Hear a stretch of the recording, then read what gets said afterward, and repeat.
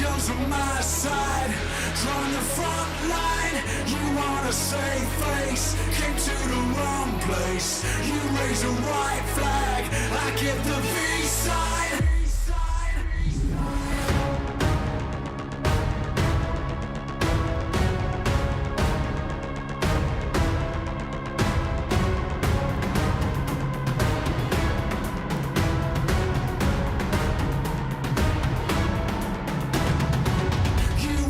Change me, rewrite our history. I chose my side, from the front line. You wanna save face, came to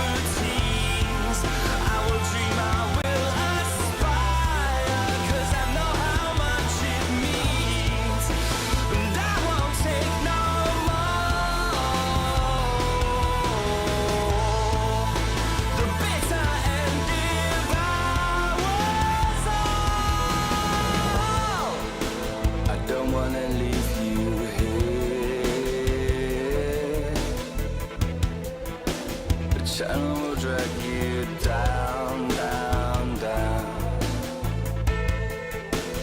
Living with vultures and naysayers. They're going to take your crown.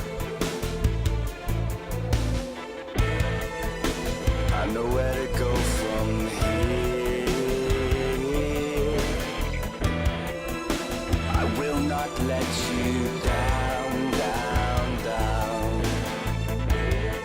'Cause I'm beginning to see you fall to pieces. Being pulled to the hollow ground. Please stop, you'll drown. Do you follow your desires? Do you challenge their routines? I will dream, I will aspire, 'cause I know how much it means. And I won't take no more. The bitter and devours all.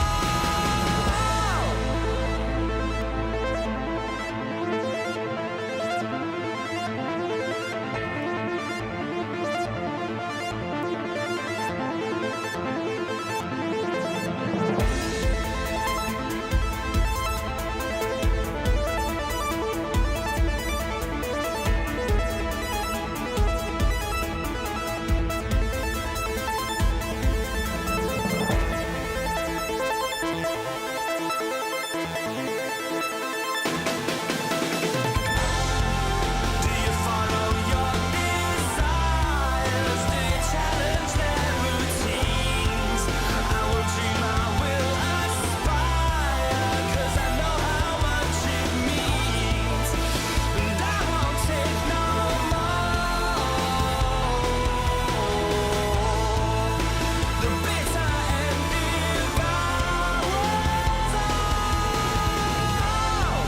Do you follow your desires? Do you challenge their routines? I will dream, I will aspire, 'cause I know how much it means. And I won't take no more. The bitter and devours all.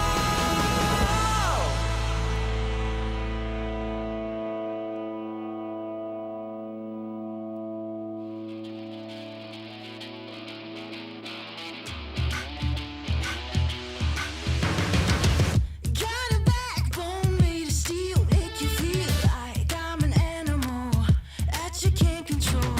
Walk the walk, talk the talk, I'm the whole deal. Yeah, I'm an animal and I command the show. I can see it in your eyes, I can feel you watching. Got your hooks, got you right where I know I want you. Play the switch, I'm a mystery, but you love it. Hook, line, sinker, follow the leader.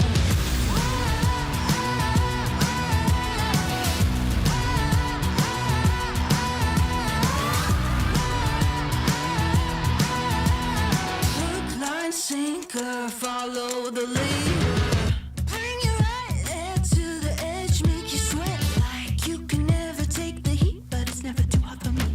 I walk the walk, talk the talk, you know I'll never stop, 'cause I'm an animal, I'll just laugh it off. I can see it in your eyes, I can feel you watching. Got your hooks, got you right where I know I want you. Play the switch, I'm a mystery, but you love it. Hook, line, sinker, follow the leader.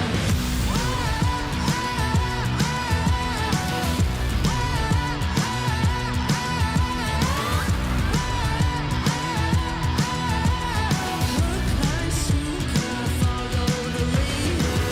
Got you sitting pretty in the palm of my hand. Got you busy, got you missing me, you can't stand it. Got you desperate, got you wondering where I'm at. If I'll call you again.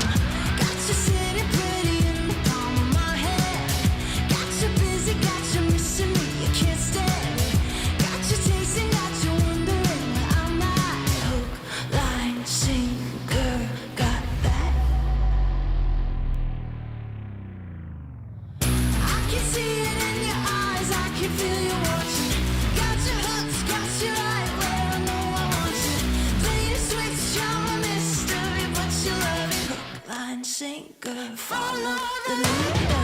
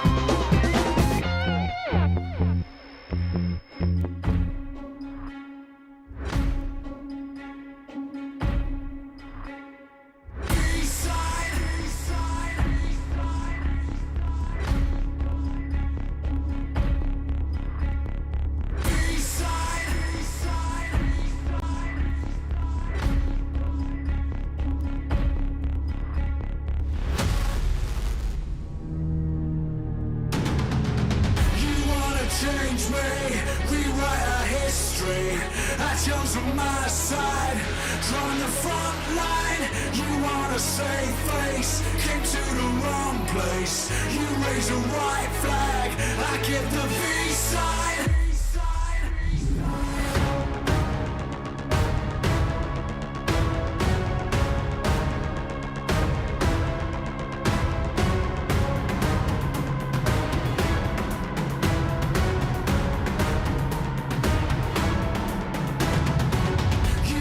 Change me, rewrite our history.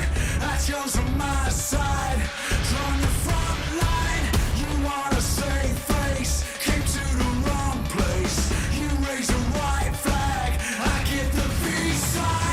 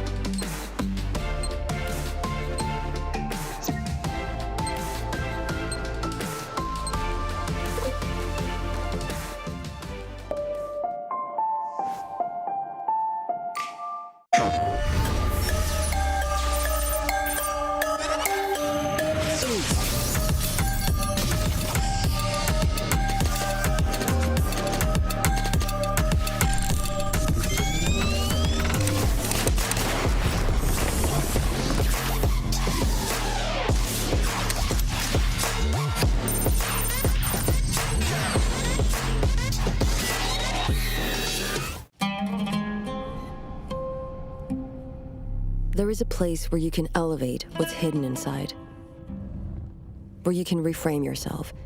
Sonomi means the new you. The you can step into. Because when we know who we really are, we become unstoppable. Enter new dimensions of you. Sonomi.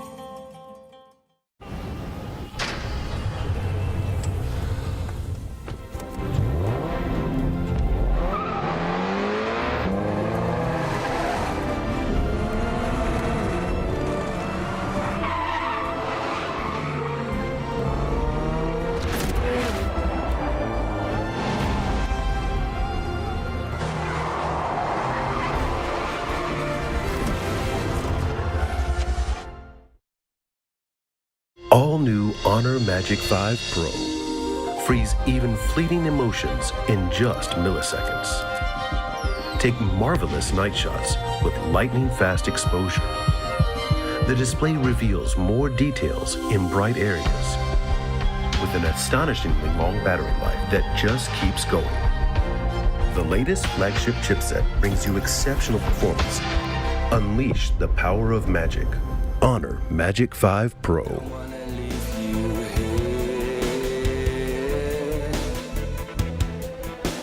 Channel will drag you down, down, down. Living with vultures and naysayers. They're going to take your crown. I know where to go from here. I will not let you down.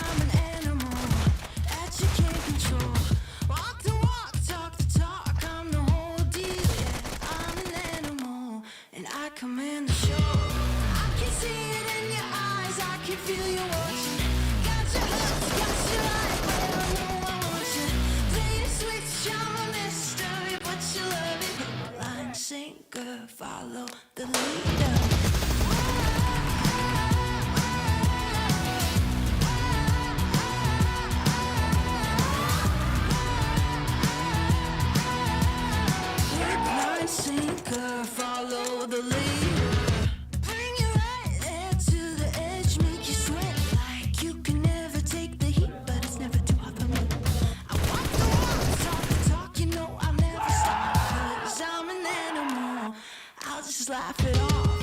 I can see it in your eyes, I can feel you watching. Got your hooks, got your right where I know I want you. Play the switch, I'm a mystery, but you love it. Hook, line, sinker, follow the leader.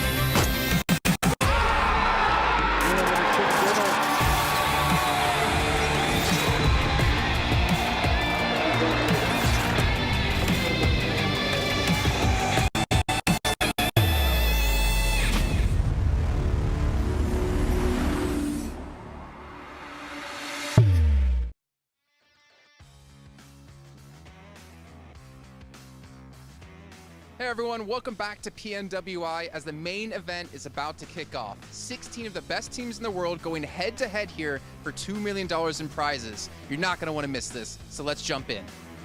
Go ahead and drop a comment below and we'll hopefully see you guys in the tournament. What's up, everybody? I'm Hot Jukes here with Kalaris. We're here live in Riyadh, Saudi Arabia, about to kick off the PUBG Mobile World Invitational Main Tournament. But before we get started, we gotta talk about the All-Star Group Stage that just happened. How do you feel about it coming into this tournament? I feel awesome about it. I mean, looking at how the team performed, you've got Vampires looking phenomenal throughout the days, and I'm really happy to see how Dplus KIA was able to eventually implement their playstyle. They're great at learning about the lobby, and then eventually adapting to it. So they were doing some great space control. Oh, 100%. You mentioned it perfectly. Like the way that they rotated, not too aggressive, not too slow, absolute to perfection. We saw one of the biggest clutches I think I've seen in a tournament from one of their players as well. But there's some monsters in the lobby coming into this stage. Yeah. You got Alpha7 who already qualified to the main tournament, right? So now we have 6 other teams joining it. But I know you got some eyes on some big squads that have already qualified here. Definitely. Of course, me and Max were stalwart fans, we're fanboys through and through. We think that they're going to be taking it home down the line. However, you can't count out some teams like Flux, of course, who used to kind of be that perennial second place to S2G in their region because they won the World Championship. But Flux won the championship in Europe and looked awesome whilst doing it. So I hope that maybe they can cause a little bit of an upset here. That'd be exciting to see. Another team I'm looking at is Alter Ego. They qualified through the SCE Super League, and they're going to be a monster squad coming to this. Who do you guys think is going to win this whole thing? Go ahead and drop a comment below, and we'll hopefully see you guys in the tournament. Well, thank you so much, Hot Jukes and Kalaris, for covering for me as I ran back here to the studio to get things underway for PMWI. I'm Jason Kaplan, and I'm so excited and ready to go here for our main tournament. 16 teams, $2 million in the line. I feel like I just repeated myself from earlier on today. We got Max Fed and Several Worlds Gaming here joining me on the desk. And gentlemen, this is what it's all about. It's do or die time here for all these teams. And these teams, they didn't get voted in by popularity. They earned their spot by winning. Yeah, same for the All-Star Stage teams. Of course, able to make it into the top 7, of course, because Alpha7 did also really well in that event. But so many great teams. The lobby is absolutely stacked here, 7. I got a few teams I'm looking at in particular. Not going to talk about it just yet, but this is going to be a great... He's a team on his own. I'm like, He's such a good player. I have a team as well, but I'm going to hold off, and I might not be as positive as it usually is. Hey, just saying. So are you going to smack talk Alpha7? Is that what I'm hearing? We'll have to wait and see. Oh, wow. Didn't expect that. Okay. Well, you know what? I'm actually excited to see what's going to happen again. We all have our favorites. You guys all have your favorites at home. But you know what's my favorite? The Honor Magic 5 Pro, powered by Snapdragon 8 Gen 2, and Honor self-developed GPU Turbo X. So that's my big phone of choice. That's a player's photo choice. You see him playing on the stage. And you know what, Max, man? I want to make it your phone of choice. You don't have a choice in this choice. I wanted a new phone, so you know what? I'll go get it right after today. Thank you very much for the recommendation. I want that Turbo X. Just take that one, Max. I licked it. Oh. That's how I make my claim on phones. I'm sticking over here. All right, so let's start to dive into this event here for you guys at home. If you missed out on the last 3 days, well, first of all, where the hell have you been? There's been already some crazy action happening, especially with our show matches we had yesterday after the show did finish. Let's get an idea of the format for you guys who might have missed it out. So we've had our All-Star Stage, which is across 3 different days. And now we have our main tournament, which is across another 3 days. Yeah, and as you can see, 16 teams, so maybe a little bit easier here, Seven, to maneuver, drop into your position of choice on all of the battlegrounds, and especially the map rotation, the same, so we can see some improvements game after game on mainly Erangel and Miramar. And I think we're going to see a difference between those 16 teams in Sanhok. I think we're going to be seeing it right away, because we saw some madness with Sanhok, although I am hoping we don't end up with the same circles. I want a little bit of variety. No more gladiator circle, please. Move somewhere else. Though I do feel like some of the plays that were working for some of the squads in the All-Star Stage might not work as well here. So teams are going to be willing to punish you a lot more heavily. Yeah, I mean, the fact is you make any mistakes in All-Stars and maybe you get away with it because teams don't punish you. But that ain't going to happen here. As we can see, elimination, 1 point each. We saw a lot of teams putting up over 100 elims across our 18 matches. And then we also have the 10 points for a chicken dinner, which is going to be massive. And funny enough, like looking at the point system, if you guys haven't seen, PUBG Mobile in the last year and a half, placement points can still be really impactful because 9th through 16th, with, ignore the 18 for here, it's 0 points. And we've seen 1 point for a certain Pakistani team be the deciding factor of if they get into the main event or not. We have seen it. I mean, I feel like the big one, too, has become the elimination points, right? And you were talking about the Pakistani team. They showed it yesterday. They were able to take advantage of those elims. I think they ended up with 22 elims. Yeah, record-breaking game. Yeah, it was a little bit...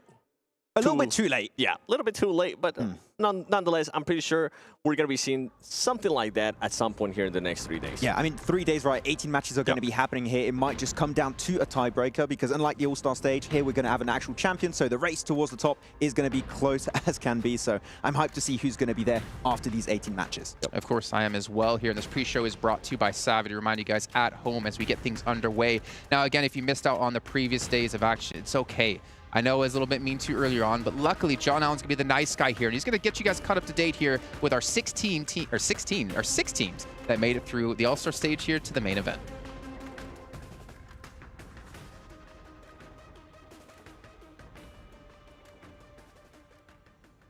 Teams that qualified from this stage.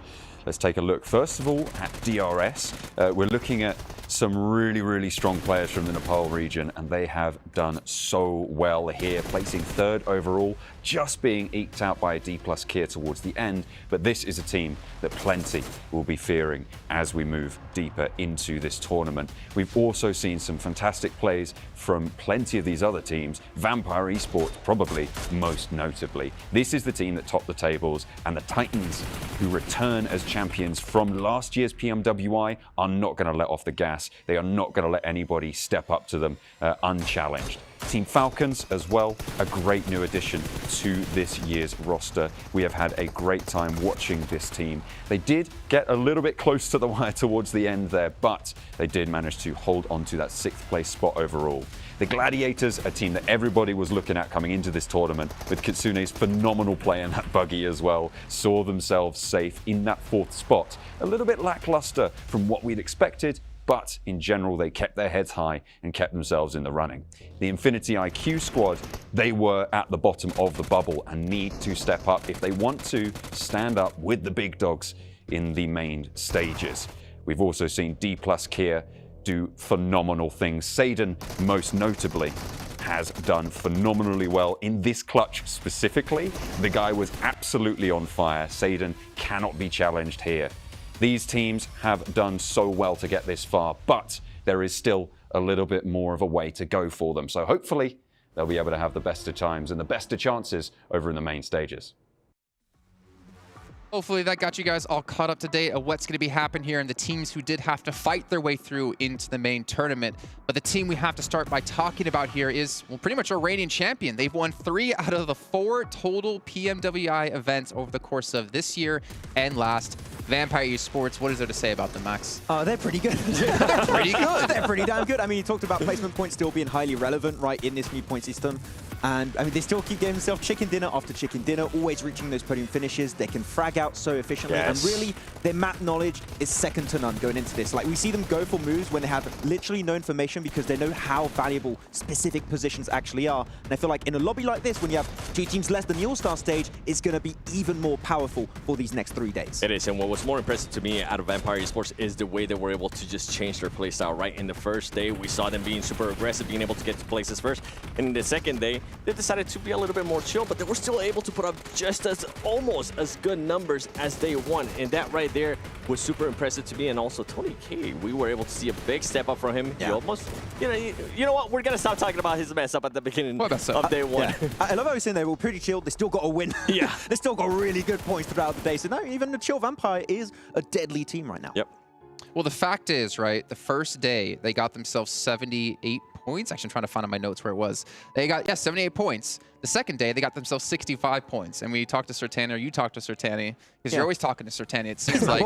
He's trying to get a Rolex. they were, yeah, he's trying to get a Rolex. They were playing survival mode, and they still got the almost same amount of points. Like, this team, I don't think we've seen their final form just yet. Oh. And when we do see it, things are going to get nasty, because we also had Uzi playing for them yesterday, and now we've had all 5 of their players get some reps under their belts. This is a very scary team. Yeah, I think it's perfect they got Nuzi to play towards the end where they were pretty much assured a spot in the main tournament. So if they do have to sub in Nuzi for X or Y reason, then he should be completely in the mood, in the zone to play in the main tournament. He's always in the mood, let's be honest. He really is. He's always in the mood to add to his collection of dubs. How many dubs? All of them. Yeah. So many W's. Well, yes. let's get an idea, though, of obviously the other teams. We obviously know these 6 teams who, well, technically kind of 7 who came in from the All-Star stage. Let's take a look at the teams in the main event, because we have a lot of big dogs coming in here that are going to be destructive. It doesn't get easier from here on out. We've got some replays of DRS. I want to talk about DRS almost.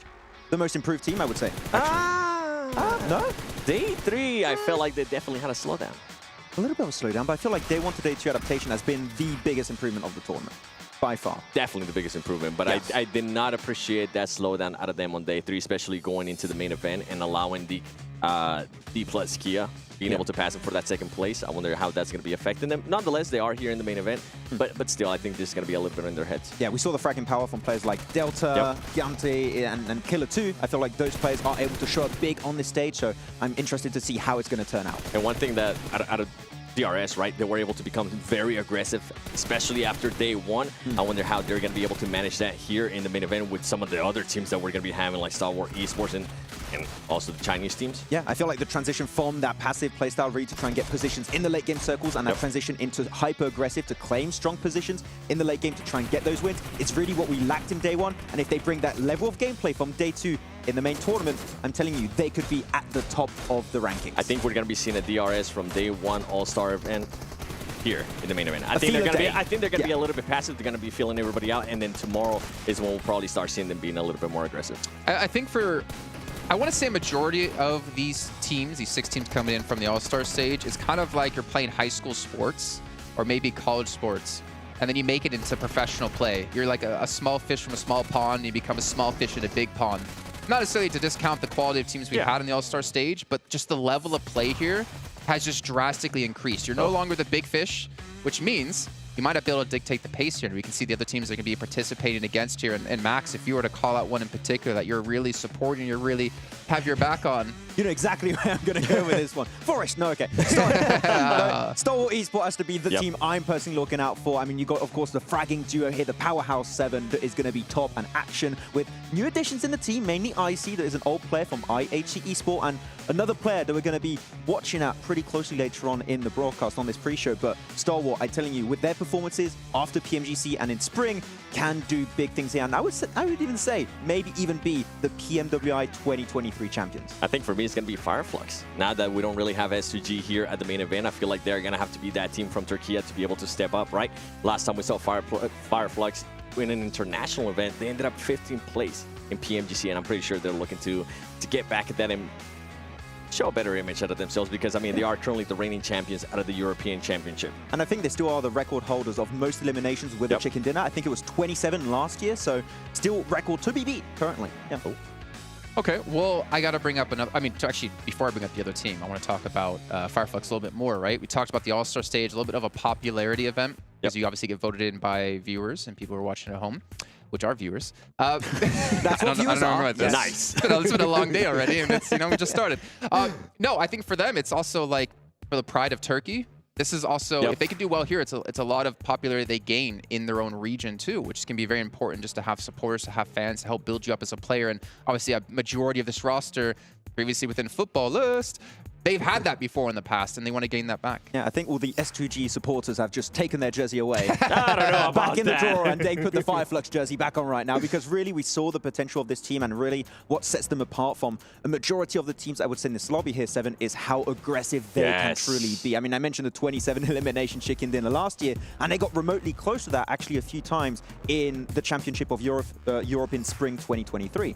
So I feel like their playstyle fits perfectly in this kind of position. Is going to be down to the research they put together and if they're going to be ready to make those adaptations with our 16 teams in this lobby. And you mentioned it perfect. I love the aggressiveness style. Oh yeah, it's Turkey. That's what they do. It is. It reminds me a lot of Brazilian. You know, I watch a lot of the Brazilian teams. Oh, really? But for Fire, yeah, I didn't think you know. Yeah. We'll get to that one at some point. But with Fireflux, the utility, the way they're able to use those nades, I think we've seen it over and over again. And kind of what Jason was saying, was what I was alluding to as well, is that I feel like it's their chance to be that Turkey team, especially since the PMGC finals are going to be in Turkey.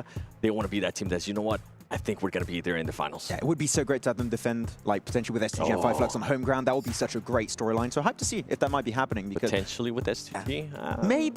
I mean, maybe. They have if they play to like make this, up. maybe not. We'll see. Well, another team I did want to bring up really quickly actually was Twisted Minds, because we have to talk about this in particular because imports is something that's becoming more and more popular in PUBG Twisted Mobile. imports, yes. I mean, pretty much, I mean, you got yourself Raucus in the team that's been all over the place, it's fair to say. And Crypto, like an absolute superstar team that was in the Pakistani region and MVP top player multiple times in a row. I feel like he's had a hard time adapting to the teams he's joined. I feel like this is kind of the most successful iteration of Crypto in a team we've had since he has left the Pakistani region. But after winning the Saudi E-League, we haven't seen much from Twisted Mind, so I want to see what they are truly going to bring to the table on this opening day. And maybe for Crypto, it's going to be like a chip on your shoulder, right? He's going to be a Pakistani player. His team wasn't able to, in regards to Aegon IA, they weren't able to make it here to the main event, but he might be looking to be shown why he was that top player, right, in 2022, why he was that MVP out of that Pakistani region. Yeah, and obviously we got to move along here because we don't have too long before we kick off our event. Let's actually take a look at the prize pool for you guys at home because it's $2 million. $400,000 for first place. That's a massive chunk of money. But also, you got your calculator out, you added up all those numbers, it doesn't equal 2 million because we also have some side prizes. We have our record breakers, which is going to be extremely important. Now, to keep in mind for you guys watching at home, this is all about the first team or first player to cross that threshold. It's not about who ends the event at the highest. It's about the first person or first team to do so. And there's a lot of money to win. And we can see our current records here with Vampire holding 3 at the moment. This is going to be tough to beat, but it is very doable. I mean, with what we've saw from Vampire Esports in the All-Star stage, there could be their very own record set back in 2022's main tournament. So I'm telling you, these are definitely achievable. You can breach these, but it's going to require a lot more than just individual performances. You need to be as a squad consistent and working together at another level. I think if we had a chance to break any of those records, it would only be most rescues. We'll just be rescuing each other over and over again. We would cheese it. We're last place. Let's just keep doing it over and over. But there's also a big topic coming up as well here down the line. We have PMGC. Let's take a look at an extra special prize you get for winning PMWI here. Now, one thing that needs to be clarified, obviously, PMGC points is going to be a massive factor to this. You can see how the slot allocation works as well. There's some people that get into league stage, some people that get directly into the finals. It all determines on different factors. But the second page here is what I'm curious about, if we have that, is the winner of this event. You don't go into PMGC, but you get another slot for your region. So, for example, if we had an NA team here, which gets 1 slot in PMGC league stage from points, if they won this event, there would be 2 teams from PMGC 7, 2 teams from PMGC points that would make it in. So that's extremely important here for some of these regions where we have these powerhouses. The only downside is if you're the team to win that for your region and then you don't qualify for PMGC, you'd be like, okay, I get like 10% of your earnings. Yeah. By the way, why you had to use an 8? That was like... Because we were doing NA. It's the easiest region That's to the worst explain. example They're not even to here, use. though. Could have used, I don't know, South Asia or something. But no, Brazil, NA. maybe? Yeah. NA. NA where? Huh? Who? Yeah, What? that's You know, what I thought. 7, you have to work NA, so I would let's head down to the stage just so we can all be quiet here and get things kicked off here at the event.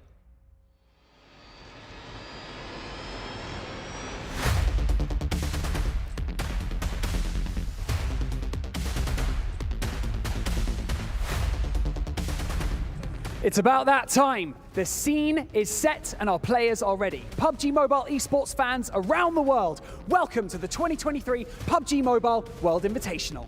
اللحظة اللي كلنا استناناها، اللحظة اللي كل اللاعبين تجهزوا عشانها، لحظة بطولة PMWI الرئيسية اللي راح نشوف فيها أبطال هذه النسخة. 16 teams enter the Gamers8 arena and battle for supremacy here on the main stage. We've got $2 million up for grabs, the PMWI trophy, and of course, all those bragging rights. So trust me when I say, things are going to get spicy here.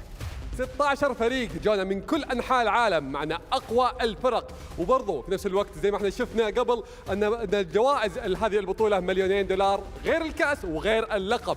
راح نشوف في المنافسات هذه منافسات راح تكون معنا غير طبيعية. The best teams from all over the world competing under one roof. What could get better? My name is Banks and I'm your host, and joining me here on the main stage is none other than my co-host, Atik.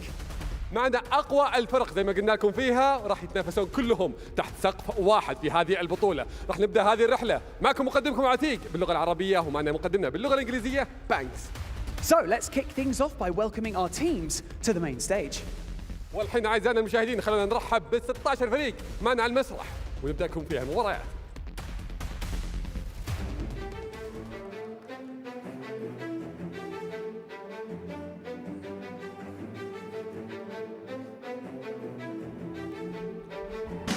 Kicking things off, the winners of the Middle East and Africa Championship, GK Esports.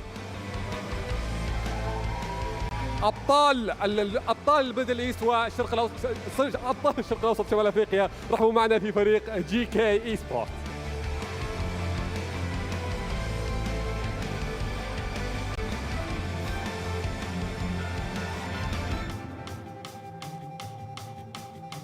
Stepping onto the stage, right here, the winners of the European Championships, Flux. ومع أبطال أوروبا رحبوا معنا في فريق Flux.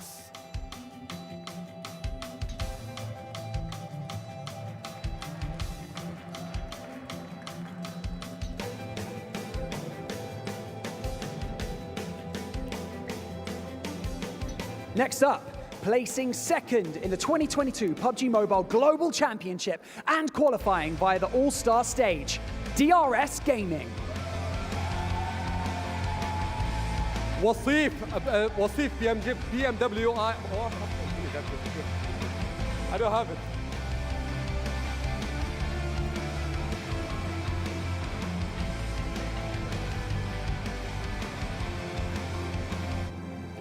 Winners of the South Asia Championships, can they continue their dominant streak? Stalwart Esports. أبطال جنوب آسيا PMPL رحبوا معنا في Stalwart Esports.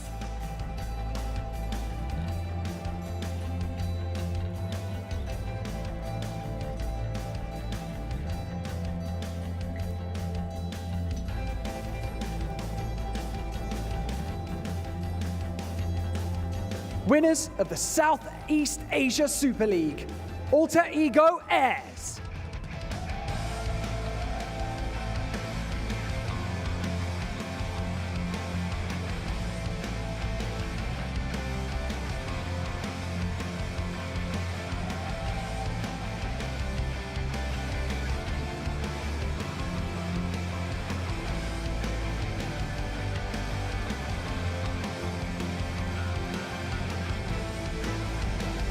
Winners of the 2022 PUBG Mobile Pro Series Fall Finals and qualifying via the All-Star Stage, Dplus KIA. أبطال PUBG موبايل برو في نهائيات خريف 2022 رحبوا معنا في Dplus KIA.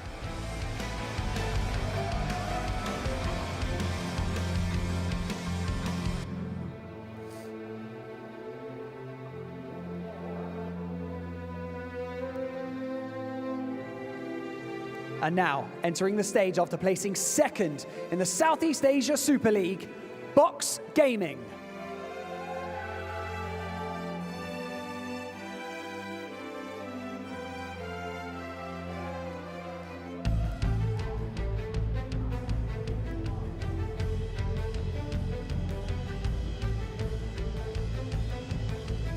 Stepping on to the PMWI stage for the first time, winner of the PEL Spring Finals, Tianba. أبطال PEL الربيع، أعطونا تحية لتيامبا.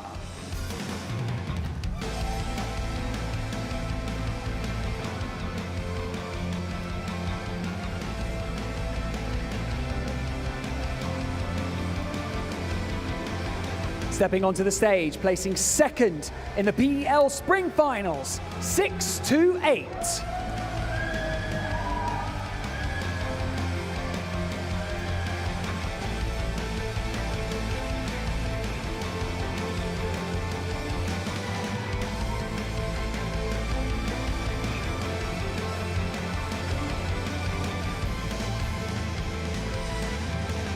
Please welcome to the Gamers8 Arena, winners of the PMJL Season 3, Reject Tokyo.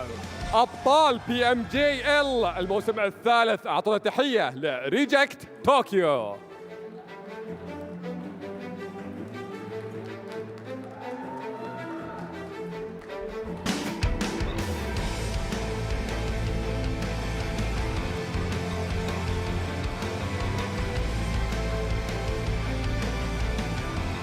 And now, on home turf, representing Saudi Arabia and winners of the Saudi E-League, Twisted Minds.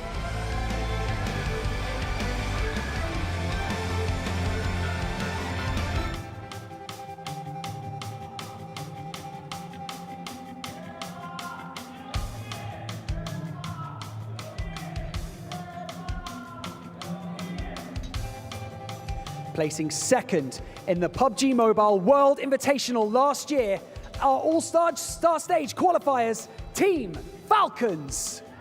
الوصيف ل PMWI العام الماضي والتشكيلة تغيرت معنا، لكن خلونا نرحب بفريق تيم فالكونز.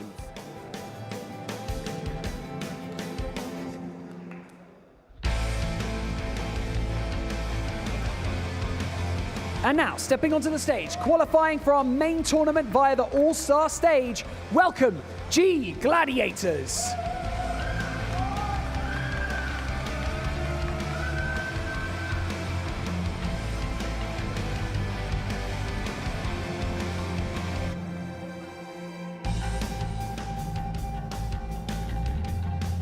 Some familiar faces about to take to the stage. Third in the PUBG Mobile Global Championship. Second in the After Party Showdown last year. It's Alpha7 Esports. المركز الثالث ل PMGC ووصيف العام الماضي لجيمرز 8 After Party Showdown. رحبوا معنا في Alpha7 Esports.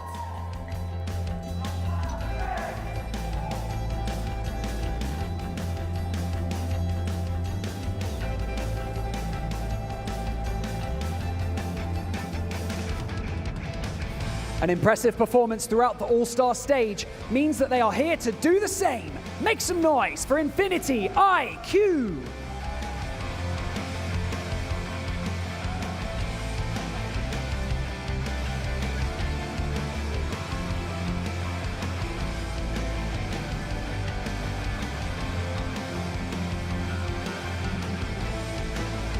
And now, your reigning champions of the PUBG Mobile World Invitational and the After Party Showdown. Welcome to the stage, Vampire Esports. حامل لقب PMWI وأيضا حامل برضو لقب PMWI After Party Showdown لعام 2022. رحبوا معنا في Vampire Esports.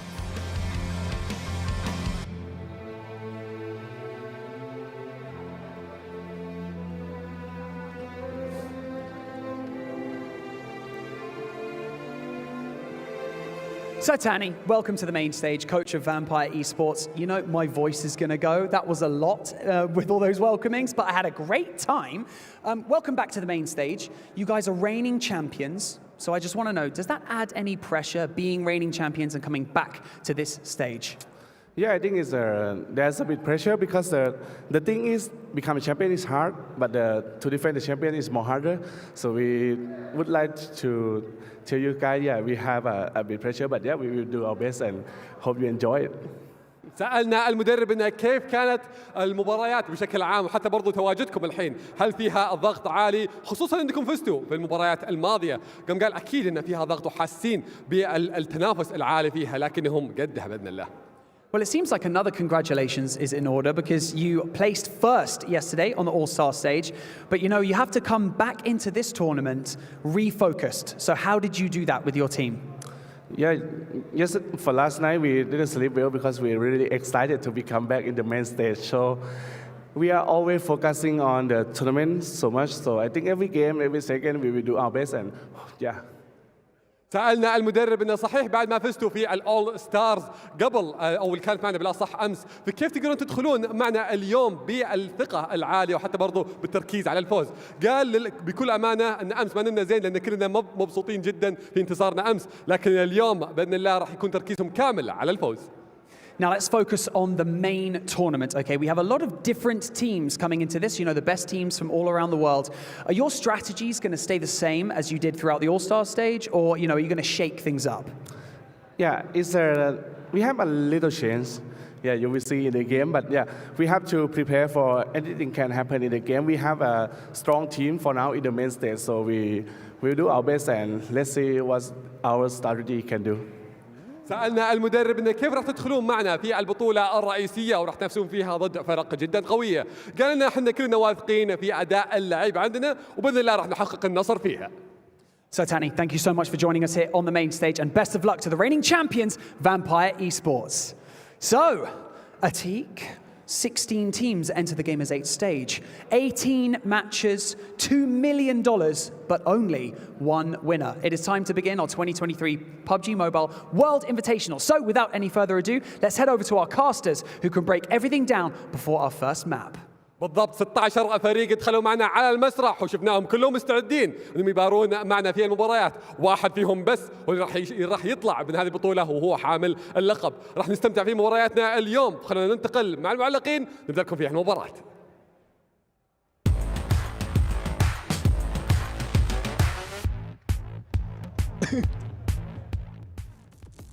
Why laughing? Which one do you guys like Why more? laughing, 7? What's so funny? Did you like the future one? I think that was my favorite one. But the alter ego mask was also pretty sick. Really like that one too. Alpha7? Korea wasn't there. I wonder where he is. You almost got me. Max, every show here, we've been doing a player to watch, or LG player to watch. And we decided to let you pick the player for today. Who's it going to be and why? It's Nazerd. No, it's not going to be Forest this time. It's Nazerd, actually, from Star Wars Esports. So, just in case you guys are not familiar with the old team, of course, we know all the old players. You've got your top, your Action, Scry, Pika, but they got 2 new additions, one of Icy and Nazerd more specifically, and this joined, I believe, in December, right, of last year here, 7, and has had one of the most incredible rises to fame in PUBG Mobile Esports in South Asia.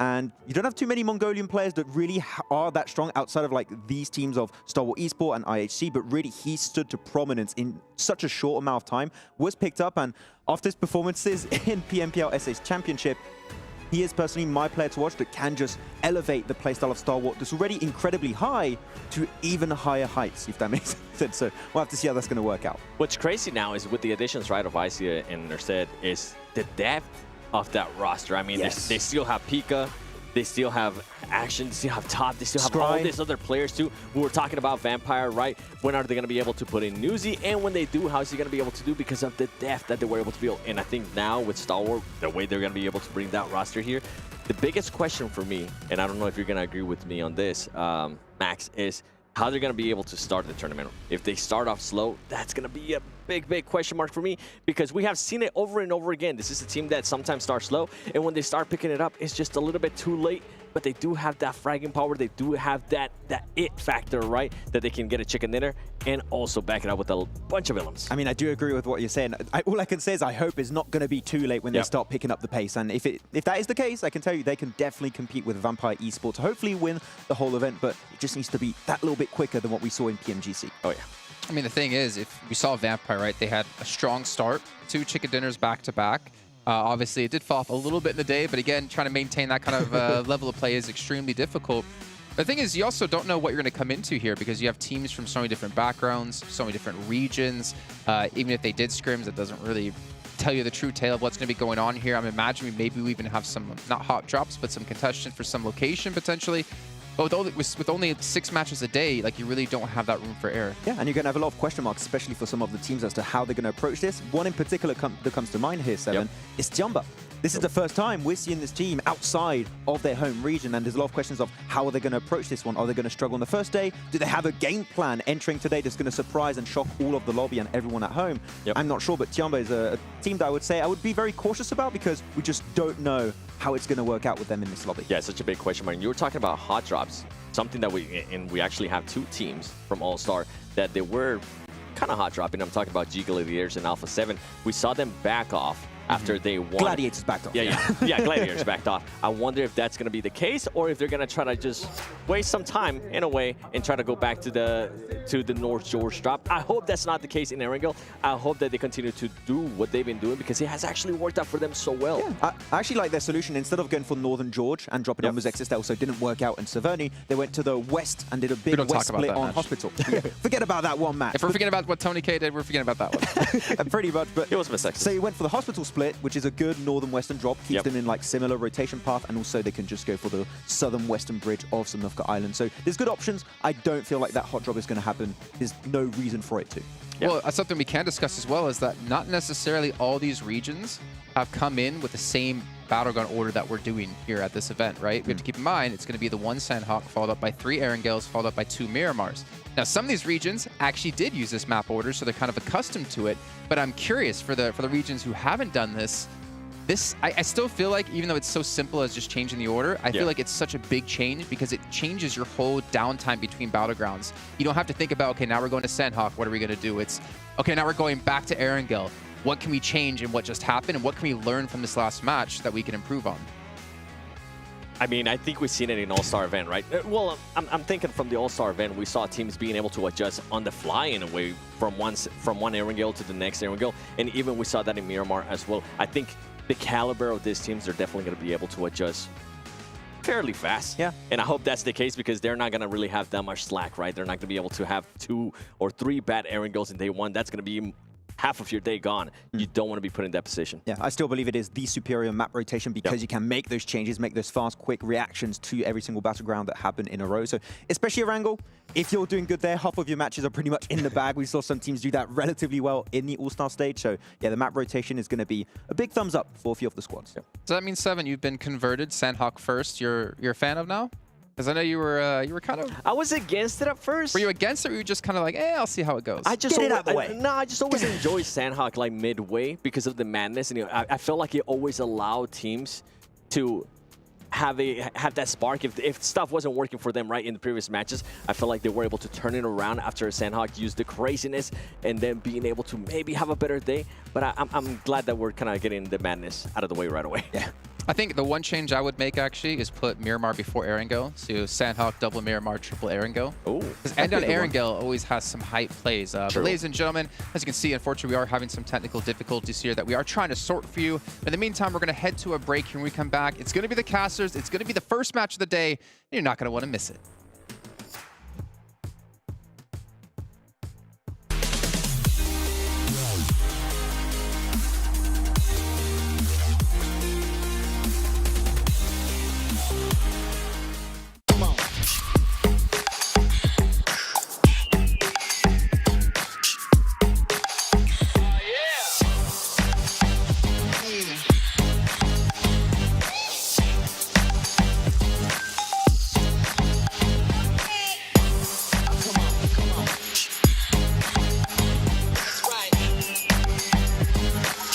All new Honor Magic 5 Pro.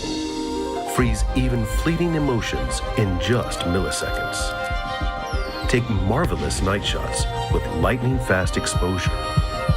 The display reveals more details in bright areas with an astonishingly long battery life that just keeps going. The latest flagship chipset brings you exceptional performance Unleash the power of magic.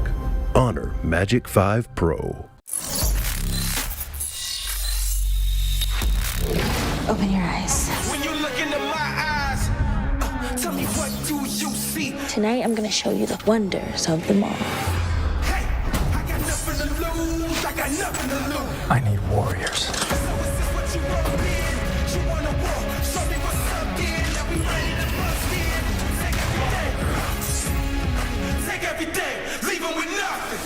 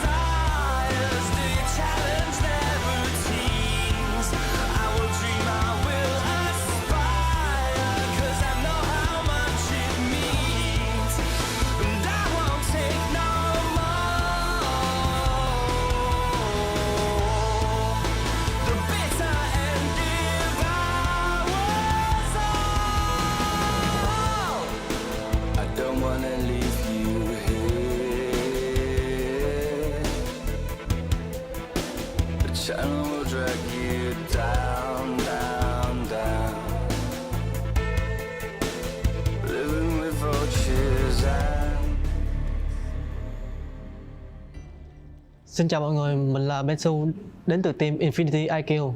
Mình đến từ đất nước Việt Nam. Mình cảm thấy rất tự hào khi được đến tham gia giải đấu này và mình đại diện cho quốc gia của mình. Có lẽ team mình chuẩn bị tinh thần thật là tốt và thoải mái để thi đấu hết sức mình trong giải đấu lần này. Player hình như trong team em là 4 người đều có thể là tạo nên đột biến nên khó mà đoán trước được ai là người gánh team. Tại dòng Monster này hình như tất cả 17 team còn lại có thể là sẽ là rất khó khăn cho mình, không chỉ riêng team nào hết. Mình xin gửi lời hết tất cả các team còn lại là chúc các bạn thi đấu may mắn và đạt thành tích tốt nhất trong các giải, và nhớ đừng quên ủng hộ bọn mình trong giải đấu lần này nhé.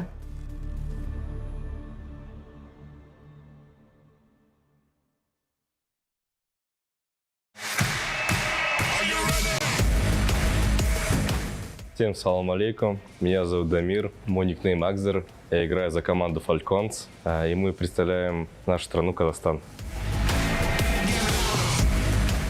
Я себя чувствую очень хорошо, тут очень круто, здорово, организация турнира на высшем уровне, наша команда готова, и мы покажем хороший результат. Мы готовились очень долго, потому что мы прошли через голосование, и у нас было достаточно времени на подготовку. Наши сильные стороны – это, наверное, наша атака, потому что мы очень агрессивная команда. Все команды здесь очень сильные, поэтому к каждой команде мы готовились, каждую команду анализировали. Поэтому не могу выбрать отдельные команды, потому что все очень сильные. Всем удачи, развлекайтесь, ребята.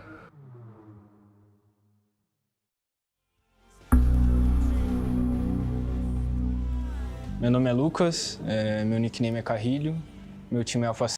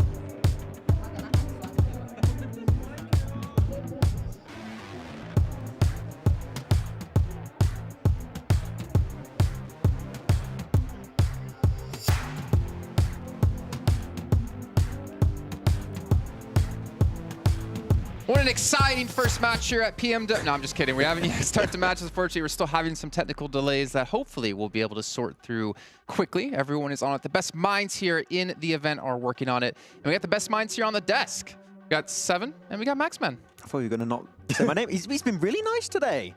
Oh, thank you, Jason. Huh. I'm hearing we're going to play a little game here. Oh, no. I don't like where this is going. Math? I don't know what it is because you guys keep talking when I'm being talked to. So let's have a moment of silence here and I'll figure out what the game is. Let's hear. What is this game? So we're going to have a video shown to us, a portion of it. It's going to be a portion of the map. And we have to guess where it is, what map it is. Nice. Okay. So it's like Geo Map. I'm not going to say the whole name. I created that a few days ago, so I think I know the answers. Well, this game is over. Good luck, 7. I'll let 7 play. Good luck, 7. I'm going to be like Let's Max do it. with Let's math. go. You know, actually, you created it, but it was my idea. Really? Yeah. Oh. I submitted the idea. It's like in my box. I don't like this. Well, originally it was supposed to be like a picture of a spot on a map, and you have to guess where on the map it is, and the closest person to it would be the one to do it. But from what I understood, we're just guessing what map is it on. Oh. Oh, the ones I gave were all on the same map, so okay, that's probably not what I did. What map was it? So maybe I have wrong info. What map was it, Matt? Erangel. Oh, nice. I'm ready. Hit us with it. Come on. We're waiting. Let's come in. We're ready to play. Sanhok. So, yeah, okay. School. Trifecta. What school did you go to, Jason? Back in my day. Back in my day, I had to walk 10 kilometers to go to my school. Oh. How old do you think I got? How old do you think I am? Exactly. Exactly. Sanhok again. Is it the same? This is just Sanhok. This is Sanhok. School. Right. Oh, where exactly do we have to guess? I don't know. Okay, Did we? Is that what they told you? Wait. I don't know. Oh, so this is trifecta. Oh, beat you to it. Yes. Good job. Yes. GG, sir. Do we have to guess where it is, or was it what map? I guess. Wait, I was told what map. further and beyond. Okay. Oh, just wait, what? Just where it is. So We were double right then. yeah, Sanhok trifecta. map and where it is. I feel like We're that good. nice. Okay. Hit us. Sanhok again. School. This Isn't that is, behind the boot camp hill? Behind boot camp hill? Remember, you did No. these, Max. No, I didn't do these. Okay. I only did Erangel pictures. I like how he's like, huh, I think it's there. What do you got, 7? I know what you're thinking, but it's not that one. Actually, that little... The real question is, right? Maybe between boot camp and Paradise Resort. There's a lot of... Yeah, but like, It's between the east and the west coast. It's somewhere between those two spots. But are we even being given the answers to the question? all right, play it. Is there an answer in Yeah, the I think video? this is like the going from boot camp to Paradise Resort. If you take, Oh, shit. oh, it is. It is. It is. Yes. I don't remember the name because it doesn't really have a name. It doesn't really have a name. It's That's pretty the much issue. just between I boot got camp you. and Guys, I Paradise got you. I know Resort. the name. What is it? Tell me. School. Calm down, Forrest. Whoa. Hey, you got Forest. You got Alpha7. I got School. Whoa. I haven't actually used to done much Where shit. do you drop school? Okay, we have another one for you.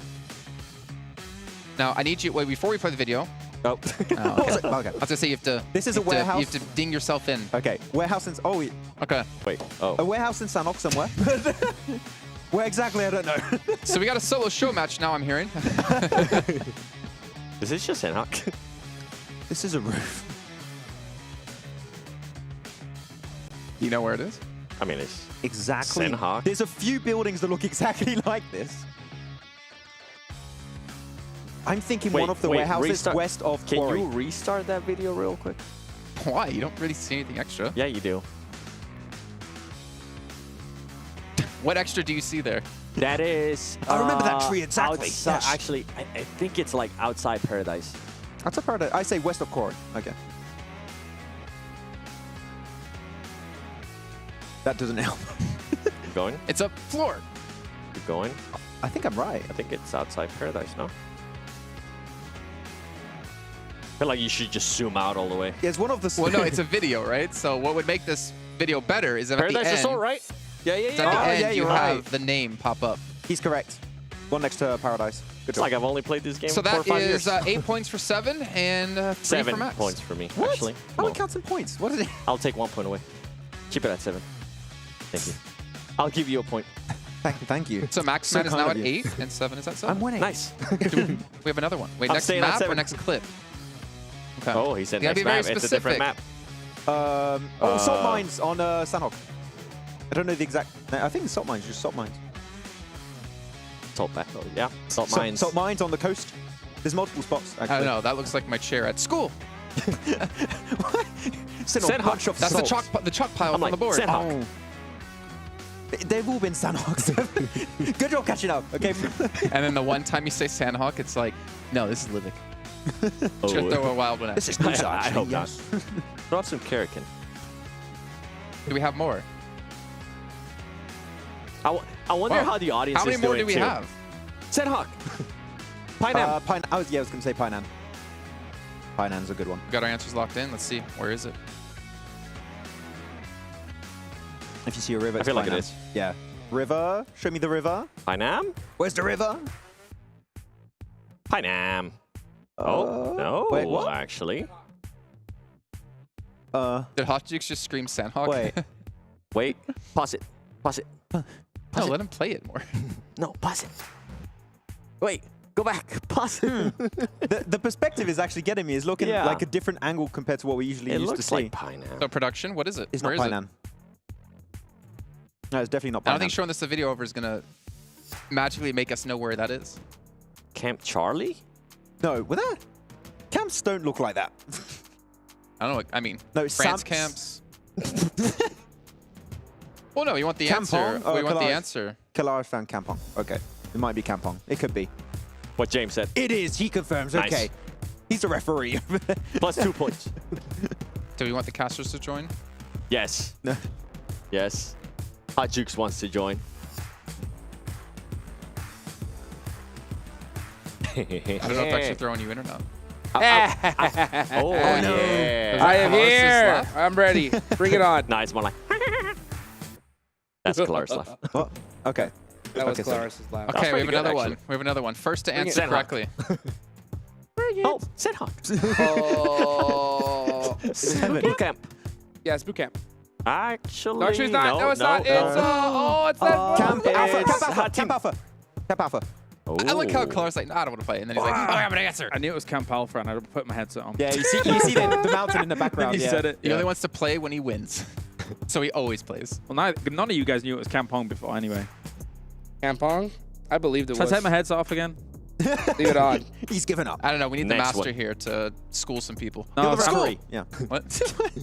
I swear. If this was Erangel and There's Miramar. not even school in I'm gonna Sanhok. be Sanhok, so somebody- guilty. somebody But what if doesn't there's feel just similar. randomly Yeah, one yeah. in school? And I'm just like, I told you guys. Give us a Miramar one. I forget. Yeah. Do we have more? Is that it?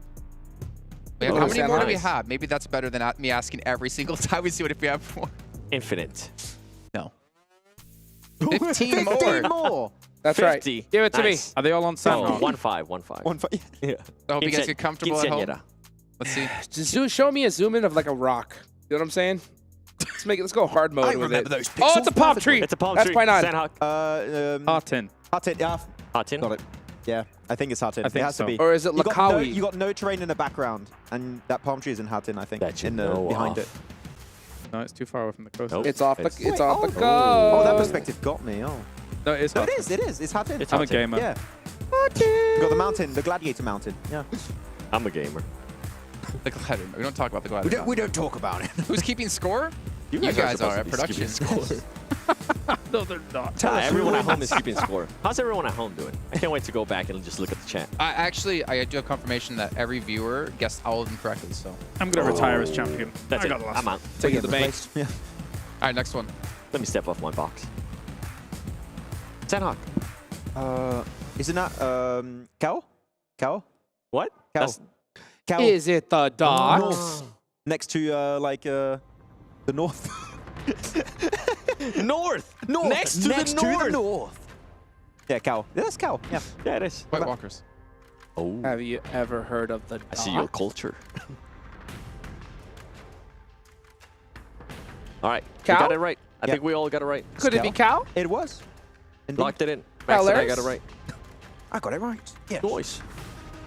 Thanks, Mass. I mean, Max. we can. Mass. Don't call me Math. Math. I'm offended. That's your new nickname. 3 times 4. I'm not doing that again. Wait. Don't try me. What is 16. it? Nice. We need to clip that out. He's consistent at least. Okay, I think we have another one. Bridge, northwest bridge to southern western bridge. No, it's not. It's too short. It's too short. I'm wrong. It's the one from northwestern bridge to on the north, up there. I've never seen Max so competitive. Wait, is it? I mean, Hot 10 bridge. Wait, it's that one. My second guess was correct. Sorry, we only take first guesses here. Northwest I'm bridge actually by really the into south. this. I'm actually enjoying this. This is cool. I mean, you did a create the beautiful game, bridge. so good job. Actually, no, Jason created the game. Good job, Jason. I created a worse version of the game than this. My original idea was we were actually going to have a telestrator, and we would be shown just an image, and you would put a ping where you think it is, and then we would see where it is, and it'd be the closest person gets the point. We should do that. I like that. That was the idea I had. PMGC, here we come. Well, some of us.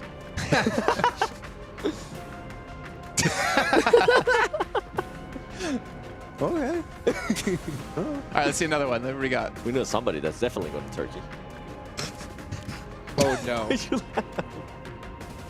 I want to go. I heard it's very nice to go on holidays. Okay, 7. Come on, I heard we had 15 more. Where's the next are we one? Let's done? go. Is that it?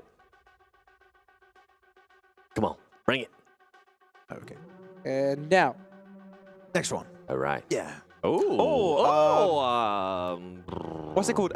Observatory? No. Stallbar. That's not. No. Are you literally just listening to what Kalaris says and taking that as your answer? That's not Stolber. No, it's not. It's not. It's not Stolber. I've been lied to. Oh, This is Erangel. I said Milta This is Erangel. You did these. I didn't do these. No, I did a different one. I did a bad version of this. Which is probably why it we're was not just using images. Yeah. Well, I mean, the image is not bad. Yeah. Milta Next. Power. They're gonna throw in He's school. got a map open on his screen. I don't know what you're talking about. This is the racer box. The box is helping him out. Don't worry. If you didn't notice, so did those two. Hey, what? Hands up, don't shoot. Yeah. Oh, what's that in camera, front of we you? can't Turn see that it. thing in front of you the other way around. A monitor. Yep, no, on the table. Turn that around. An Honor Magic 5.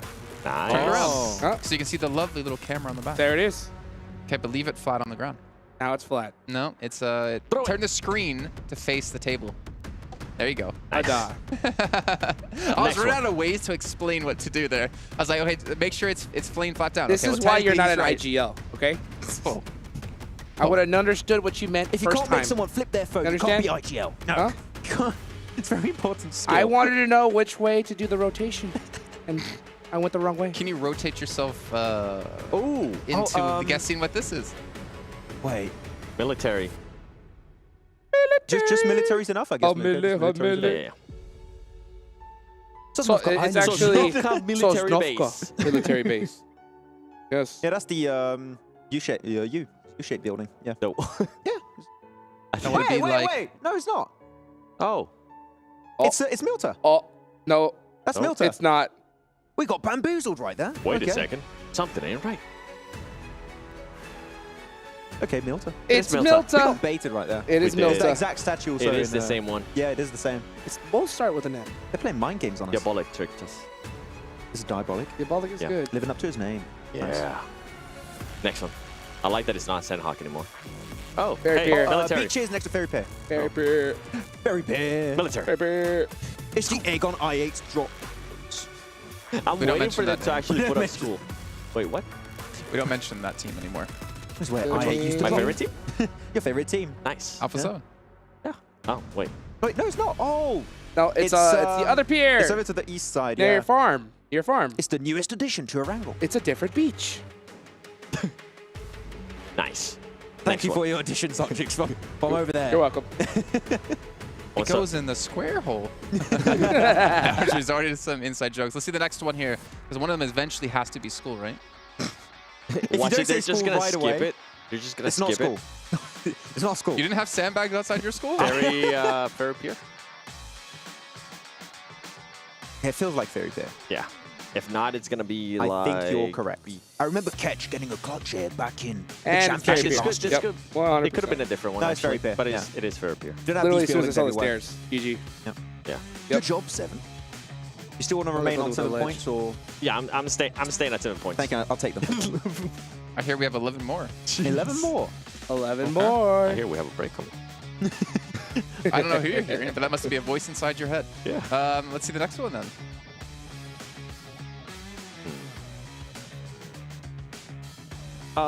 Quarry. That's the northern side of Corey, yeah. I think Seven has one of his earphones off, and don't. he's just listening. He's just listening to Kalaris right away. Close, you need to start debating them here. Just say school also, I don't know. Just... Oh no, okay, it's the eastern edge.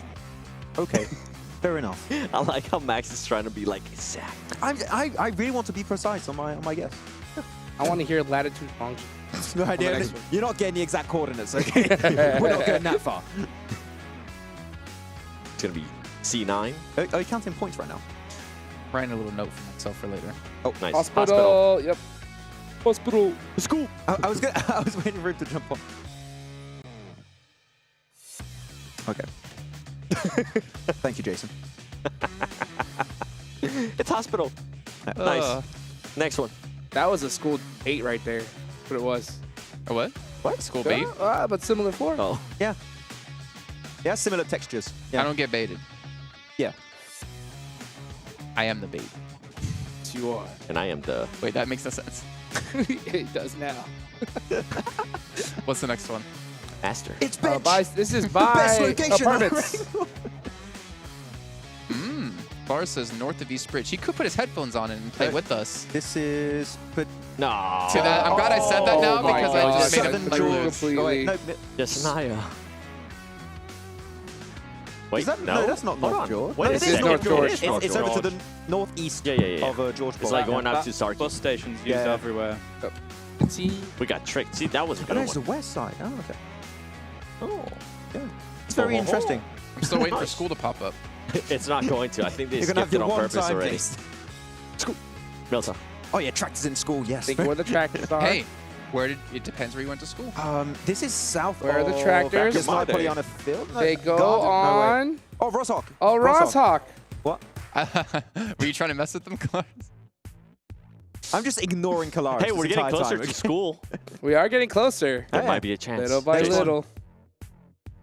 All right, next one. Rapid fire. I don't think I can load them that quick. There's actually a position in Forest. Watertown. Forest. It's a forest. Grass. Forest Rock. is in forest. Cat Road. Cat Road. That's Cat Road. Cat Road. Dog Road. Ah, crap. Ah. I miss my boy at Cat home. Road. Yes. Pollyanna. Road. Yes. Yasnai, that's a build. You got this Yasnai. building there, Yasnai. No. Apartments. Oh, apartments. Oh. Nice. Oh, it is apartments. Yeah. We're getting Did I just closer and get closer one? to school. Did I just get one? No, you said Dog Road. That's right next to a Right after I school, said actually. apartments? That's right next door. Yeah. I don't think we could have school. Well, some of us skipped math class at school, so. What's that? I don't know. I got a negative Church. Pachinki Church. Church, yeah, next Pachinki to Church. Pachinki. Yes. That's the famous loop spot. It wasn't that church. No, that's Church by Ruins. Oh. Different church. Oh, sorry. No, that's Pachinki. I got confused. Like some players went to the That's different Pachinki room. one, yeah. Church. Church is so beautiful. It just makes me want to take a knee. Come down, Tim Tebow. Oh, man, I just got to see the next one now. That's a great reference. Next. That's a niche reference. I'm hearing we have a new game, actually, for the desk here. Okay, great. It's called I Spy. Now, what happens is I find something around the room, and I say, Oh, this is easy. What? Military. What am I looking at? Has to be. It's a nuclear launch site. Military. Huh? Yeah. Oh. Yeah. Oh, in case those things. Military. Okay, Yep. whatever they're called, yeah. Oh, those things. I remember those things. I'm pretty sure we're gonna hear if we really can cool. actually hear to like player comms. They like look that's like- what the rotation would Guys, be like. go Go to to those that things. thing. Brush it. That's how early days of, I think, PUBG Mobile was. 100%. You say random things and hope your teammate knows. Go to that Left tree. side of Which those one? things. That That one. circle No, not thing. that thing, the other thing. All right. The M4 with the We name got times. 13 left. I want to hear the chat's like favorite call outs. Wait, like pause next it. to the tree, behind the rock. nationality. Those are the best call-outs Is in this my for- opinion. I like Harry Potter Tower. That's my favorite. We're back to Sanhok. Oh, Wait this a is the second. military. This is the tower way up on the top. Oh, yeah, or observatory over yeah. Novo, right? That might be it, actually. I think you're right. You wait. No, it's Nope. It's We're- not. Or we're it's back to the- Sanhok, it's- baby. We're back to I mean, Sanhok. no, It's the- it's Sanhok. no. But it's not boot camp. Camp Charlie? Bravo. Bravo? I think it might be Charlie. It's a Dino camp. Park. It's not Camp Alpha. It's we a already camp. did it. It's Bravo or Charlie for sure. Bravo. Oh, I knew it it's was Sanhok. Bravo. we'll never know. We'll never. Next We'll one. never get the know. answer. We never went to school. They baited you. It's fine. Fine. We got 2 more. This is a great pre-show. Next. Yeah, I was gonna say, wait. Paradise Resort. Paradise Resort, yeah. Easy. Just imagine if we could be there right so now. many times. I know. Dude, I'm actually losing my tan line. We need to go back. I kind of want to tell we that can see a player. story. Oh, there's a guy there. Look at him. Wait, what? It's populated. What? That's Eddie. He's lost. It's an SDG player. Oh, no. Eddie, come back. We need you. All right, we have 1 more or 2 more, I heard. 20 more. Wait, what? It'll be. What are we doing after this? We're going to Well, start what we're going to do playing. after is actually we're going to get out our Honor Magic 5 Pros and we're going to play some Pogi Mogi here and just commentate on what we're doing. Nice. That's what we'll do. I like that. 10 out of 10. We got the next one, yeah? There we go. Sanhok!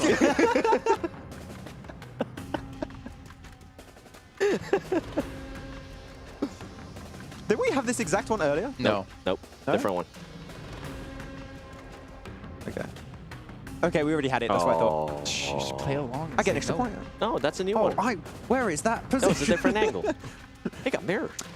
Yeah, well, obviously, as you can see, we are having some technical issues with the... Well, I don't even know actually what exactly it is, but hopefully they will be solved shortly. There's not much we can do, unfortunately, here on the desk. We're trying to entertain you by also retaining our jobs because we don't want to go too off topic. If you guys watch a show match, you might know what we're talking about. I don't think we're allowed to play with our voices either, so what we will do is head to a break instead. We'll save our voices because when we come back, possibly, most likely, maybe, we're going to have a match coming your way. There's a chance. So you're saying there's a chance?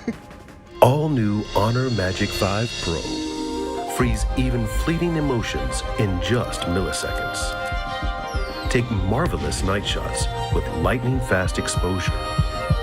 The display reveals more details in bright areas with an astonishingly long battery life that just keeps going. The latest flagship chipset brings you exceptional performance. Unleash the power of magic. Honor Magic 5 Pro.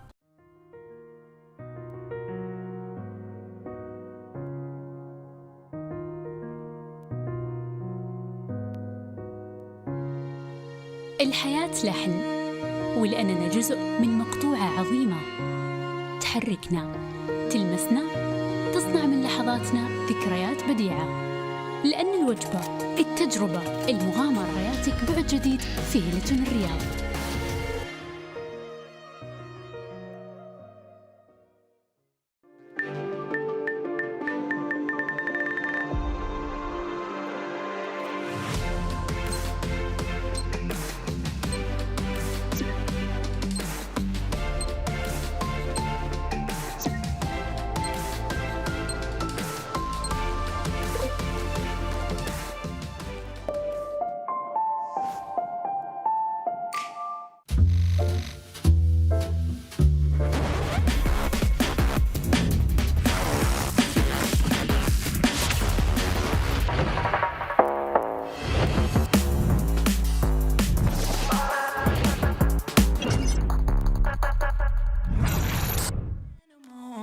I'll just laugh it off.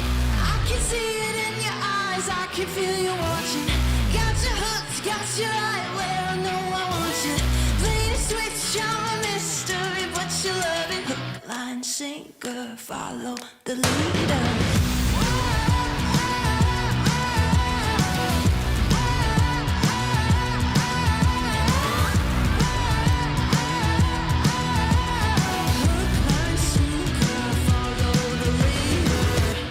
Sitting pretty in the palm of my hand. Got you busy, got you missing me, you can't stand it. Got you desperate, got you wondering where I'm at. If I'll call you again, got you sitting pretty in the palm of my hand. Got you busy, got you missing me, you can't stand me. Got you chasing, got you wondering where I'm at. Hook, line, sinker, got that. I can see it in your eyes, I can feel you watching. Got your hooks, got you right where I know I want you. Play the switch, you're a mystery, but you love it. Hook, line, sinker, follow the leader.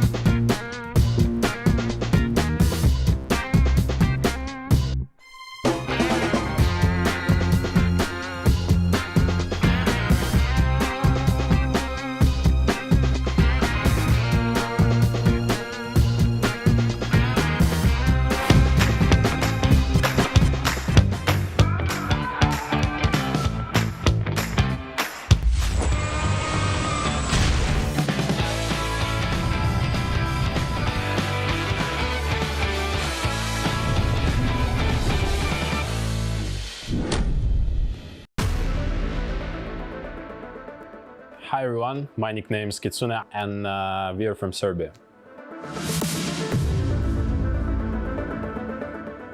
Yeah, I'm very excited to be here, especially that last time I was in Riyadh, I won the tournament here. It's a LAN tournament, so of course it brings like warm like memories from here.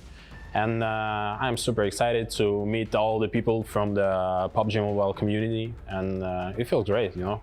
First of all, we bought the phones that will be here on the tournament, and we had like really rough time adapting to this, but now we feel like really strong.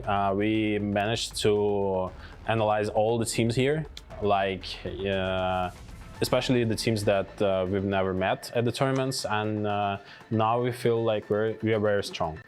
Our team strengths is that we are very good at holding our like positions.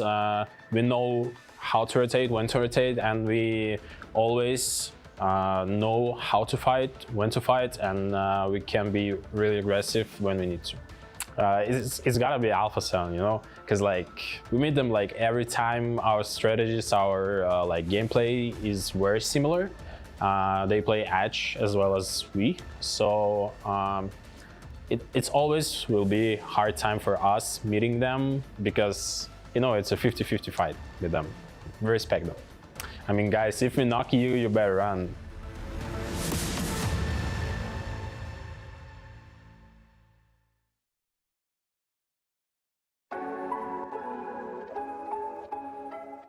สวัสดีครับผมเชเวฟจากแวมไพร์อีสปอร์ตครับตำแหน่งแอทแทคเกอร์ครับมาจากประเทศไทยครับก็เริ่มเล่น PUBG มาตั้งแต่เกมเปิดครับแต่ว่าเริ่มมาแข่งตอนช่วงอายุ17ช่วงประมาณม.5 ม.6 ครับแล้วก็ที่มันเปลี่ยนชีวิตได้ก็คือคัดเข้าลีกโปรลีกของไทยได้ตอนซีซั่น2ครับแล้วก็อยู่ในลีกมาเรื่อยๆเลยครับแล้วก็จนถึงทุกวันนี้ก็แบบว่าซื้อทางสังกัดซื้อโทรศัพท์ที่ใช้แข่งมาให้พวกเราซ้อมก่อนที่จะมานี่ครับแล้วก็ซ้อมมาเรื่อยๆ แบบที่ผ่านมาเราก็มีรายการแข่งมาตลอดอยู่แล้วแล้วก็เอาตรงนั้นซ้อมไปในตัวด้วยครับแล้วก็มาโฟกัสตรงนี้แล้วก็ทำตรงนี้ให้เต็มที่ครับก็ยังไงก็ความมั่นใจยังไงมันก็ต้องพกมาตลอดทุกการแข่งขันอยู่แล้วครับแล้วเราก็แบบแค่โฟกัสตรงนี้ให้มากกว่าเดิมครับผมที่ผ่านมาน่าเป็นเพราะว่าตำแหน่งเข้าทำมันต้องใช้เนตเข้าไปก่อนแล้วอะไรด้วยครับแล้วก็พอแบบโชคดีเนตไปโดนด้วย แล้วอะไรหลายๆอย่างครับแต่ว่าถ้าให้เลือกได้ก็จะใช้ให้มันถูกไทมิ่งเฉยๆครับแล้วก็ถ้าให้ดีก็ซื้อถ้าให้ดีก็ใช้ DBS ดีกว่าครับ ไม่บอกอะไรมากครับแต่ว่าจะมาป้องกันแชมป์ให้ได้ครับ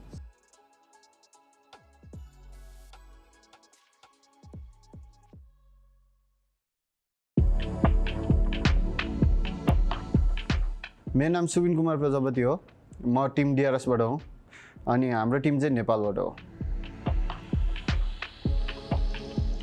हाम्रो चाहिँ अब second time हो official land चाहिँ अब excited नै छौँ हामी अब हामी यहाँ जित्नको लागि आएको छौँ त्यही हो अब हामीले चाहिँ यो टुर्नामेन्टको लागि चाहिँ अब डिभाइसहरू किनेर प्र्याक्टिस गरिरहेको छौँ दिनदिनै अब टिमसँगै सबै चारैजना खेलेर एकअर्कासँग कोअर्डिनेसन बढाएर प्र्याक्टिस गर्दैछौँ हाम्रो चाहिँ टिमको सिनर्जी एकदम राम्रो छ इन गेम नभए नि बाहिरतिर नि सिनर्जी अझै बढिरहेको छ हाम्रो चाहिँ अब त्यही नै हो हामीलाई अब त्यस्तो डर लाग्ने टिम त छैन अब हामीले सबै टिमलाई चाहिँ कम्पिटिसन ठान्छौँ त्यो कारणले हामीलाई त्यस्तो डर भन्ने चिज चाहिँ छैन अब हामी नेपालको छोरो हो आउँदैछौँ हामी जितेर जानेछौँ जय Gorkhali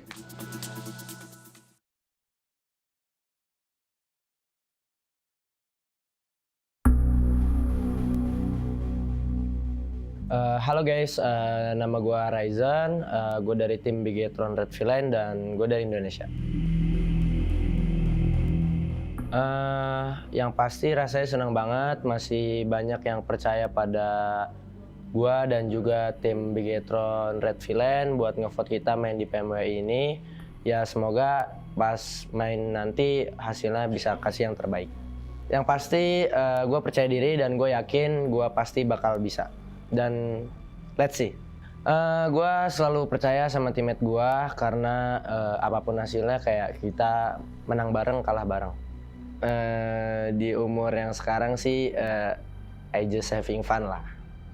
Good luck and see you. Abis itu semangat, hati-hati ketemu kita.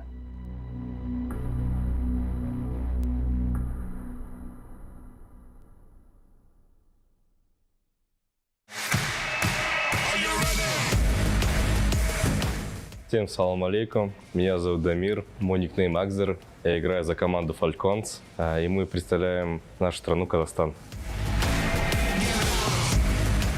Я себя чувствую очень хорошо, тут очень круто, здорово, организация турнира на высшем уровне, наша команда готова, и мы покажем хороший результат. Мы готовились очень долго, потому что мы прошли через голосование, и у нас было достаточно времени на подготовку. Наши сильные стороны — это, наверное, наша атака, потому что мы очень агрессивная команда. Все команды здесь очень сильные, поэтому к каждой команде мы готовились, каждую команду анализировали. Поэтому не могу выбрать отдельные команды, потому что все очень сильные. Всем удачи, развлекайтесь, ребята.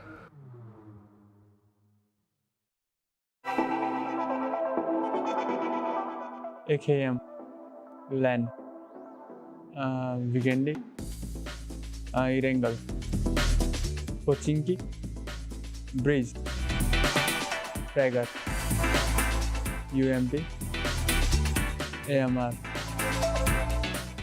Dacia.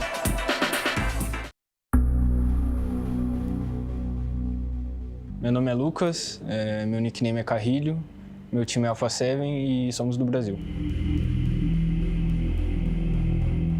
Bom, é um evento muito importante para a nossa carreira. A gente já esteve aqui ano passado e é muito bom estar aqui de novo, é uma cidade que a gente se identifica. É um pouquinho calor, mas não tem problema. Bom, a preparação ela vem de 6 meses para cá. A gente treinou para PMPL Brasil, para PMPL Américas, mas consecutivamente a gente estava treinando para PMWI, para estar aqui hoje. Eu acho que o que faz a gente ser tão forte é ter jogadores individualmente muito bons e não ter um padrão de jogo. Isso é o que nos faz forte. Bom, eu acho que não tem nenhum time específico ou algum jogador específico. Acho que todos têm muita chance de ganhar e a gente é mais um time aqui em busca do título. Bom, o que eu tenho a falar para eles é que tomem cuidado com a gente. Sempre vai ser assim, essa sempre será a mensagem e é isso. Tomem cuidado.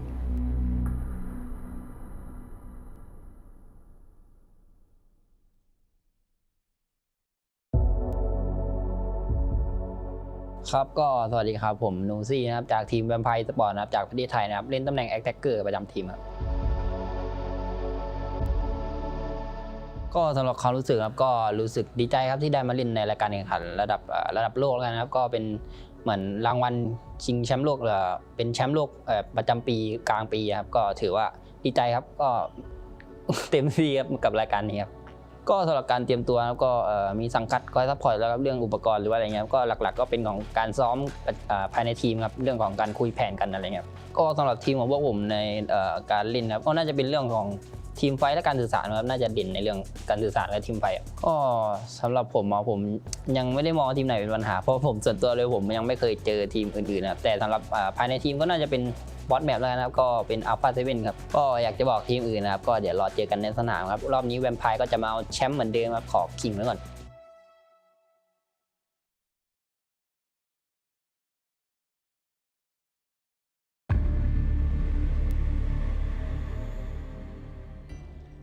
Xin chào mọi người, mình là Bensu đến từ team Infinity IQ. Mình đến từ đất nước Việt Nam. Mình cảm thấy rất tự hào khi được đến tham gia giải đấu này và mình đại diện cho quốc gia của mình. Có lẽ team mình chuẩn bị tinh thần thật là tốt và thoải mái để thi đấu hết sức mình trong giải đấu lần này. Player hình như trong team em là 4 người đều có thể là tạo nên đột biến nên khó mà đoán trước được ai là người gánh team. Tại dòng Monster này hình như tất cả 17 team còn lại có thể là sẽ là rất khó khăn cho mình, không chỉ riêng team nào hết. Mình xin gửi lời hết tất cả các team còn lại là chúc các bạn thi đấu may mắn và đạt thành tích tốt nhất trong các giải và nhớ đừng quên ủng hộ một mình trong giải đấu lần này nhé.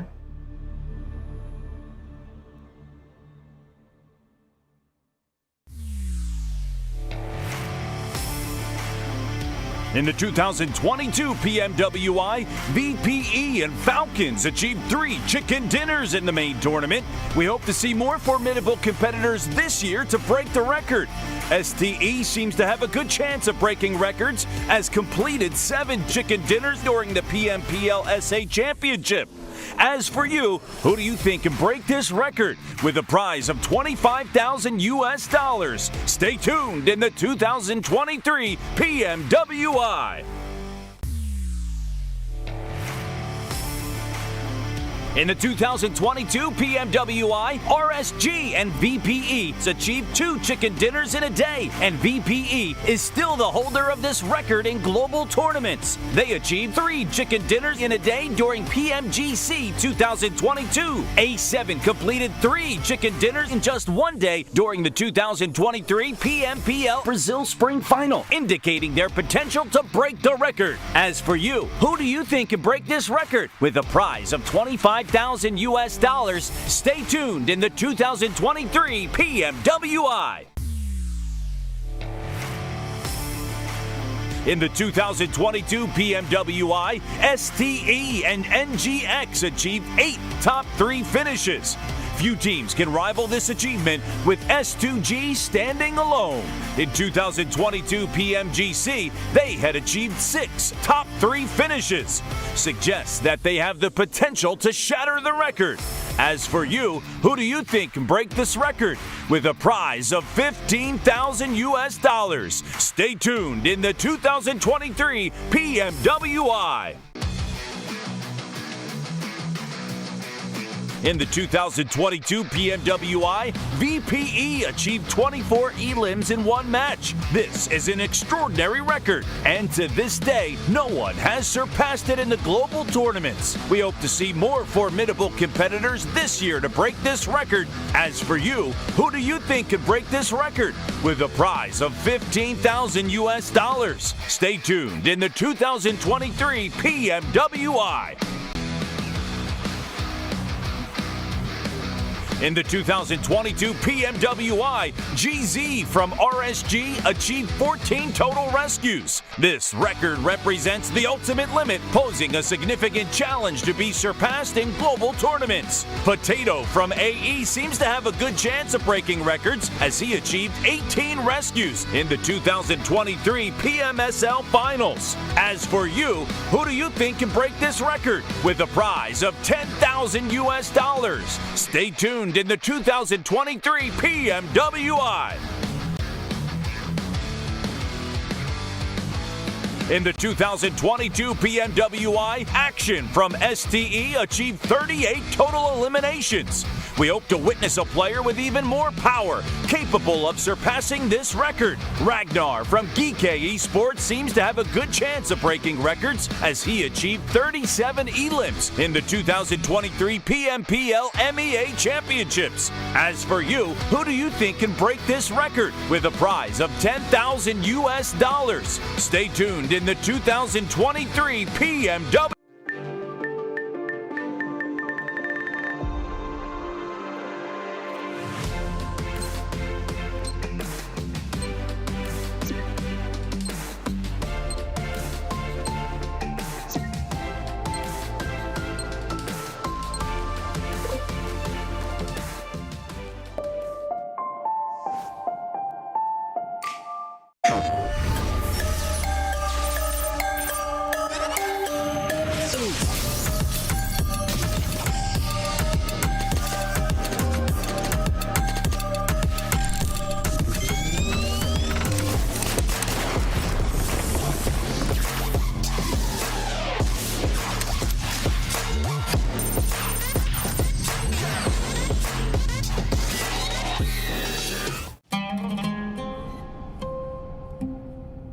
There is a place where you can elevate what's hidden inside, where you can reframe yourself.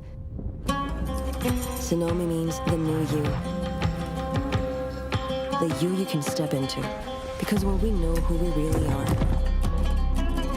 we become unstoppable.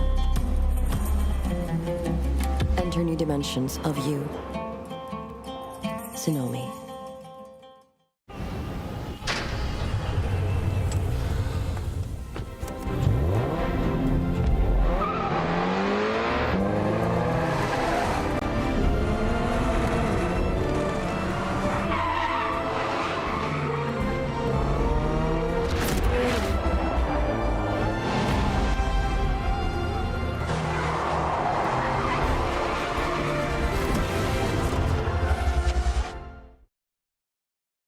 All new Honor Magic 5 Pro. Freeze even fleeting emotions in just milliseconds. Take marvelous night shots with lightning-fast exposure. The display reveals more details in bright areas with an astonishingly long battery life that just keeps going. The latest flagship chipset brings you exceptional performance. Unleash the power of magic. Honor Magic 5 Pro.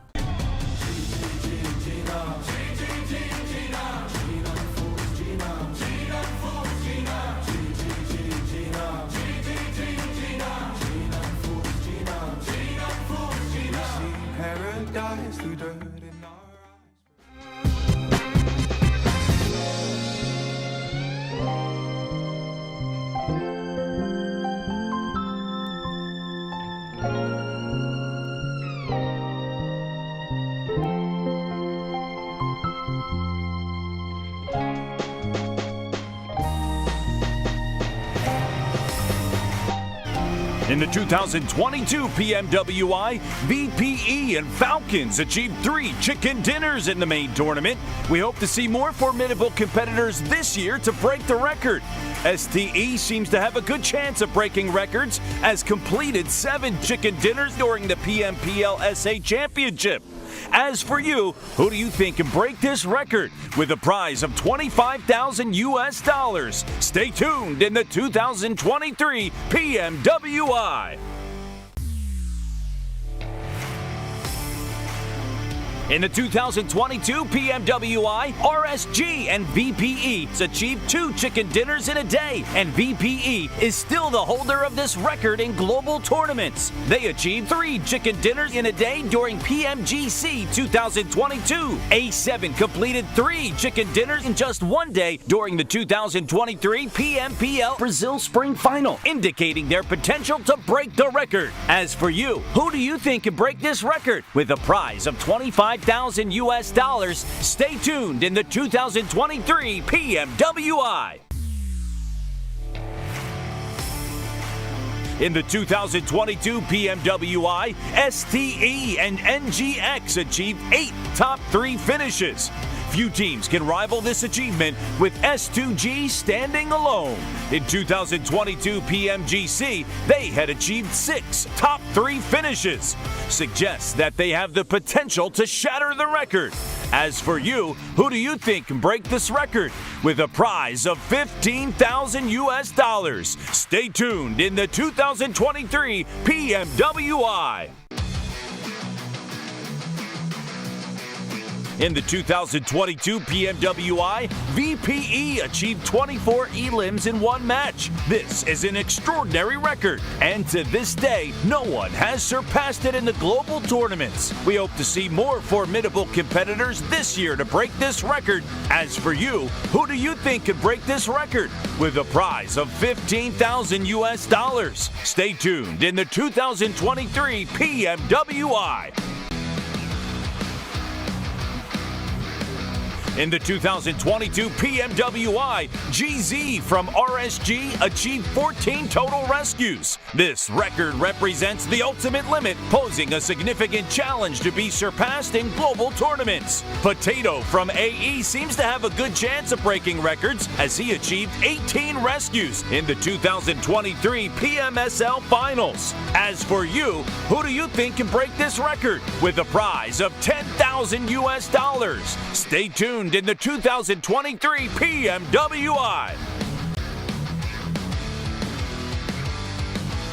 In the 2022 PMWI, Action from STE achieved 38 total eliminations. We hope to witness a player with even more power, capable of surpassing this record. Ragnar from DRS Esports seems to have a good chance of breaking records, as he achieved 37 elims in the 2023 PMPL MEA Championships. As for you, who do you think can break this record? With a prize of $10,000 US. Stay tuned in the 2023 PMWI.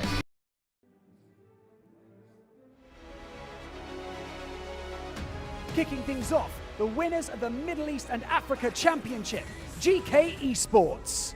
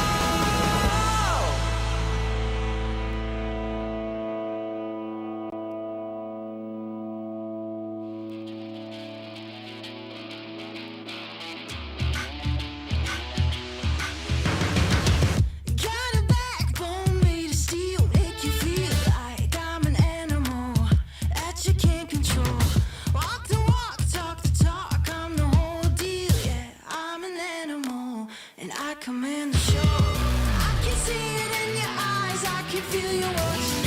Got your hooks, got you right where I know I want you. Play the switch, you're a mystery, but you love it. Line sinker, follow the leader.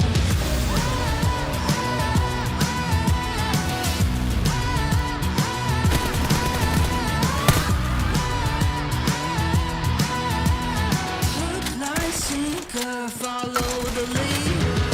Bring you right there to the edge, make you sweat like you can never take the heat, but it's never too hot for me. I walk the walk, talk the talk, you know I'll never stop, 'cause I'm an animal. I'll just laugh it off. I can see it in your eyes, I can feel you watching. Got your hooks, got you right where I know I want you. Play the switch, you're a mystery, but you love it. Hook, line, sinker, follow the leader.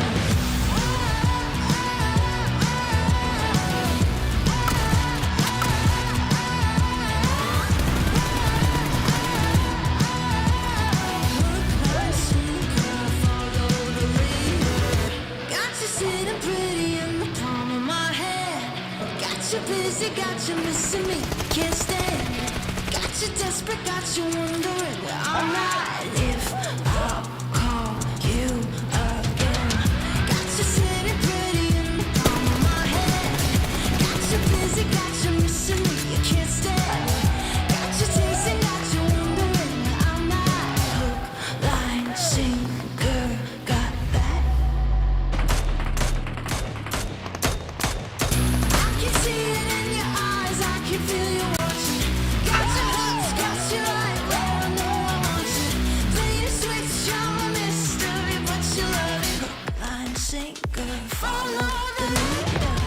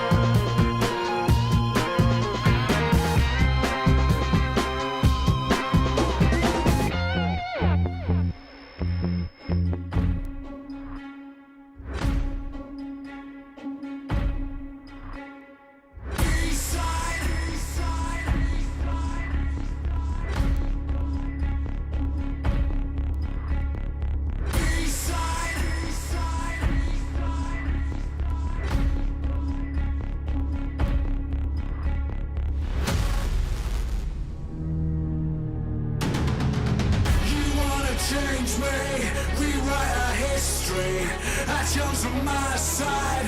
Drawing the front line. You want to save face. Came to the wrong place. You raise a white flag. I get the peace sign.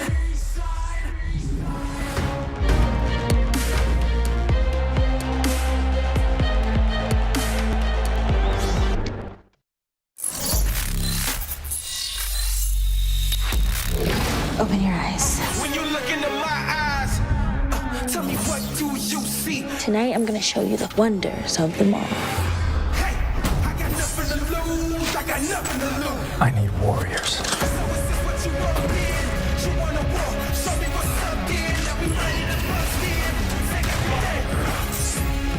Take everything, leave them with nothing.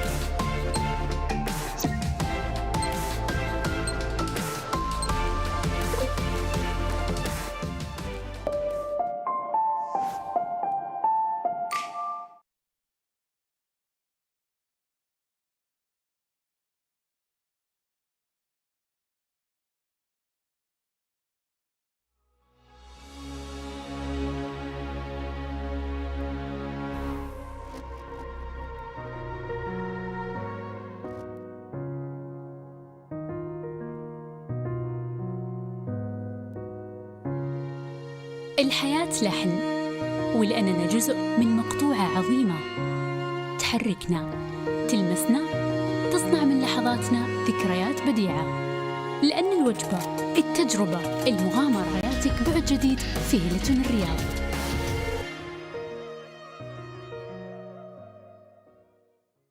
All new Honor Magic 5 Pro. Freeze even fleeting emotions in just milliseconds. Take marvelous night shots with lightning-fast exposure. The display reveals more details in bright areas with an astonishingly long battery life that just keeps going. The latest flagship chipset brings you exceptional performance. Unleash the power of magic. Honor Magic 5 Pro.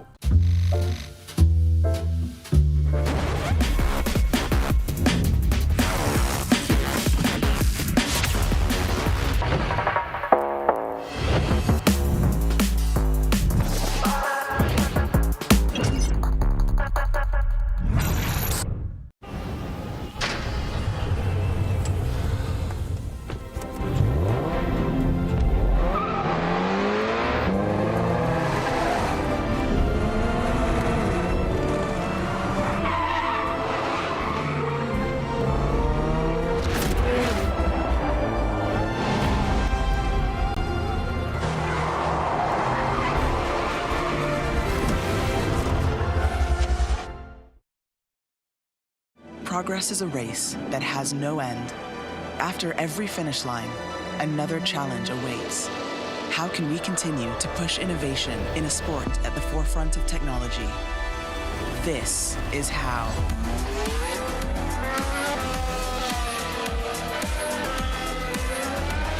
Discover how Aramco and the Aston Martin Formula One team aim to meet Formula One's sustainable fuel targets. Aramco, powered by How. Hi everyone, my nickname is Kitsune and we are from Serbia. Yeah, I'm very excited to be here, especially that last time I was in Riyadh, I won the tournament here. It's a LAN tournament, so of course it brings like warm like memories from here. And I'm super excited to meet all the people from the PUBG Mobile community, and it feels great, you know.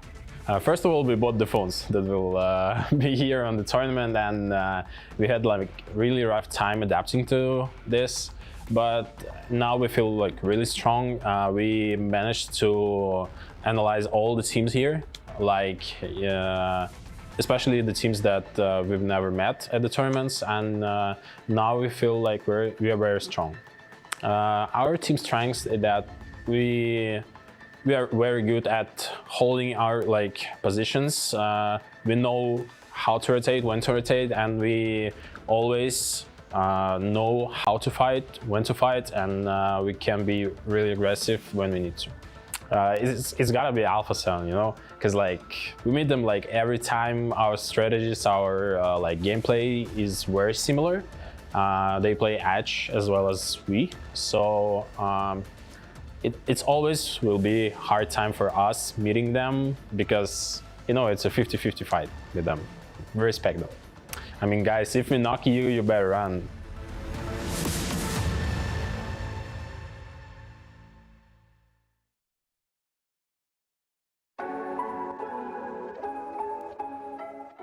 สวัสดีครับผมเชเวฟจาก PMWI Allstars ครับตำแหน่ง Attacker ครับมาจากประเทศไทยครับ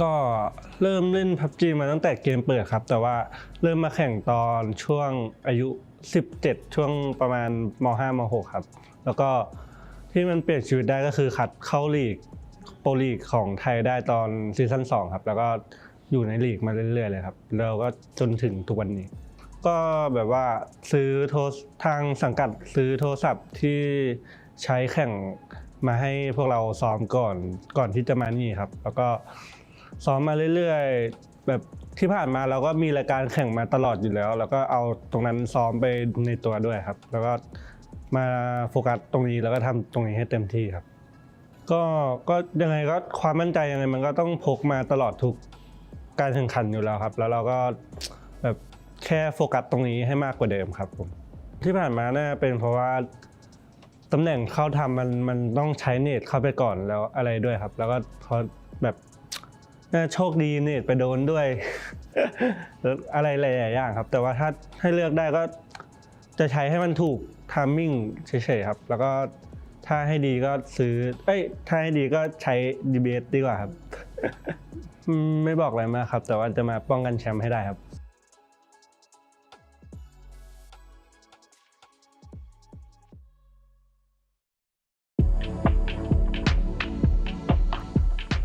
मेरो नाम सुबिन कुमार प्रजापति हो म Tim DRS बाट हो अनि हाम्रो Tim चाहिँ नेपालबाट हो हाम्रो चाहिँ अब सेकेन्ड टाइम हो अफिसियल ल्यान्ड चाहिँ अब एक्साइटेड नै छौँ हामी यहाँ जित्नको लागि आएको छौँ त्यही हो अब हामीले चाहिँ यो टुर्नामेन्टको लागि चाहिँ अब डिभाइसहरू किनेर प्र्याक्टिस गरिरहेको छौँ दिनदिनै अब टिमसँगै सबै चारैजना खेलेर एकअर्कासँग कोअर्डिनेसन बढाएर प्र्याक्टिस गर्दैछौँ हाम्रो चाहिँ टिमको सिनर्जी एकदम राम्रो छ इन गेम नभए नि बाहिरतिर नि सिनर्जी अझै बढिरहेको छ हाम्रो चाहिँ अब त्यही नै हो हामीलाई अब त्यस्तो डर लाग्ने टिम त छैन अब हामीले सबै टिमलाई चाहिँ कम्पिटिसन ठान्छौँ त्यो कारणले हामीलाई त्यस्तो डर भन्ने चिज चाहिँ छैन अब हामी नेपालको छोरो हो आउँदैछौँ हामी जितेर जानेछौँ जय Gorkhali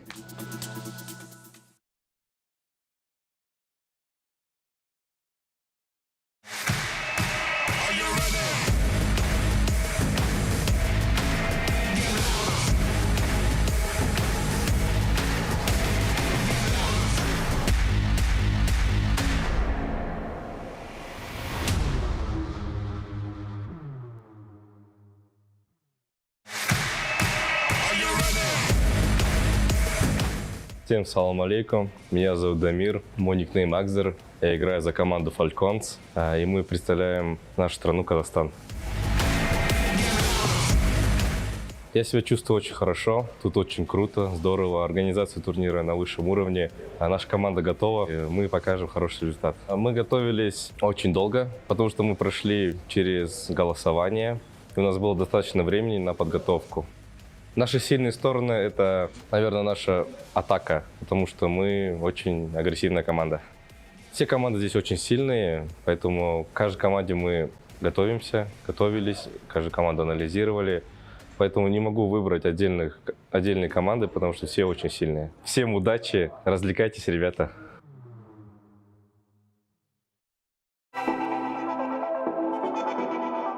AKM, LAN, Vigendi, Erangel, Pochinki, Breeze, Tiger, UMP, AMR,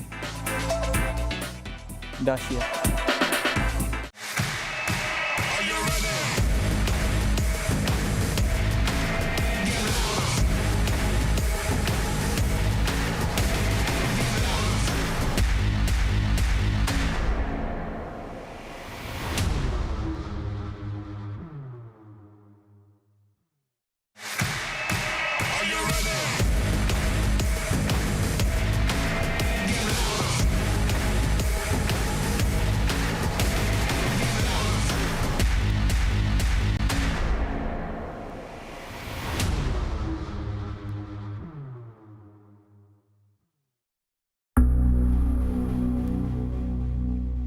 Meu nome é Lucas, meu nickname é Carrilho, meu time é Alpha7 e somos do Brasil.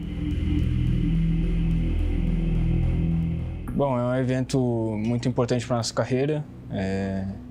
A gente já esteve aqui ano passado e é muito bom estar aqui de novo, é uma cidade que a gente se identifica. É um pouquinho calor, mas não tem problema. Bom, a preparação ela vem de 6 meses para cá, a gente treinou para a PMWI Brasil, para a PMWI Américas, mas consecutivamente a gente estava treinando para a PMWI, para estar aqui hoje. Eu acho que o que faz a gente ser tão forte é ter jogadores individualmente muito bons e não ter um padrão de jogo. Isso é o que nos faz forte. Bom, eu acho que não tem nenhum time específico ou algum jogador específico. Eu acho que todos têm muita chance de ganhar e a gente é mais um time aqui em busca do título. Bom, o que eu tenho a falar para eles é que tomem cuidado com a gente. Sempre vai ser assim, essa sempre será a mensagem e é isso. Tomem cuidado.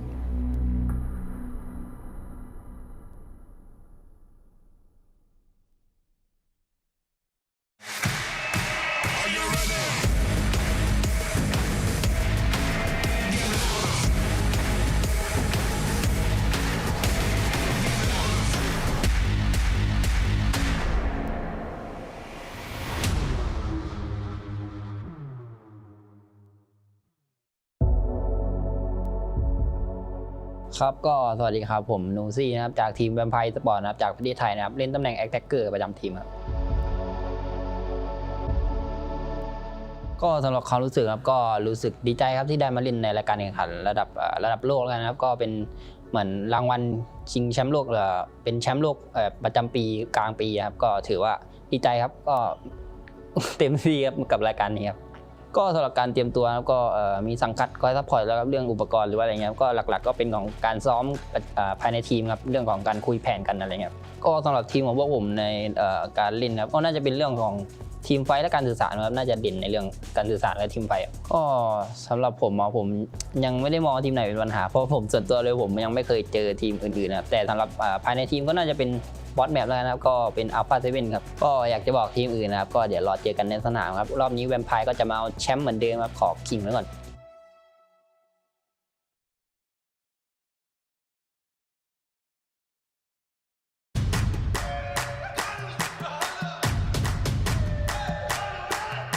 Dragging us down, face on the ground, but still we so proud. Just look at the crowd, making some noise, making some sound. We got a choice, they're hearing us now.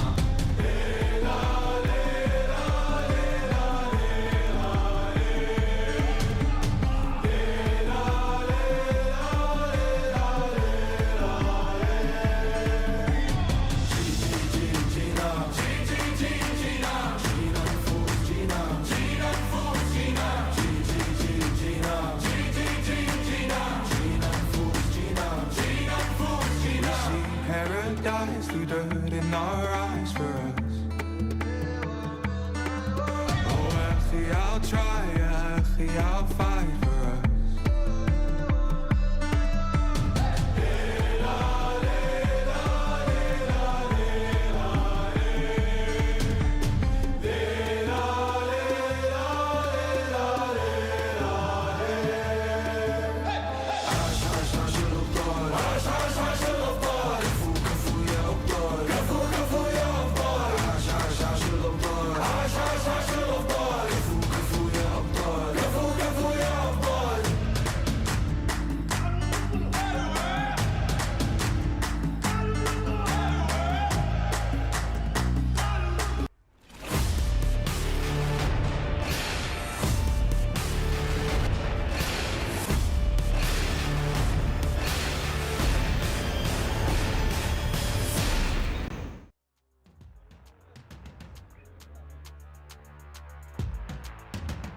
And we are back. Welcome back, everybody, here to the PUBG Mobile World Invitational Main Tournament. Live here in Riyadh, Saudi Arabia. I am Hot Jukes. Right next to me is the legendary Calaris. I want to thank everybody for their patience as we're getting started here today.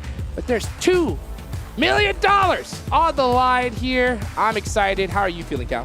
Feeling good, feeling fresh. We have got ourselves ahead of us 6 games between what I believe to be one of the most stacked lobbies in PUBG Mobile history. I don't know if it was a PUBG Mobile history. PUBG Mobile history. It is going to be a good time, especially with these main event tournament teams coming in looking good to go. But the teams coming in from the All-Stars, they're going to have had significant warm-up. So maybe that gives them a little bit of a leg up. We'll see, we'll see. And you know what? They're going to need it, to be honest, because the teams that have qualified here already are some absolute monsters, some legends of PUBG Mobile, and we're looking at one of them right here. So let's see how this is all going to turn out. I know you guys watching are as just excited as I am. One thing I really love about this tournament, as well as I like the additional little perks here. We have the record breakers as well. Whoever gets the most chicken dinners. A lot of incentives for these players to pick up some extra cash. Definitely so. Definitely here as we have everybody getting good to go. It will be Sanhok to start things off. As you can see, all these teams getting ready here for this. Now, one big thing compared to the All-Stars is that we're back to 16-team lobby compared to the 18 here, Hot Jukes, which means everybody's kind of going back to the idea of how much room that they're going to have usually on those drop spots. We could see some hot drops, of course, but it's going to make those rotations a little bit easier for these teams to try and get used to and adjust. 100%. Well, let's see how adjusted they are as we're starting to see these teams lock up. One thing that's really advantageous for these squads, too, is the fact that we're back to a 16-team lobby. That's going to make this Sanhok a lot nicer and a lot sweeter.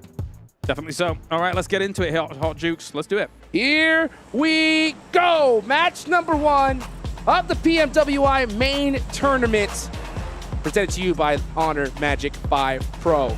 We can already see these players. They're dropping into the lobby, and always, every time we have the first tournament of the day, first game, I am looking to see if we were going to see any hot drops. Usually these teams have already done their homework. They've already kind of done their handshakes before the match, because you really want to avoid those hot drops at all costs. It's just not worth it at this level. Even if you do beat that team, you're most likely going to lose a player or two, and that's going to make things that much harder for you. That's for sure, that's for sure. I did wonder how they were going to remedy the STE tagline versus STE tagline. So we see SZ STE up at the top here for 628. And then meanwhile, we have Stalwart dropping in boot camp. So if you're keeping track of those two teams, we got you good to go. Yes, you are indeed. And it looks like, Gladiators are going to have a couple players nearby them. They do love that Camp Alpha mountainside range, so they're really hoping that first zone goes to them. But so far, so good. Doesn't look like we see any teams really getting too close to each other. Yeah. Oh, and a mainland circle to get things going, as mainland as you can call the big island. But one slight change we've seen here, whilst we have this Paradise Resort going down, is that Gladiators had to move their drop spot a little bit, but I can talk about it in a moment. Yep, we'll talk about that in just a second as we're watching GK go up against Dplus KIA in Paradise Resort. Ragnar up on the roof.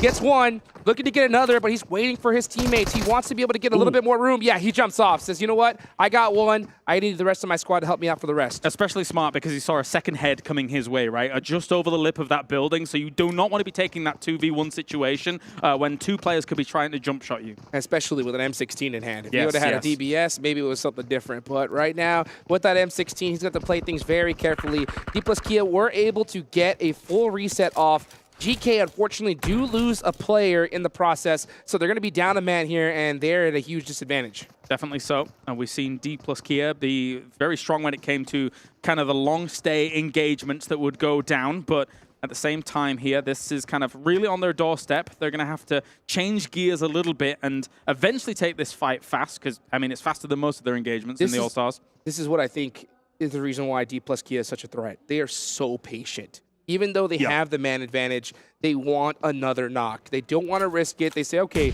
we know that we're up. Let's just take our time and slowly creep on GK, hopefully get another knock, and then it's going to be easy pickings from there. Definitely so. Okay, if there's a lull in this for the moment, actually, no, I still can't talk about the Gladiators situation until this one is concluded. So we do have a QBZ in hand, and Hythe will be able to get Forest straight away. Forrest with getting knocked here is going to even the fight here. GK Forrest, Sayden actually does go down. That makes things tough. But Dplus KIA with their teamwork working so well together. And now Ragnar versus Fabian. This is going to be a huge fight. I love the fact that he does go for those finishes, wants to eliminate all the information that they have, leaving Fabian completely blind. Very important. Now it's 2v1 advantage. One's going to go for the res here, whilst the other one's trying to get out the angle. Using that perspective to try and get that scan going on. QBZ trying to go for that trade. Reinforcements coming along. Has to abandon the res. Will finish it off. And we see a full team wipe. If they can get them on their feet, that's a huge win for Dplus KIA. Fabian with 3 eliminations to his name. And this is what I really like about this team is you could see right when one got low, they immediately backtracked, waited for their teammate to come and support them. Yes, yes. And it was just back and forth because even though they were really hard hit, they wanted to make sure they didn't lose one player. Yeah, that was brilliant. Brilliant stuff. Really low, but great recovery there from Dplus KIA. Okay, so Rejects Tokyo, which is actually one of the teams we really need to talk about because of that Gladiators situation earlier. Gladiators, they dropped differently compared to what they normally do. They didn't drop anybody at Trifecta because they saw Rejects dropping there. They then rendezvoused together with 2, pushed Trifecta, eliminated the member of Rejects that was there, and now they've had to rotate away. So a slight adaptation from Gladiators, but then they punished the people that were encroaching on their territory, which was very smart. And maybe that might ward off Reject Tokyo in future Sanhok games. Absolutely. Gladiators want that Northwestern island to themselves. So, you know, knocking out a player from Reject Tokyo, scaring them off, is going to help them out. They didn't get the zone this time, but, you know, setting yourself up for future matches is what kind of sets you up for a championship position, like you mentioned earlier. So next zone, the first zone does go on up. It is going to be right in the center of mainland. Nothing too out of the normal. Gladiators, Vampire, DRS, all teams that need to push in. Definitely, definitely. And with what you were saying about kind of setting yourself up for success later on, especially a location like Trifecta, which can become such an important anchor point for transitions between each of the islands. So yeah, they were very keen to make sure they said, hello, we are here, this is ours, please go away. But you can see them looting up, and they'll be coming a little bit later. But thankfully for them, with the circle the way it is, there is great transition methods still that are available to them, like that North Bridge, for example. And once, you know, it's such a high skill lobby. Honestly, it makes rotations out of circle even easier because you have so many teams that know where they need to be. The second that zone pops, they automatically leave those edges. They take those center positions. So those teams on the edge have a little bit more room to breathe as opposed to some of the earlier stages where some squads may be scared and linger on those edges for a little too long. Yeah, you can compare it to day number 1 of the All-Stars, right? Where we saw a lot more edge play compared to confident center sends. But in a lobby like this, where, again, I'm going to reiterate it, I think this is one of the most stacked lobbies of all time. I think that these guys will be happy to go center, happy to take those early compounds, happy to commit to them. And on Sanhok, sometimes the transitions are a bit difficult, but you know what? Sometimes you just got to gamble for it. You know, I was talking to the coach from Alpha7, and he was just elaborating just on that himself. You know, how his team is so comfortable, and we've seen it before plenty of times, where Alpha7 could have another squad pushing another, and say, you know what, even though we can take them out right now, it may be better just to let them push and then we'll third party later. True. As opposed to a it. lot of other nervous teams that are just like, see something, shoot at it. Yes, you know, yes. these teams, even though they're so close together, they know the big picture and they're comfortable being so close together. I love hearing things like that because, as you say, trigger discipline in those moments can oftentimes lead to that team dislodging a problem for you elsewhere. So you kind of use the lobby against itself a little bit here. But we're going to get that shift coming in. Where are we going to go? Then we can get down to the nitty-gritty of some of the terrain that we're going to end up in. Oh, yes, we are. You can see these teams locked and loaded, already kind of placing their bets of where this next zone is going to go. We'll see where it is. I love this new zone system, as it does go a little bit to that northwestern side, so we got a lot of water in play. That's going to make it a little bit more difficult, as it does reduce the amount of spots available. But this is a very common circle. I mean, every player is going to know where they need to be. Yeah, a few really important compounds between, I would say, Paradise Resort and Boot Camp, and then southeast of Boot Camp as well. We're going to see a lot of teams start rocking up to these compounds. That line down the middle between the two locations is very, very sought after. And look at that. Good old Stalwart is going to be taking up residency in quite a few of these locations. Likewise, so is Reject Tokyo, though. They're already in an okay spot. Well, you know, one thing I want to ask you here, Kalar, is first time us, you know, casting together a tournament of this size. We're having a good time. Why don't we go ahead and I would like to ask you a question, FC. What are the advantages you think for a team starting off so strong in day number one? I mean, looking at this lobby and how it plays out, when you're able to establish some decent dominance, when you're able to get center positions and show that you're not able to be pushed around, it does kind of ward teams from making big pushes against you. And unfortunately, Rejects is not one of those teams. They're losing people slowly. So, I mean, when you have this kind of dynamic going on, the opposite side of what you're asking, teams start preying on you quickly. They see you as victims almost sometimes. So you got to be careful. 100%. And we've already could tell this is a huge LAN tournament here, guys. We don't really stress enough just how big nerves come into play. And if you start off, if you have those nerves come into this and you start off with your players getting picked off little by little, it could definitely hurt you. So we'll have to see. You know, one thing I love to see from squads is teams that have that ability to bounce back, because that is the hardest thing to do at this level. Yeah, it's going to play mind games with you. It gets into your head. And so far, I mean, it's only really Sarah and one already down as well here from the distance. Twisted Minds, though, will have a knock themselves. Sarah's back up and good to go. Well, actually, I was able to get his teammate up even, I should say, as Duelo's going to heal up here as well. But again, looking at where Reject is, they are scrappy at the moment, salvaging a situation where losing 2 early on is pretty deadly. These shots are ridiculous. I mean, that guy barely peeked for a second. Instantly knocked out of there.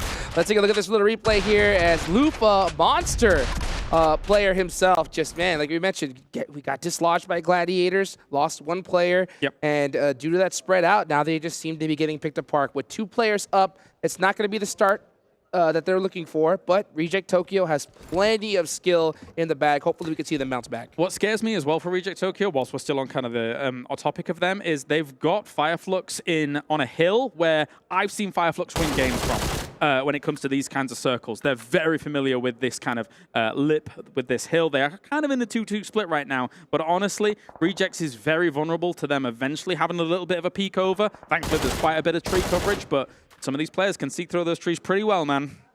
Oh, yes, indeed. You can see Duelo looking for any little pixel that is out of place, and you got to have that eyesight on point because there are going to be plenty of snakes in the grass here. Still a ton of players are remaining, 15 teams, as GK is the only one to go out. Next zone about to pop. And that's the important thing about 15 teams still alive that you're bringing up here. When the skill of the lobby gets higher, more people survive longer into the game. So there's less room to work with as the circle shifts hard east here. So again, as I said, Fireflux, man, that ridge that they like to play here, it's served them well in the past, and it could serve them well in this game too. Now, I'll tell you what, edge play is going to be a lot harder than before. Exactly. Yeah, so a lot of those teams that depended on edge play early in earlier tournaments, they would see those weaker teams, those scared to be central squads, and just absolutely dominate them, get those eliminations up early, and then see what happens. But there are no weak teams in this lobby. Every single player here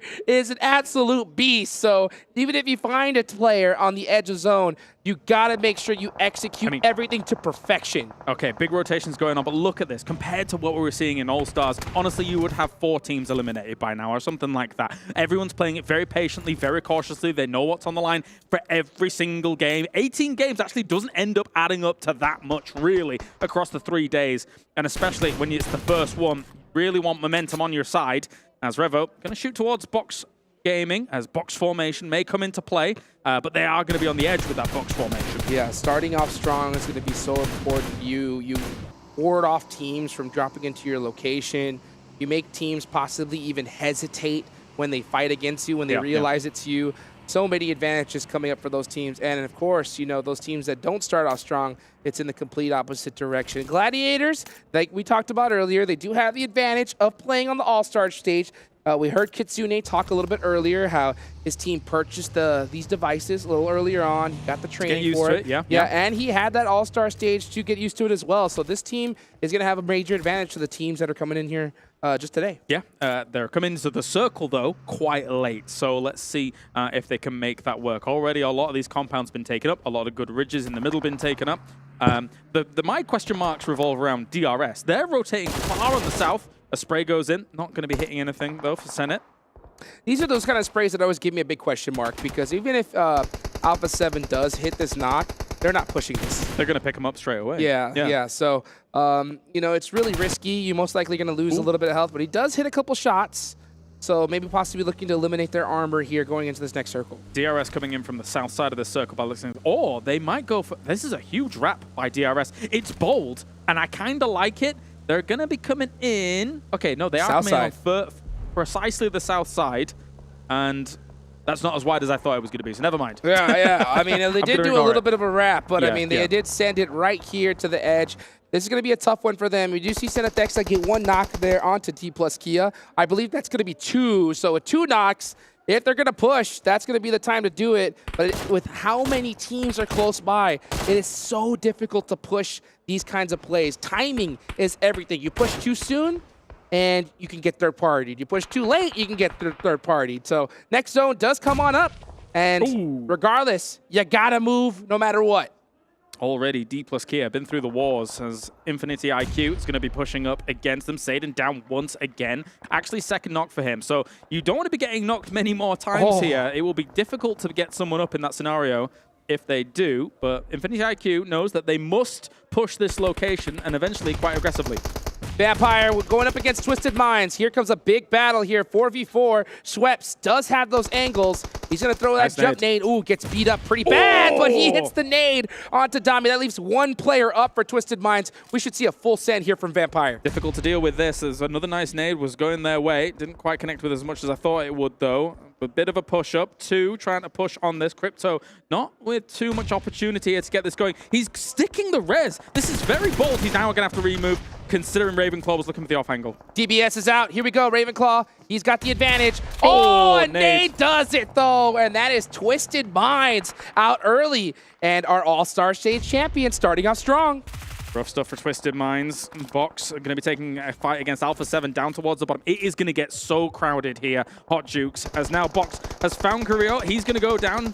Senna is in the smoke with a DBS prone. He could be the snake in the grass they need. Here he comes. Pops out, gets 1 DBS shot, gets another. Looking for the double play. The nade comes out, but he gets knocked in the process. So Box Gaming down 2 players, but Alpha7 is hurt big time. I believe it's only 1 up. Yeah, that's going to be Revo, the last 1 player up for him. Trying to make something happen here, but it's very, very difficult. Even if they do, Box has already done a significant amount of damage here to be able to make this go. I think if you're Revo, you got to push here. Like, you just got to send it at this point. So I mean, don't get the reses, etc. Yeah, because your teammates are already going to be down and out, and the chances of you even surviving for placement points here in the Sanhok is like practically 0. Yeah, it's very difficult. Again, with the amount of people that are still alive here during all of this. Alpha7 is gone, though. That's them down in 13th place. Here comes Vampire, pushing on rejects. This is actually such a great opportunity for them because this team was already wounded. Jula is going to go down. Sarah's charging a nade. Unless they group up massively, this isn't going to get much done. It's not bad. Where's it gone? Does he hit it? He does! And Tony K's down to 1 HP. Sarah, oh my gosh, catching another player. He catches Matic off guard. Another nade here. Could he do? Oh, but his back gets shot, and he is out of there. A lot of words about Rosemary. Pundits looking at him as a great player here to be able to knock it out of the park. Tony K, though, in the distance. There was a molly on this rock, not actually catching him off. And then Smoke even blocking a little bit of vision, but 3 players here. Rosemary completely out of utility, so he is stuck in a position, but here comes the rest of his team. Potato coming up close. You see he's got that nade locked in hand. Vampire on the back ropes. Gonna have to hit some major shots, but they're actually getting helped out from all sides. That's gonna be Stalwart there with a huge off angle onto Alter Ego. Makes it all the harder when teams survive this long, and they will be taken out here on the push. Vampire shut down. Oh man, center circle being so advantageous here. Stalwart holding it down, but look at this. This is 628 with the DPS, getting the double knock on the Infinity IQ. Kaidula gonna have to make a play here from this tree. He has to watch his teammates go down, but you can see Falcon Esports in the back looking to clean this up. Yep, you got to take all these third-party opportunities whenever you can. But the problem with Sanhok is sometimes you can even be fourth-partied, etc. With how many teams still alive, the terrain, the way it works on out here. Ferrari charging up that nade, going across the hill. He was hit as well by a nade. Punching King takes a bit of damage. Sunan going and getting that secure. Very, very important for his team. He has 3 eliminations, so he is definitely starting things off for 628. Meanwhile, you got Falcons on the edge of the circle. Papa Blue coming in hot. This is stage number 5. Blue zone hurts real bad. Yes, it does. You got to be careful about this. Ferrari lying down prone, actually sees Falcons members in the distance here. Look at you can see the pixels on the head, but he's not going to take the shots just yet. Yang actually knocks him from the other side of things to get things going, and trying to go for Punching King straight away will get him. Tries to go for the flush, doesn't get the flush though, and he was stolen, I think, from shots from Ketch. Catch. I mean, these players are picking up these steal elimination points like crazy. This team was on the thin side of the circle, so they had a little bit of time to be able to push in, but they're not going to be able to get a break at all. We're seeing teams drop like crazy. Meanwhile, Stalwart have the strongest position, and they are big chilling in the compound. Look at that. Surprise, surprise. Oh, and the circle. I mean, honestly, Stalwart, they drop boot camp. They had the pick of the litter when it came to compounds, and they are not going to squander it here, as they're going to have a few teams trying to push up against them. And also, we're watching this go down here. 628 is having a bit of a rough time. Oh, yes, they are. They're going to be forced to try and push into this next zone. Meanwhile, Falcon Esports are right there next to him. TQ with a huge off angle. Going to go ahead and apply some pressure. Coexisting. Meanwhile, yeah, they are coexisting for just a little bit, but they're going to have to start pushing into this next circle. There's only 15 seconds left on the clock. No way they didn't check that Fabian was there. That is actually quite dangerous. Uh-oh. You really need to cover these shacks because I don't really think he made that many noise cues either whilst the circle is going to be closing. Steal. Big spray from 6. Able to hit it. Taking up all those points he can get. Meanwhile, Stalwart refusing to give up this location. Doing a great job of holding this down, that YOLO push. Oh, I thought we were going to see a little bit of shenanigans there from that nade. This is actually quite dangerous for Stalwart because, of course, they were separated across this compound. This big push in by Tiamba could cause some problems, but they're holding well so far. They're also shooting at Gladiators from the opposite side. DBS coming in at hand here for Stalwart, trying to clear them out. They completely crush them. Stalwart doesn't even take a knock. Bang! 4 eliminations for Stalwart, and the best position in this zone is definitely their game to win. Meanwhile, we're seeing a lot of action here on the edge of the zone. Falcon Esports down to 1 player, but they do have 7 eliminations. Alter Ego with 2. Nice. Meanwhile, having 7 as well, so that's going to definitely offset their finish here. Man, Rosemary was just shooting everything, and he continues to do so. Kitsune in the distance will get absolutely obliterated from across the way, and that's quite the distance there across compounds. So Stalwart's in the circle again, but they're hearing these shots zing across them from side to side. They must be so content with this. 100%. They're looking for that chicken dinner, but you know, this is one of those dream zones that you get. You want to be able to get that chicken with a lot of eliminations, but these teams on the edge, like Alter Ego with 8 elims to the name right now, they are crushing it. Honestly, at the same time, though, for Sanhok, sometimes you're just content with getting the victory and a handful of elims here and there. It's the kind of game that you're like, well, thank God we didn't get caught on the edge of these zones with all of these other teams, right? As Ketch has actually pushed up for Flux, but I don't know if anybody's going to deal with Stalwart here. Yeah, 628 was definitely one of those squads. Ooh. Meanwhile, Gladiators forced to push in the middle of that. Blow the play zone. Papa Blue taking down McHugh is going to make things very difficult. Tixie misses those shots. That is going to hurt. and Stalwart makes him pay for it. They're gonna destroy everybody on every angle here. Stalwart keeps escaping at low health. They just keep falling back to cover. They're taking the angles they need to. They're not over-aggressing on this. If the circle goes their way once again, they couldn't be more blessed. And Gladiators knew the situation. They stayed in the blue zone, and they denied the points to Stalwart. In that scenario, that is the best thing that you could do. I'm so impressed by Stalwart's ability to hold both sides of the road on this compound. They've been so good about it. At the same time, though, this could cause problems. Flux and them have been able to push up against this, so maybe this divide and conquer tactic might work. Well, Potato is up close. Top is completely separated. They can take the advantage here with a 2v1, but now it's turned into a 1v1. Oh. Potato is going to get a finish. That is 9 eliminations. Huge game here for Alter Ego. Massive, massive here, especially as I say on a Sanhok, where usually it's all very spread out. The elims flying in thick and fast. As Flux here, they've turned their attention towards Alter Ego, trying to shut them down just in case they can only scrap for a second place. Solus going down. Flux going to have to jump out that back window if they want to get the res. Meanwhile, Potato hard chilling in the building. Oh, and he does go down. So Solus getting picked underneath the building. Meanwhile, Flux, here comes Papa Blues. This is stage 9. It's going to go down to nothing. What a shot from Lutz.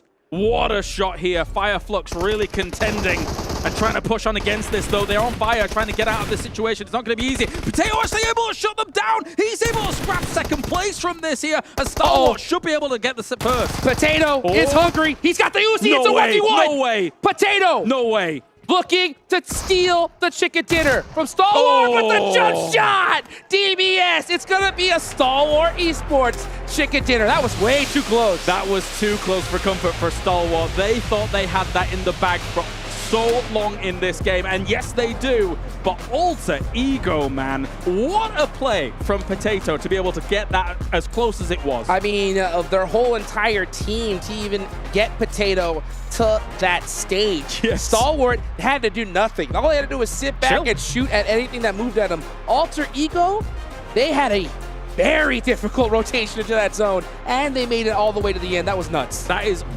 relatively difficult, very, very difficult, I'm going to say, on Sanhok especially. To be playing the edge like that, to be down to 2, to be able to kind of eke out each situation as it comes their way. Very impressed by Alter Ego, but Stalwart, man, they held this down in Stalwart fashion. They held it down like a fortress. They eliminated threats in kind of that 2-2 split across the road again, which is very impressive. Oftentimes you have to get together on one side of the road to hold it down. 100%. Yeah, usually you have to go ahead and group up, focus on one team at a time, but they made that 2-2 split work for them. Absolute insanity here to start off our main stage tournament. It's exactly what I expected. Absolute insanity. Let's go ahead and take it on over to Jason Kaplan and the rest of the desk to see them break it down for us. Well, break it down is something we definitely need to do here because that was a spicy way to start off the main tournament here at PMWI. Alter Ego, a fantastic push, as we saw by Potato. But Max, I mean, just throw it to Max. Just get him on camera. Get him a solo shot. He's happy. I mean, a stalwart win, finally.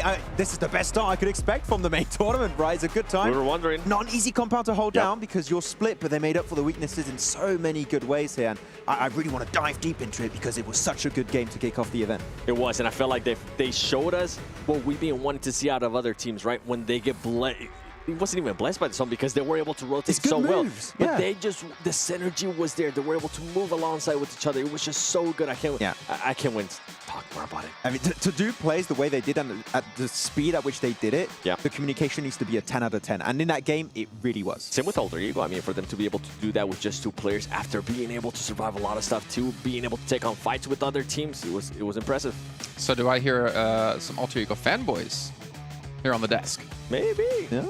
No more Alpha7, it's Alter Ego. We'll get to Alpha7. Alter Ego 7? Alter 7? A7. It's still A7. I think we're onto something, just like we're onto the Honor Magic 5 Pro, powered by Snapdragon 8 Gen 2, and Honor self-developed GPU Turbo X. Big shout out to them as all the players are playing on one of these awesome devices. And well, it helped Stalwart get the victory. Which, honestly, Max, I mean, we were watching it together, and he was just getting jittery. He was getting excited. He was like, they did such a good rotation. Then they did this, and now There's a lot to talk about. The whole game was really good. There's a lot to talk about here, so why don't you take a look at the match rankings so we can dive into some of these teams in particular, because it's all about the points. And Alter Ego had a lot of eliminations behind that second place finish. Yeah, actually, I thought at some point they somewhat saved Vampire Esports from Sora, from Reject, and I was like, okay, they kind of helped out the team. It's not going to be that easy to take away, but man, they're still scoring here.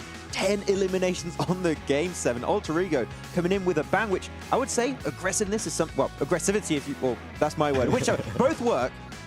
Was something that was lacking from this team back in the PMGC Grand Finals. But adding Rosemary and Potato more specifically is looking even more aggressive in these fights is exactly the change we expected. I was just so impressed the way they were able to play that edge. It was so wonderful, especially when DRS tried to push on them. By the way, DRS tried to do a very, very wide rotation, and it backfired when they ran into Alter Ego. And looking at here, which Vampire, man. 6 eliminations, and they went out in 11th place. Like, we're talking about the defending champions. They were actually in a fight. Let me take a look at my notes. Up against Reject, right? And Twisted Minds, yeah. And, funny enough, guess who saved them? Alter Ego. Guess who eliminated them? Alter Ego. It was a very nadeable mini compound. So it was the moment you knew you were going to get pushed away because of the blue zone, you had that kind of like rush factor. You had to leave ASAP. You were not going to make it out. But yeah, Vampire, still a few eliminations, short 0 placement, but that's the thing. Even a bad game for Vampire, it still results in a few points coming their way, so it's not going to allow them to fall too far behind on this first game. I gotta give a shout out as well here to Falcons, like for them to get 7 eliminations in that first match. I know it's Sanhok, but it's still a lot of limbs to put up. Dplus as well getting 6. You had Vampires we saw get 6, and Fireflux getting 5. Like, we saw some teams picking up some pretty good eliminations. And again, considering the delays we had, which is very hard to keep your mental state to kind of stay focused, I think it's kind of impressive and shows the caliber of these teams. And I think that's the main thing, right? The main thing that we've been hyping up about the main event. Every single team has that fragging power, and I think we're especially going to be seeing it in Sanhok, but I can't wait to see what's going to be happening in Erangel as well, because I think we're going to be able to see it even more, right? With the rotation, with being able to work with more space. Yeah, I mean, they didn't get voted in, right? All of these teams qualified for a reason because they can back up their spot in the main tournament with great gameplay right here. Though we had some great moments, and I mean, the DBS is still the DBS. Nothing to say too much about that one, but once again, the way they just played around this compound, the synergy from them is so good. And the Zed, once again... Your player to watch? My player to watch, for a reason, up here, top damage and maybe top eliminations. They're all pretty close to one another. Oh, actually, Icy's up there. Okay, the other pickup. But you can see the big impact that those 2 players, the ones that we're talking about, the new addition, I mean, Icy and Nerset, 4 elims, being able to back it up too. And I mean... Top, you know 0 healing for top. He's really not moving from that one compound. I mean, they barely moved. They were from boot camp, went to the hilltop northeast of boot camp, then into that trifecta road compound. It's good movements. I actually like the rotation out of them with North boot camp. They had that 2-2 split, and then they decided to move on together, which I really appreciate, especially here in Sanhok, and especially with how compact everything was. Not only that, also, the moment they moved to that hilltop, after they close up that 2-2 split, they send the Zerd into the trifecta of the road, and the moment they see Gladiators get close enough, they just instantly pull back. No, they don't want to take that fight head-to-head into the compound, which, luckily enough for them, the circle ends up going, but the execution after that was absolutely magnificent. Well, the thing was, right, Stalwart, as I think John put it, actually, they're just playing tower defense here, pretty much, right, inside the compound. But I bring it up in particular because we did see Tianba try to go for a game-winning play, and I wanted you to actually break that down for us, Max. That's actually the big standout for me in this game in particular. One weakness when you're holding on to those road trifecta compounds is you have to be relatively split to have information and to know when teams are pushing your way. The instant Tianba make it, like, I think in a 50-meter radius of the compound, they just regroup as a 2-2. I think it's Icy and the Zerd that actually regroup together, and they can just gatekeep the entirety of Tianba. Because Tianba just arrived, they can just chop mollies, utility, push it to close off the last few eliminations if needed. The communication set of it, I really have to say, it was just so on point, and that compound is not easy to defend. Actually, go ahead, and then I'll bring up my point. It's pretty much what Max was saying, this synergy and then being able to just be on the same page. If somebody is going to be pushing on them, being able to back up your teammate, and that's something that a lot of teams tend to lack. They just kind of leave that player alone by himself, and we kind of see that out of Gladiators, right? Even Nitsuna was able to tell... It's the opposite, almost. Yeah, Nitsuna was able to tell me, you know what, we're not going to send all our players in, we're going to be just sending 2, but you can see Stalwart Esports, they will send 1, and if the needs for it, they're going to be sending the other players as well. Well, you did also say, Max, though, looking at that crash again that we saw at Tianba, Gladiators could have actually crashed that as well around the same time, and that would have decimated Stalwart potentially. I was expecting it to come out from all Gladiators or Fireflux. Actually, no team was actually willing to go for that move. I think Fireflux did try to initiate something once Gladiators started to go for the push, but the defense system, well, the tower defense really, as John stated earlier in the green room, that was set up by them was just too strong that you just didn't have the time to third party, because even after they eliminate gladiators, there's still 4 players alive. Yep. Nobody goes down, so they can instantly be on the pivot, on the pivot for another fight versus Flux, and they're just an absolute force to be reckoned with. Yep. Well, we can see here some highlights from the last match as well, and honestly, it was kind of a bloodbath off the beginning. We saw Dplus KIA, Dplus KIA. Oh man, they changed the name so many times, it's a headache. Up against GK, yeah, and they were able to eliminate them pretty quickly, but I feel like we got to a point, I don't know what zone it was, I want to say like around 4, where we had like 15 teams left alive, and then you like blink and you open them again. It's a very long blink, obviously.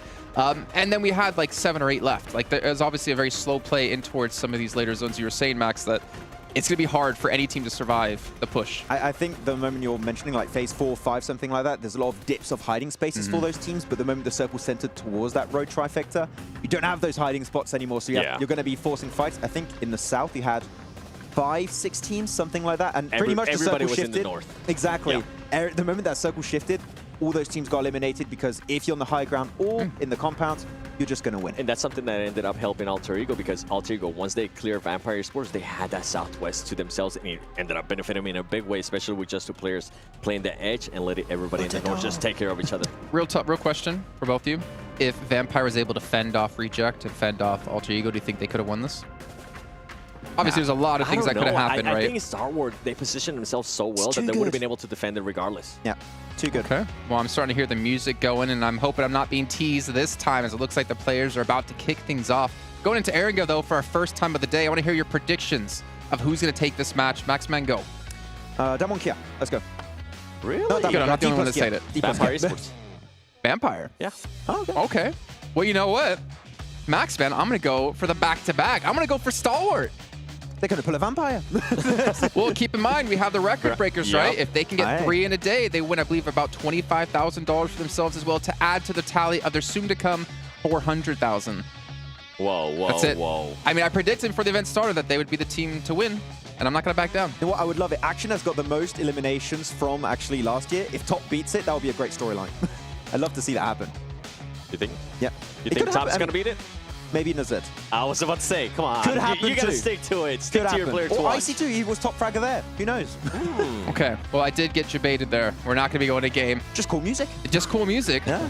But also, what we could look at, something we did have planned, Alter Ego player stats. Yes. As you see, they had 10 eliminations, right? And I actually want to see where they kind of were allocated across the roster for them, because we are going to be looking quite heavily into who's the star players for these teams. No surprise there being able to see Rosemary with the top damage, because he was the one that was able to take it. I love the hair, by the way. Yeah. I mean, the hair color buff. You know, you saw some white color hair, some red full top, and he's got the blue one. And you can see the 5 elements there at Rosemary. What I was going to say is he was the one that was able to kind of help out Vampire Esports by taking off rejects, and then they were able to move forward. And then with Potato, you got to remember, healing. At the end, for a second, we thought he was going to be able to clutch it up.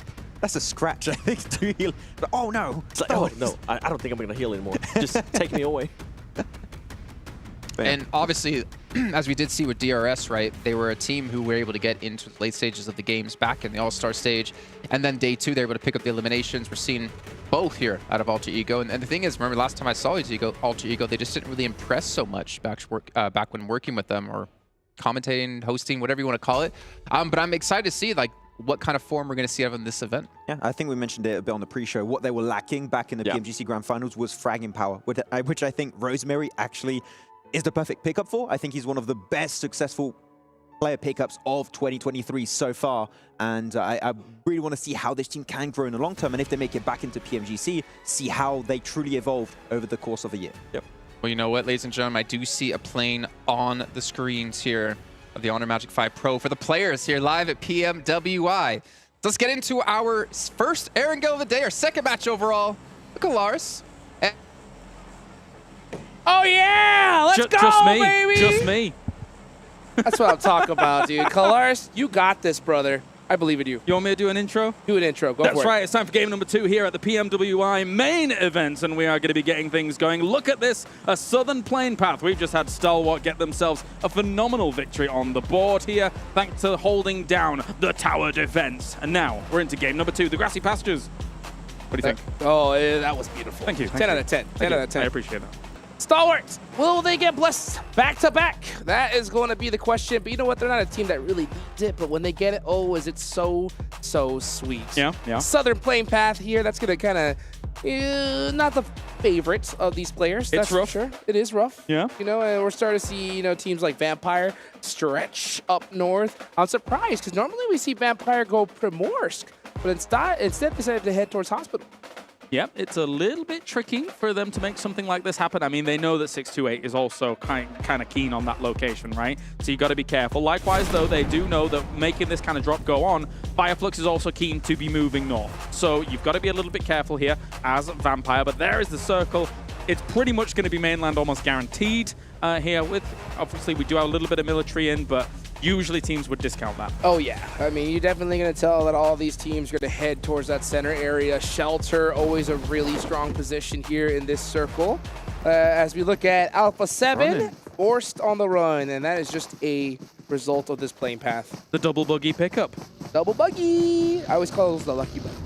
The lucky buggy pickup. That's right. As they just crash into each other. Oh. No way. Get him. Pushed over. Huiga. Goodbye. Oh, he jumped over it. What a jump. There's no way he gets away. Nice try. Nice driving there from Quan. As that first jump was sick. That was. Honestly. I mean, he hopped right over it. Quan, though, with the return. Easy elimination. And that's always the roughest part about these circles, you know?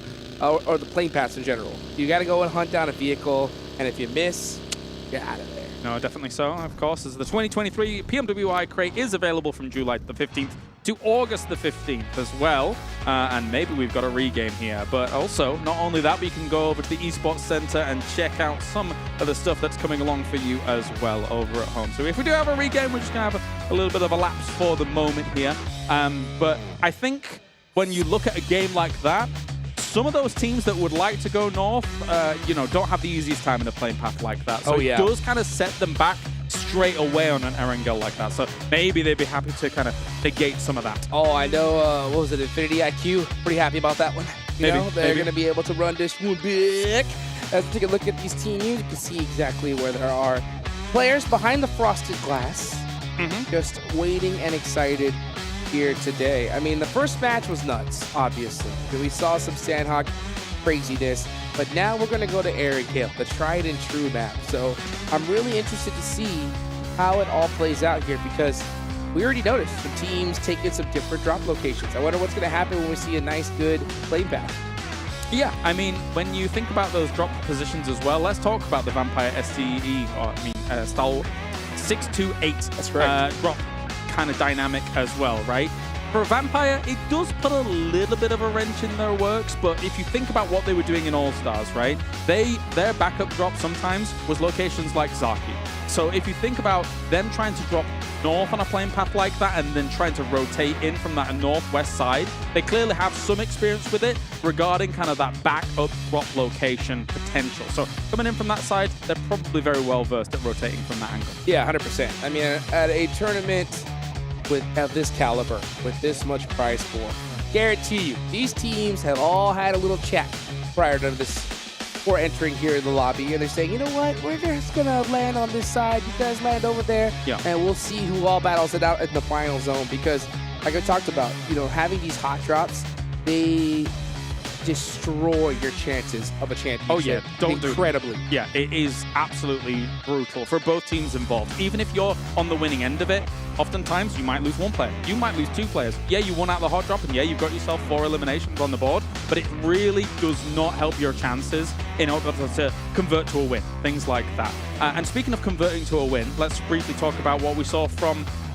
a good point that they brought up on the desk was the Tiamba win it or lose it play. Yes. I love seeing those kinds of plays because honestly, if you send, and when we saw them send into the Stalwart compound, you either win that fight and you potentially put yourself in a winning position, or you don't win it and that's like that. But it sometimes, especially on Sanhok Dukes, and you know it as well, is better than just committing to the third parties, the fourth parties of edge play, right? Yeah, I mean, you're having to roll the dice if you're just sticking to the spot where you're at. You're hoping that another team fights another, you catch a lucky third party, but they wanted to take their whole entire you know, future in their own hands. Agreed. Right? Agreed, So they said, you know what? We take this day. If we get it, we do. If we go out, we go out. But we'll find out. Let's go ahead and bring it on over to the desk to hear their thoughts on that.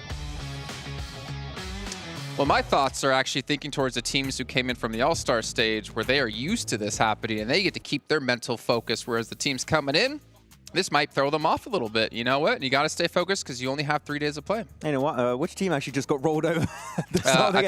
I think that was Infinity, wasn't it? Was that Infinity? It was, yeah. Good for them. Yeah. They're like, start. yes, Yes, saved. another chance.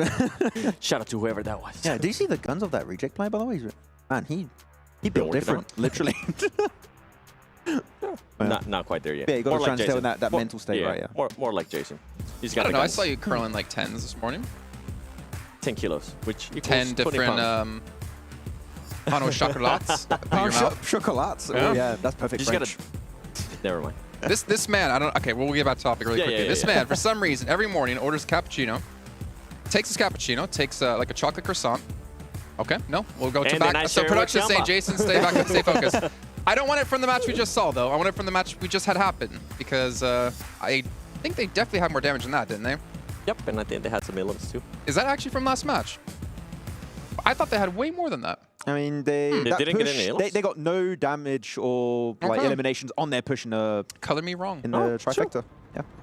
So I think this is accurate. They actually got just the 1 placement point then. Yeah. Also. Okay.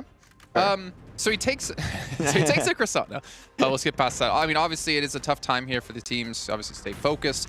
I'm trying to think of any teams in particular that we kind of looked at in the last match. I mean, if you think about the PEL teams coming through, we didn't see too much about it in the first match. However, I'm very conditioned to see PEL teams come in with Nova. And it's just like, first day is not a big deal. Day 2 and day 3 is where they really come out the gates. I think the Sanhok is not very telling of what we can expect from them. I'm going to wait maybe for an Erangel or to a Miramar, especially see how they're going to be adapting to the lobby. I think after one Sanhok like that, it's a bit too soon. I want to have a little bit more time. They're actually bringing up one topic for Sanhok in particular and see how that's going to devolve in the next day and next 2 days actually of the main tournament is are we going to see that hot drop happening in bootcamp that we saw of GK taking that fight versus Dplus KIA. Dplus KIA completely dominated it, but in Paradise.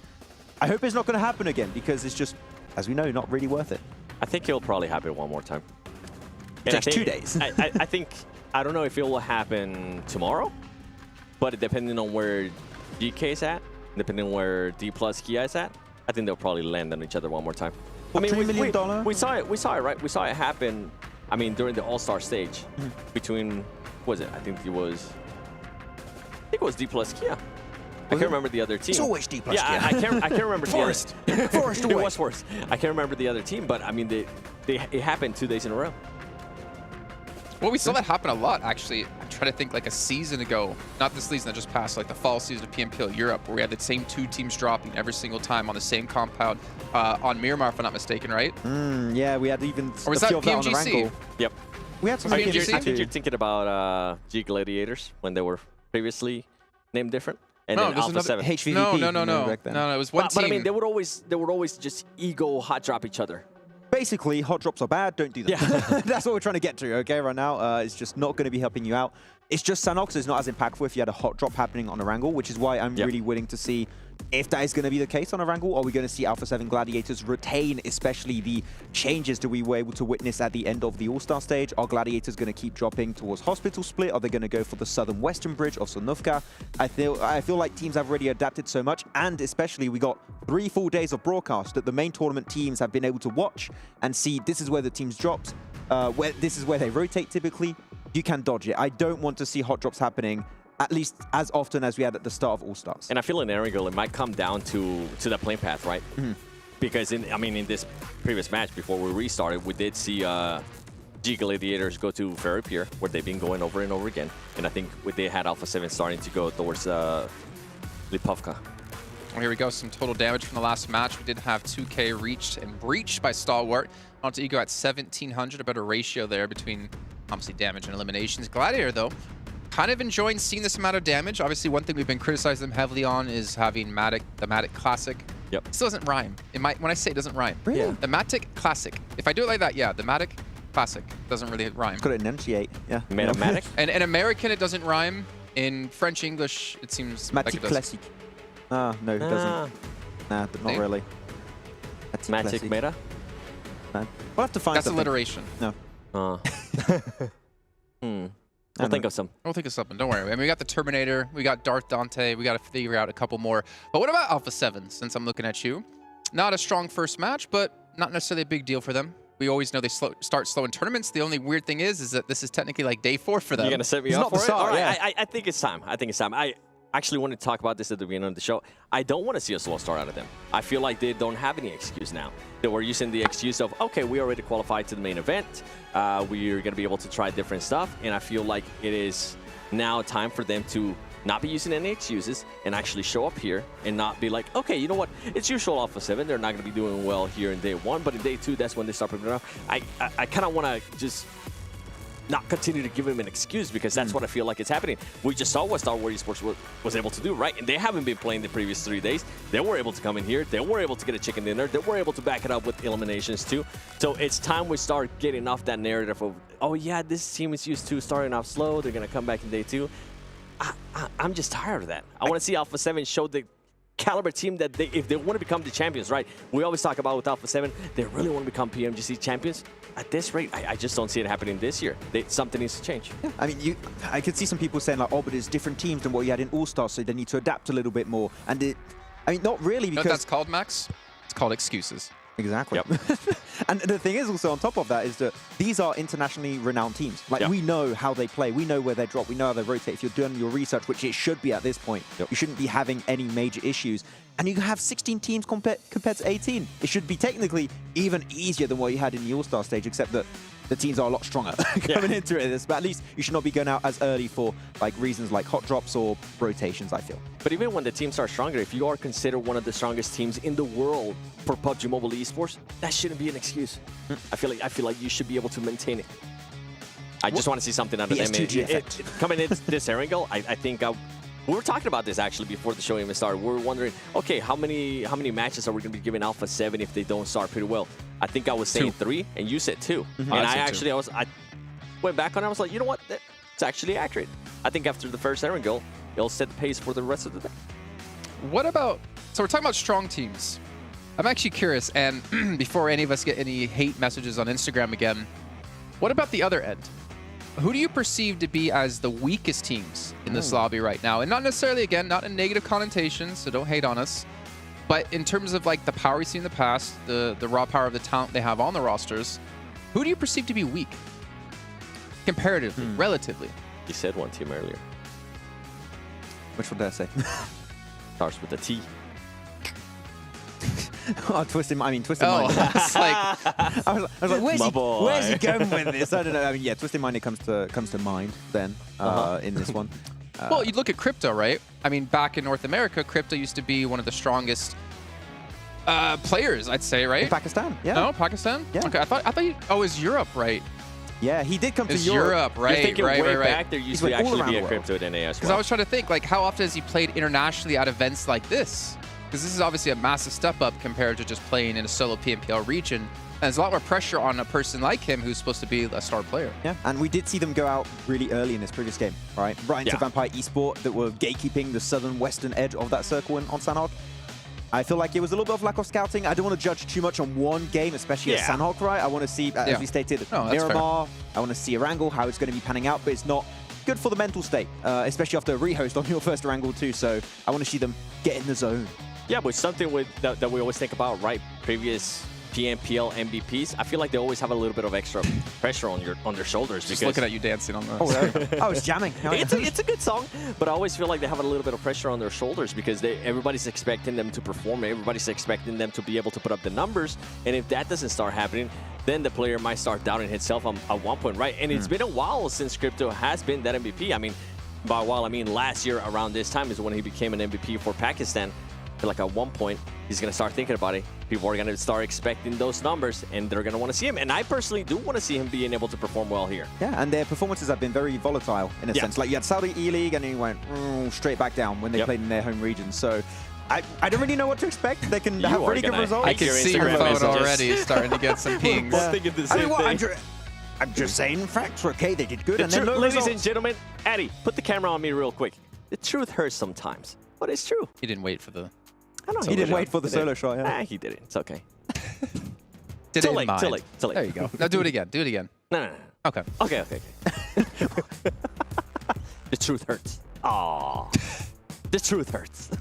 We got it 3 times. Thank you. We got there eventually, Third right? time's the charm. What about Falcons, man? Honestly, when I start talking about weak teams, to me, Falcons was one of those teams that I had in my mind.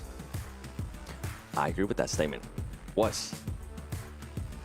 Do you have Would you elaborate? something else? Yeah. No. I was just enjoying the laughter in the background.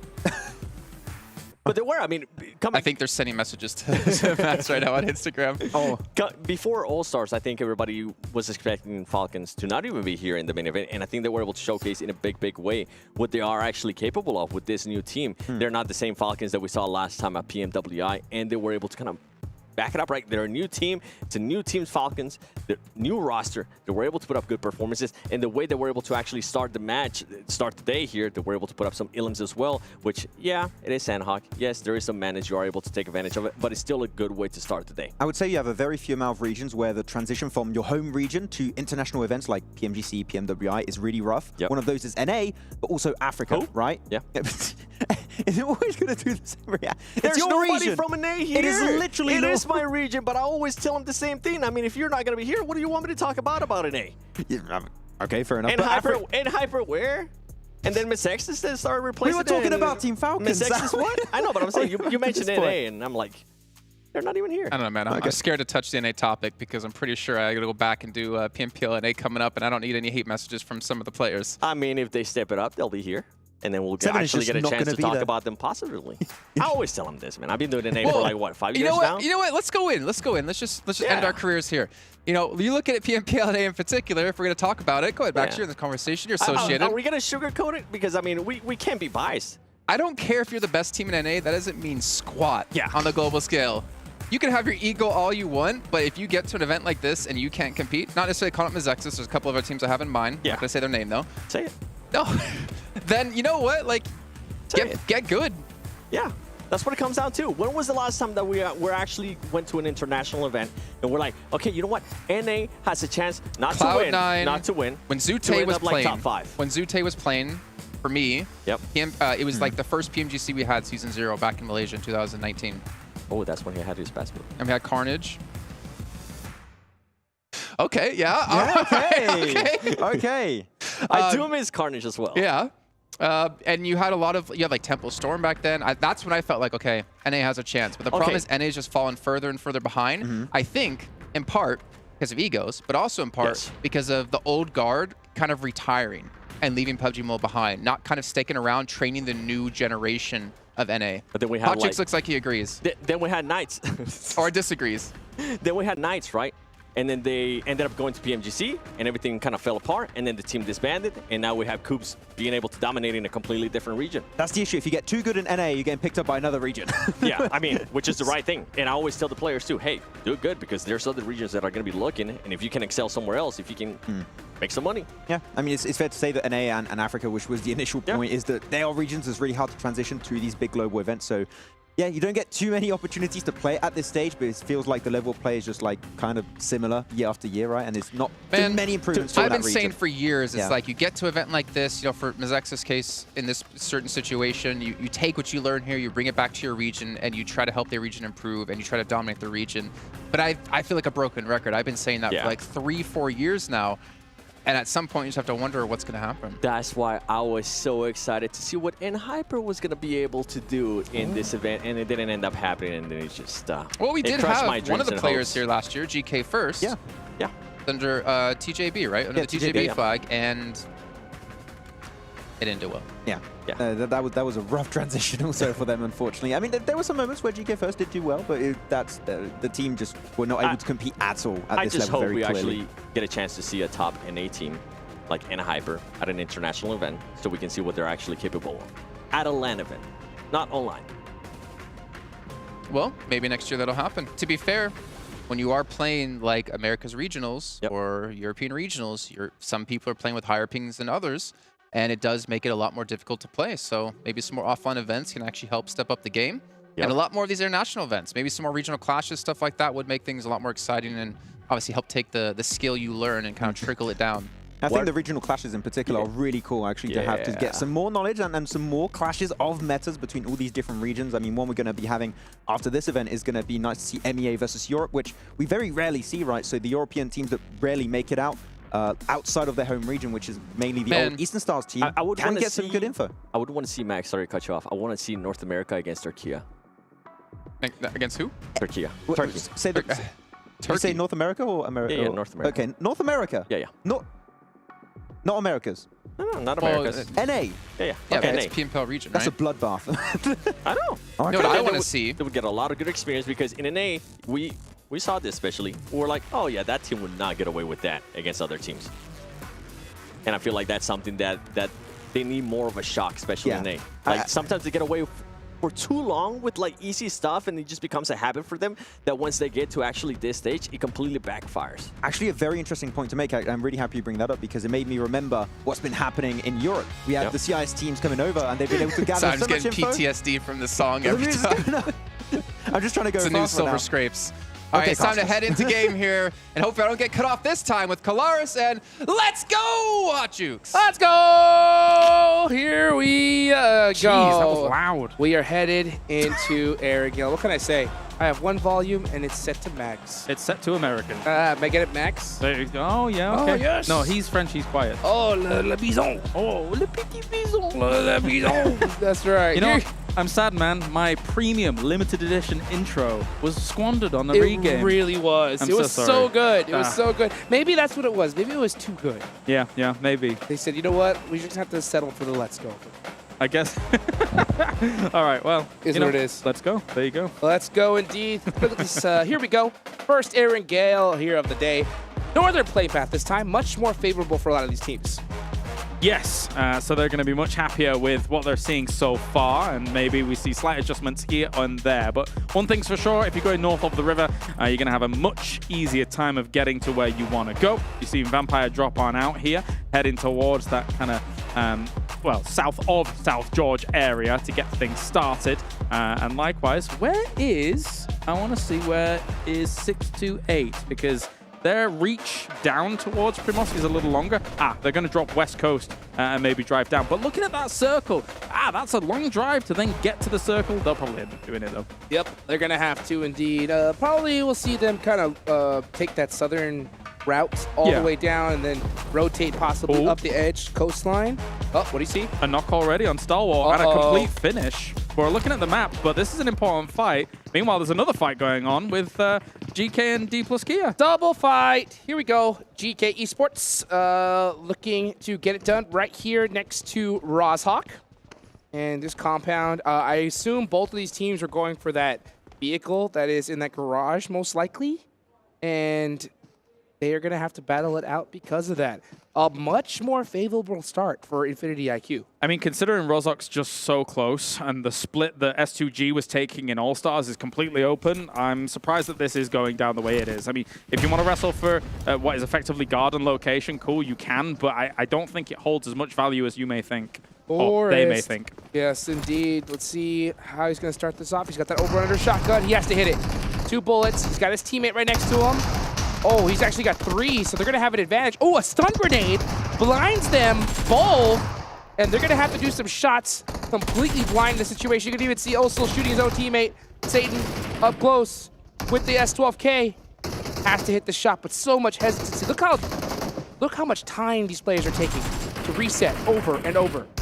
Ragnar holding the angle here. A big jump shot coming in as well as Haith is going to try and get this going alongside the S12K. 3 down. Satan has to make a miracle play happen here. They know where he is. They're going to prioritize him instead of going for those flushes and trying to pump him out with the pumpy. As Satan goes for a jump shot against it, but I don't think it's going to work on out. There's no way he wins this, surely. He hit him too, but he's down to 1 HP. Gets it done after all. Gonna go ahead and go for that pump shotgun. Can Satan pull off another miracle play for the first time here in this tournament? He's gonna get a double most likely. He's low. 1 more shot. Missed it again. How is he missing all these shots? Oh, that had to hurt. That did. There was very little opportunity there for them to salvage that, and they will be going down. 7 points from the previous game, nothing for this one. Stalwart is bailing, as they got caught very early. Here it was a run over here as Infinity IQ were able to finish off top. That's got to hurt. Hey, Infinity IQ getting a little bit of revenge, right? We saw a run over happen to them, but now they're the ones doing the run over. So that's going to be not the best start for Stalwart Esports, especially considering they're coming off of a chicken dinner. But, you know, we have a nice northern circle, very, very typical. Teams are taking a little bit of time to get looted up here. Yeah, and speaking of getting looted up, this is actually Stalwart looking for somewhere that they could potentially call home in this circle. They dropped, they knew that they had someone be run over, and the trash loot that they had around or west of that shelter area was not enough. Now they're rotating south away from the circle, knowing that farms taken, Milta's taken, any trash loot would be kind of not very wise. They're coming down here to Novo for a better loot secure. There is a world where they could take a boat from here and enter far north, but that's a quite ridiculous call. If they did it, it would be insane. They might just probably drive back up. Oh, I want to live in that dimension, though. Yeah, I'll tell you that right now, where that happens. It's next level plays, but I don't think they're going to do it. I've seen it before, though. The thickest of botates. Yeah, and this, yeah. if honestly, if it's going to happen, this is the zone for it to happen on. Because to be honest with you, I mean, yeah, they are having to go all the way down to Novo to loot up. Yeah. And it's going to be difficult to push up the circle. But we'll see how fast they're able to get that loot and go, only with 3 players on the board. First game in the books. First day is so important in this tournament because we've seen it happen. We saw it just there in the All-Star stage. Towards the last day, the last game, there's so many teams that have nothing to lose. So you do not want to put yourself in a situation where you're needing points in the last game. No, absolutely not. I mean, we saw as close as, you know, Aegon I8, for example, in the All-Stars. You, towards the later stages of it, got a 32-point game and still weren't able to get here, right? So you want to really hit the floor running for this, as with a circle like this as well, with the rotations we were talking about earlier, whilst we're seeing all these teams jostle for position, the rejects and Tiamba are also not exactly afraid of doing some kind of bridge camp, especially on a circle like this, against a team that would normally drop down the military or something like that, with DRS eventually moving down here. So they'd be anticipating that team coming over, not necessarily a Stalwart. I wouldn't be surprised if we do see that bridge camp, but man, you just, those are a dagger to the heart hearing that, because just seeing those RI8 players after a 30-point chicken dinner. 32. Yeah, 32 points, just with their hands on their head saying, why didn't we just start playing like this earlier? Oh, sorry, you're on about R8, 30 points in the last game. Yes. Yes. Sorry, I'm thinking about so many big games, which were so impactful, so close, but not getting them on. Sorry, I apologize. Yeah, it was absolute insanity here. But you know what? We're here in the main stage. A lot of teams looking to pick up a big chunk of all that cheddar, that big prize pool that we have here. $2 million at stake, literally doubled it here for this tournament. We can still get Fireflux, looking to possibly go for some vehicles, looking to use that 4-car strat. You know, everybody just taking it kind of easy right now, just trying to get looted up, getting ready for the next circle. Yeah, you can play this circle slow because of the differences that exist in the circle, right?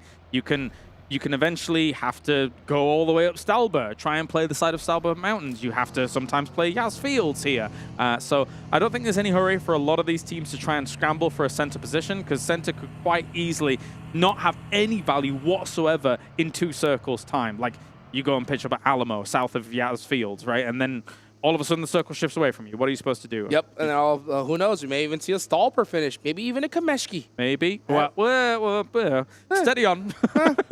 That would Let's be not get too interesting. wild. Yeah, let's not get too crazy here. Let's take a look here at the bottom. We can see GK Esports completely focused right now, laser focused after their rough start in Sanhok. Yes. So now they have have a great start. Yeah, 4 eliminations on the Dplus KIA, and it was a very well fought. I love seeing battles at this stage because they're so patient. Even though they have a couple players knocked, you don't see any kind of crazy sends. No, they'll reset 3, 4, 5, 6 times if they have to. And we're going to see a difference in the next game, right? I doubt we're going to see that compound fight again from Dplus KIA going up against GK and the next Erangel and dead center. Wow. Okay, so a lot of priority compounds. Where are we going? I'm thinking to myself, southwest of Yasnaya Polyana. Already we're seeing Fireflux there. They're going to be taking up some of those locations. GK is in the area as well. All of this is about to get very hectic because it's quite flat terrain. Oh, yes, it is. Tianba trying to get a rotation on, but Twisted Minds is waiting for them. They were right next to him, and you can see as Dami does go down, Tianba do have one knocked in the process. Crypto, monster player, trying to get some sight lines here as Ren's backing it up, looking to rotate away from this. Currently sat over at Alamo's Twisted Minds as Easy and Crypto going to lock this down, looking each and every way. Some big names on Twisted Minds, big expectations from the fans to see the guys like Crypto be able to perform here on the international stage. Tianba just finds themselves in this position where they're just covering themselves with smokes for the moment. They do know that Alamo was taken thanks to the shots that they could hear over there. They did get an elimination onto Twisted Minds, so they are big chilling right now. Getting a nice little reset for themselves. Taking a look at Reject Tokyo. We saw them a little bit earlier, but now we got eyes on to 628. Oh, there they are now. They were the first team to really get eliminated in that Sanhok match. Just got picked apart little by little, so they really need a good bounce back game here. Yeah, and just to play your next game a little bit more slow, get some kind of change your mental state about it, and if you're playing slow, surviving into some of the later stages of the game, you can be okay indeed.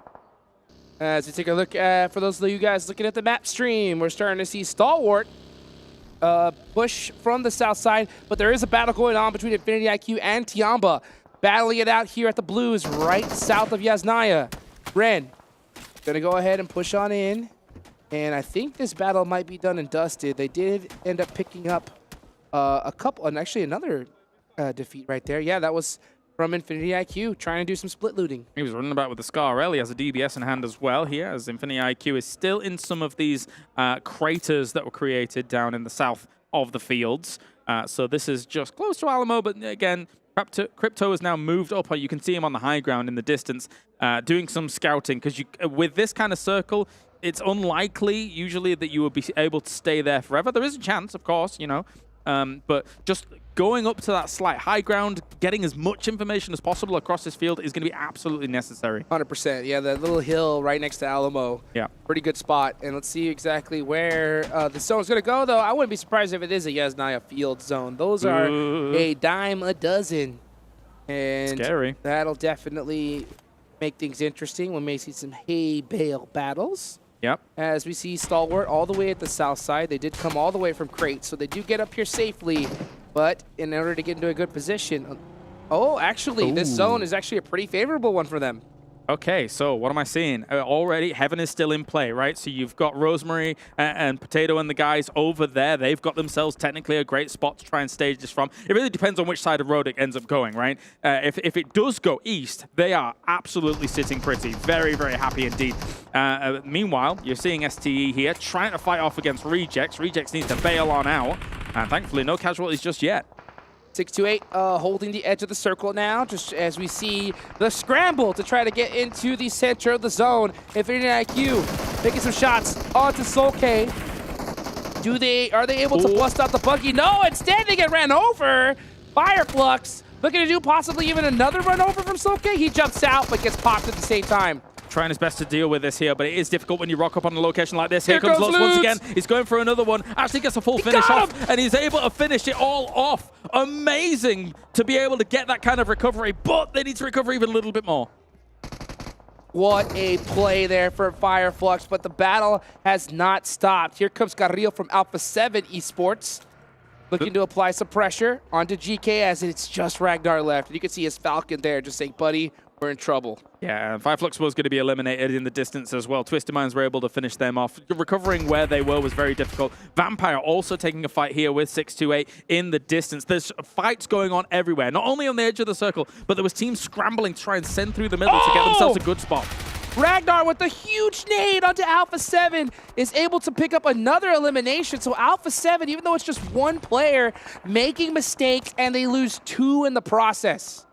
Definitely. Ragnar just going to pop some stims to get going. Carrillo still alive. Sees 628 in the distance here, trying to rotate on around him. But another nade, not able to get too much done. Thank anything for the background. You know exactly where he is, and unfortunately, they're not able to thread the needle and get any utility in there. So Ragnar is going to hold that down. I'm surprised to see so much hesitancy from Alpha7. I don't think they want to walk outside right now. I think they feel like they're surrounded. But, man, losing 2 players like that is going to hurt. Let's see what TQ is going to do here from Team Falcons. Looking for some sight lines. He did spot something, so he's going to throw a pretty blind nade here. I think he figures that they could be behind the rock, but now after seeing that vehicle, he knows exactly where to throw it. Is it going to hit? Ooh, just a little off the mark. Smoke's going to be a dead giveaway as well. That's why they throw them ahead and then run behind them and trying to bail from all of this. Goes for a spray, but realizes that they're just gone and will have to try and relocate himself. That was really close there for Stalwart. Very unfortunate for them to be able to get away from that alive without losing another member. As where are we of going? course, they did lose top early. Yeah, where are we going indeed? Where's that zone going? Nice hard shift again. So this zone is just hugging the edges every single time. Ping-ponging around. That brings Heaven out of the equation, actually, here. So Alter Ego are going to have to leave from there. And actually, I mean, for the rest of the lobby, this is absolutely great. Because if you have to deal with a team in Heaven, it acts like an absolute watchtower across the rest of the area. So there's going to be some teams wiping the sweat off their brow. Oh, I kind of wanted to see some vehicles just YOLO send it up, see some jump out crazy plays there. But yeah, we're not going to see that. Land on the roof. Yeah, we're not going to see that now. But for now, we're going to see some teams looking for all the best spots here in this next zone. Only a couple of buildings left. A lot of hills areas here. Let's see that nade one more time from Ragnar. Big. Oh my gosh. Very well done. Instant finish with that Bison. Lippy Bison. Lovely. 628. Oh, that's another player from Alpha7, so it's just Carrillo up left.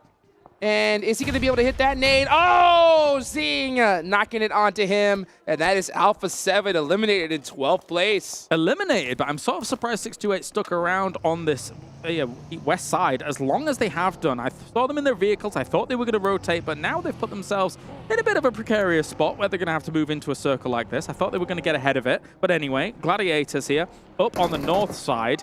Box is just taking pot shots at them whenever they can. Whenever they come across this hill, they have to go past them. So somehow they have to figure out and solve the puzzle that Box is presenting them. And we'll see if that puzzle is going to be complete or not. You can see McHugh trying to figure out the puzzle of how to get out of here alive, and he does find the right piece. Gets in the vehicle with Kitsune. Meanwhile, 628 full sending it on a DRS. Maybe for some reason they thought that this was open. It is closed for business. The rest of 628 have no choice, I think, but to send it in that location. But instead, gonna just take this little hillside. They have to edge in some way. Oh, this is a blind rotation. It is not looking good for 628. The lateness of this makes it very, very difficult, although Killer is all on his lonesome, just ahead of the pack here. So maybe they weren't really expecting that. Spray's going to come in, tries to get in. They might have even got a wheel on that, but likewise, they're going to return fire, take him out. The rest of DRS not here to be able to support it. Kind of a misplay there from Killer. Do you think he was just kind of holding that position, waiting for his team to get there? Trying to, as an anchor point here and not expecting 628 to really move in. If he's got an anchor position there and the rest of them rendezvous faster, it's a great spot. But, just a little bit too slow on the uptake. Yeah, a little bit of mistiming. It's crazy how much that could cost you. For all we know, for sure, that could have costed a few $100,000. Crazy to think about in the future. But you know what? That's what it comes down to. Let's take a look here at Reject Tokyo.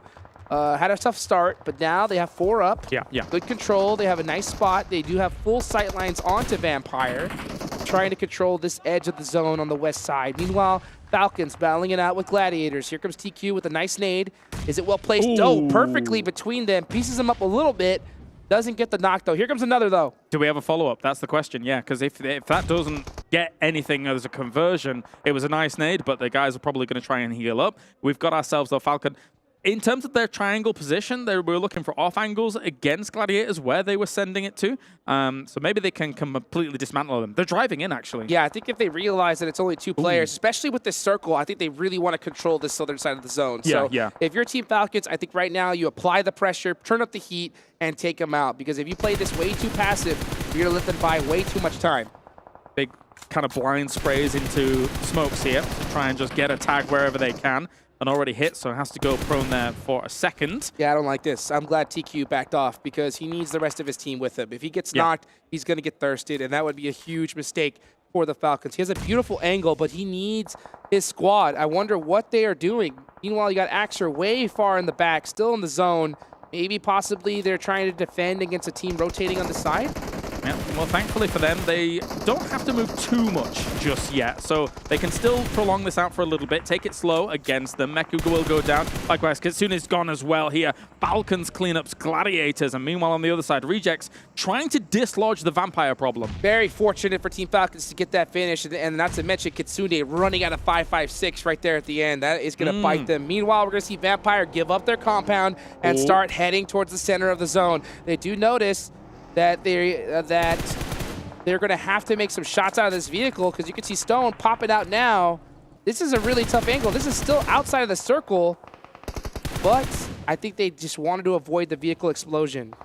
Yeah, if this doesn't stalemate out, Vampire might get really desperate and try and send it over the road, which, by the way, they don't really have much information about, and then run straight into the jaws of Falcon. So you've got a choice. You can either try and win this gunfight quickly and then move in up against it and then try and take that lip underneath DRS, or big send without much info. Maybe with some buggies, too. Clear out the smokes. You got the buggy, you got the vehicle power. Meanwhile, though, Jing does clutch it up with a DBS. Ravenclaw is knocked. They want to be able to support their player. They don't want to lose anybody right now.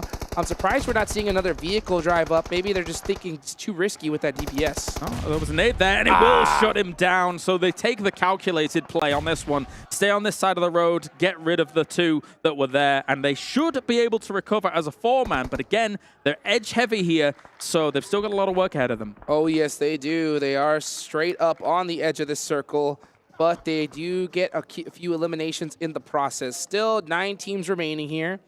As we take a look at Twisted Minds, possibly trying to get a nade onto Yante. He knows exactly where he is. I think Easy's going to probably hit this eventually, though. Bear in mind, teams here that have been able to leapfrog ahead of Twisted Minds have had the opportunity to do so at the behest of Twisted Minds, because they've had Alamo for so long. Not bad at all, but they need to get rid of these teams that have leapfrogged ahead of them. They should have shot at them as they came in, and I think that probably did occur, but they weren't successful to get rid of them, basically. That's one of the hardest things here at this stage, is you have to decide, do we leave our compound and take these players out as fast as possible? And sometimes you're just so comfortable where you're at, where you just kind of want to survive for a little while longer. And I can't blame them, because if you go too early, you open up the chance of a team third-partying you. So Twisted Minds trying to play this very safe.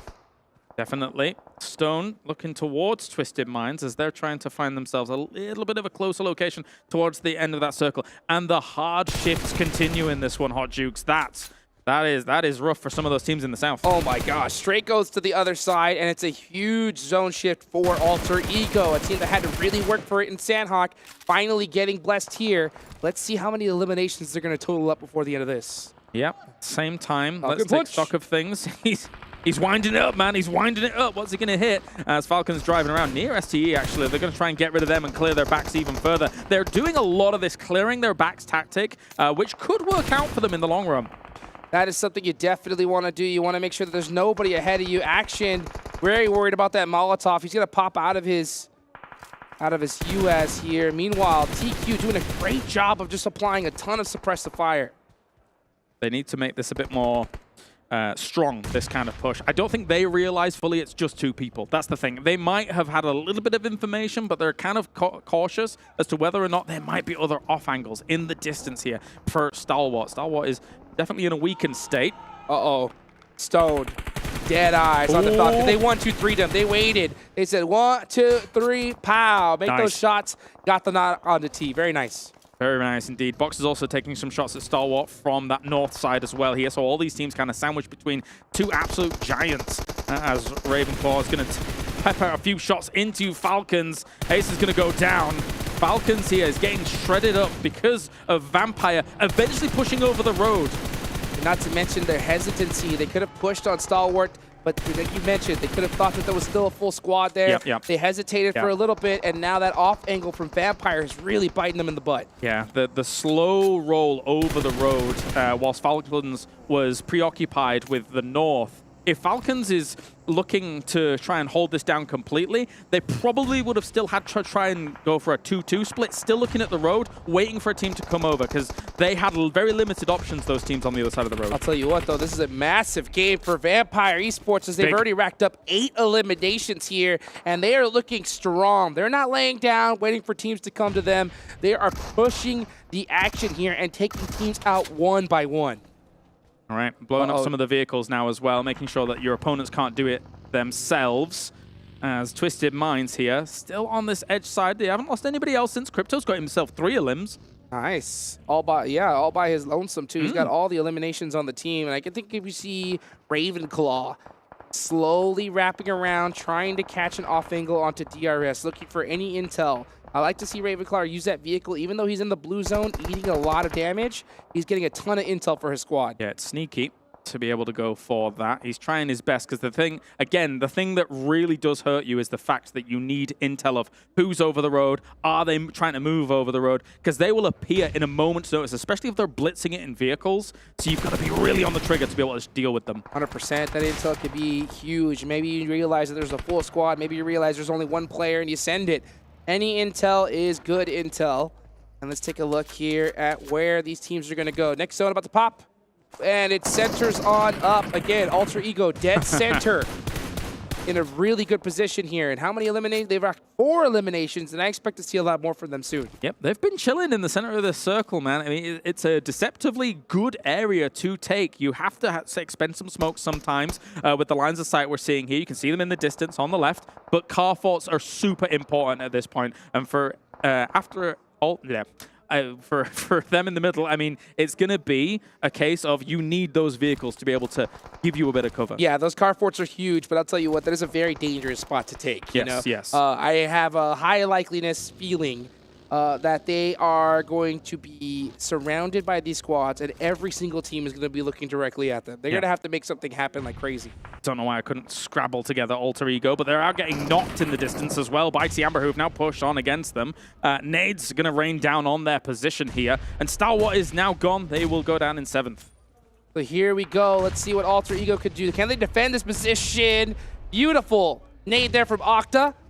Onto Tiamba, over with 1 HP, but he's going to go ahead and throw over a nade right on top of them. Meanwhile, we're going to see Ren with the drive in. He's got the DBS locked and loaded. It is a 2v1 situation, but that smokes. Ooh. Oh, it did eliminate those sight lines, but man, Alter Ego, they are on it when it comes to their gun skill. It was a good fight back, especially since the position they're in is quite nadeable. So, I mean, that could be another opportunity here for someone like Twisted Minds if they have the resources, but I don't think they do. They've already been through a lot of combat here throughout this game, as on the opposite side, Vampire versus Box might be the brewing conflict that was on the way. Rolkiss, very familiar name. You can see him right there on the edge, looking to make things happen. Ravenclaw, the entire team of Vampires up, and now they're applying pressure on the Box. This team is doing a great job of just eliminating squads on this edge lane. That's 10 eliminations, double digits, the most we've seen so far, and they're not done yet. Yeah, this feels like All-Stars Vampire right now, especially for that day 1 that we saw for them in the All-Stars. Really good usage of smokes. They've been rolling from fight to fight, so they've been able to steal some utility from their opponents as well. If they deal with Box, they might have this in the bag. I think so. It's totally possible. I mean, especially with how they're playing. There's something about getting into the action early on. Your reflexes are just that extra quarter second quicker than those teams that have just been waiting for the fight to come to them. Box losing 1 player. Meanwhile, we're seeing a lot of snake play happen, and that is because there is just no cover in this zone. Yeah, it is all open field, baby. It is a very difficult location to play. You can see so much prone gaming going on right now. Oh, yeah. Because what are you supposed to do? What are you supposed to do? If you do not have a great vehicle fort, if you don't have some rocks here or there, this dip obviously is fantastic, but you can see how many have tried to crash in, cause some problems here. We're seeing those body boxes down there. I think Twisted Minds doesn't have any nades to be able to kind of punish them in that spot. Nope, tons of utility being expended just to get here in the first place, so I'm not surprised to see that happen. And Alter Ego, yeah, they do have that dip, but like you mentioned, they had to lose 2 players in the process. It's not one of those circles where you can just stand up and shoot everybody. You have to just survive because everybody is looking towards that center position. You can see Twisted Minds looking in this direction, Box on the other side. Vampire, I wonder if they are going to clean out this right side and focus on Box first rather than center circle. Okay, so Crypto had one nade. He actually was waiting, holding it. Oh! No! He was on the other side of the vehicle. Octa saved with a scrap of life there. Double molly. If they get whiff of exactly where they're, but Crypto's creeping up, man. Crypto is creeping up, and I don't think Alter Ego has an idea where he is.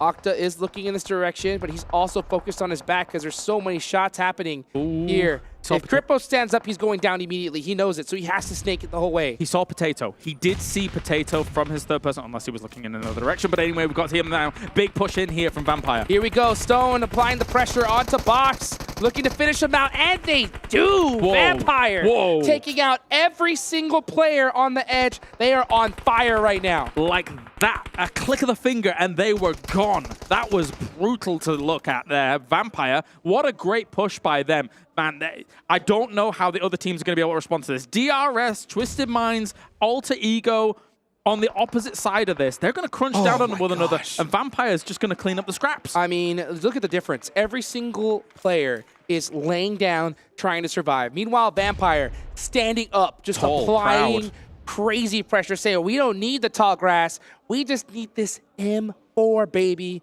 Tony K forwarding on in. Gante does get knocked, though. Maybe a double knock is tough, but Ravenclaw does pick him up in the meantime, and that is DRS out, so now it is down to a 2v2. Maybe too bold, though. Who knows? Because losing those two players really takes away a lot of your advantage. Going to try and get Schweppes up here, but they do have some nades in hand. If they're in nade range, this could be deadly here for Vampire. The circle's pushing them. They have to move away from this rock before Alter Ego has to move themselves. Octa applying the pressure. He's holding it. He hold the angle. Hold the angle. Just keep on that suppressive fire. Let Papa Blue do the work for you. And this should be an easy dub for Alter Ego. No Meanwhile, way. Vampire going out at the end of it. A brilliant performance for them regardless. And honestly, that was one zone where you got blessed. That was not easy to win. No, definitely not. The Tiamba push was scary there for Alter Ego, but they were able to persevere through the oppression that was coming their way in a lot of this. And again, you've got to be really steadfast about holding on to your utility. I keep repeating it, man, but when it comes to a zone like that, and Vampire getting so eager about their advantage that they had, that was the end of them there. Tony K going down on that angle, Vampire was too confident in that one, man. I think they tried to do a little bit of a heat check situation, right? They were like, hey, you know what? I'm going to stand up. I'm unstoppable. And then Ravenclaw just runs, gets bodied, and then all of a sudden it's like, oh, no, we're in big trouble here. And yeah, if they would have played it a little slower, they would have possibly won the game. But you know what? That is Vampire Esports. That's what got them here in the first place. Yep. Guys, a lot more action right ahead of you guys. Don't go nowhere. We'll be right back.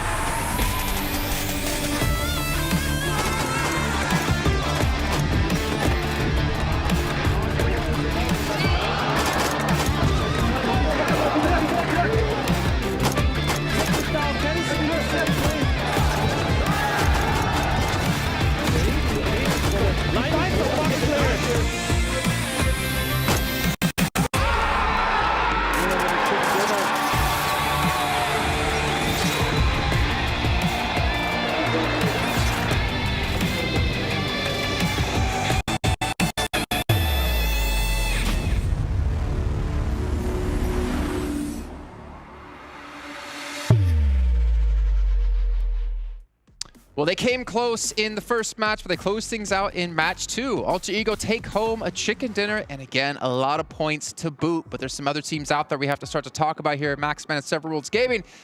Well, other teams, it's pretty much just the same team yet again. Vampire, man, able to put in some serious work there, sweeping up the edge of the zone, while Alter Ego instead were cleaning up the center of the zone. And those two teams in tandem taking home a lot of points. Yeah, and that nade from Tony K, especially round to 6-8, that was such a good play when they were trying to rotate around the southern western edge, and then they transitioned onto Falcon, a really good third party.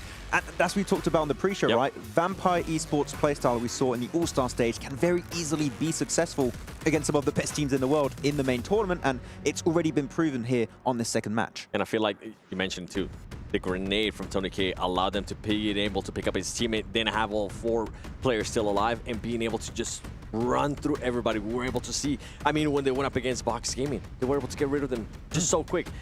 Close my eyes, open them again, Max, and they were gone. Pretty much, they just disappeared, poof, and they're gone. Actually, I'm surprised Alter Ego did not die to nades, though, because there were so many teams close to them. Their position is so nadeable, but there's so many cards you can somewhat dodge that. How many cards were there? Like 6, 7? Jason asked me this, but I can't say it on camera. There was way too many. There were 7 cars on brand. 7. Yeah, nice. I'm surprised you missed out on that, actually, because I instantly caught on. Why am I hoping you can stay on brand? You will. Nice.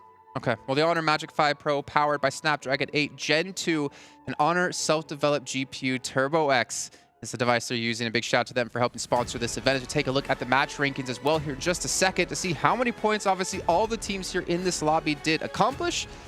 And look at that, Vampire actually coming out ahead with 22. Now are we surprised? I'm like, are we surprised with that one? Because they were just going through everybody. Look at the point difference, though. 22, 21, 8. It is very top-heavy. I think it's fair to say that Alter Ego and Vampire Esports setting a standard here for the very first Erangel. But Alter Ego, too, we're talking about how they wrapped up this game. We've got to talk about how they approached the early game, playing from heavens. If the circle went there, it was, I think, a possibility, again, for them to get the chicken dinner in case of an Eastern shift. So they were really making sure they were setting themselves up for success, because that position, heaven, impossible to breach in later stages. Yep, and with GK too, we saw once again getting into an early fight with Dplus KIA. That is the second time. That is back-to-back matches that they've been able to do that. And something that I wanted to mention too, we saw that in the top 3, it was DRS. Even though they didn't have those crazy elims, I feel like they're just gathering information right now. This is what I was talking about. I feel like we're going to be seeing a DRS from day 1 All-Stars. That's exactly what they're going to be mimicking here today. And tomorrow, day 2, is when we're going to start seeing the firepower out of them. I'm surprised. How did they not see Giante when you had Vampire trying to cross the road? If Vampire don't lose that player and they're able to get the road cross, pretty much they have 2 angles onto Alter Ego. They win the game. But Giante just got that little surprise factor that was a bit too much to deal with at the time. Well, as we take a look at, obviously, Alter Ego taking home the bacon here, I guess the chicken, let's actually take a look at their player stats when we can to get an idea of who was really standing out for the team, because we saw Potato do some serious work in the first match, obviously, the last man alive for his team, obviously able to close out the game. But we need to get an idea of, like, where are the stars? Where's the fragging power coming from? And we saw Rosemary as well, able to put up the big numbers, but this time it's Octa, the 1250 damage. Yeah, what's the transition from damage into eliminations I really want to see? Going to be 9 on this load. That is a great conversion right there. Woo. I mean, most eliminations on the entire main tournament. He could be getting up there. He could try and beat top.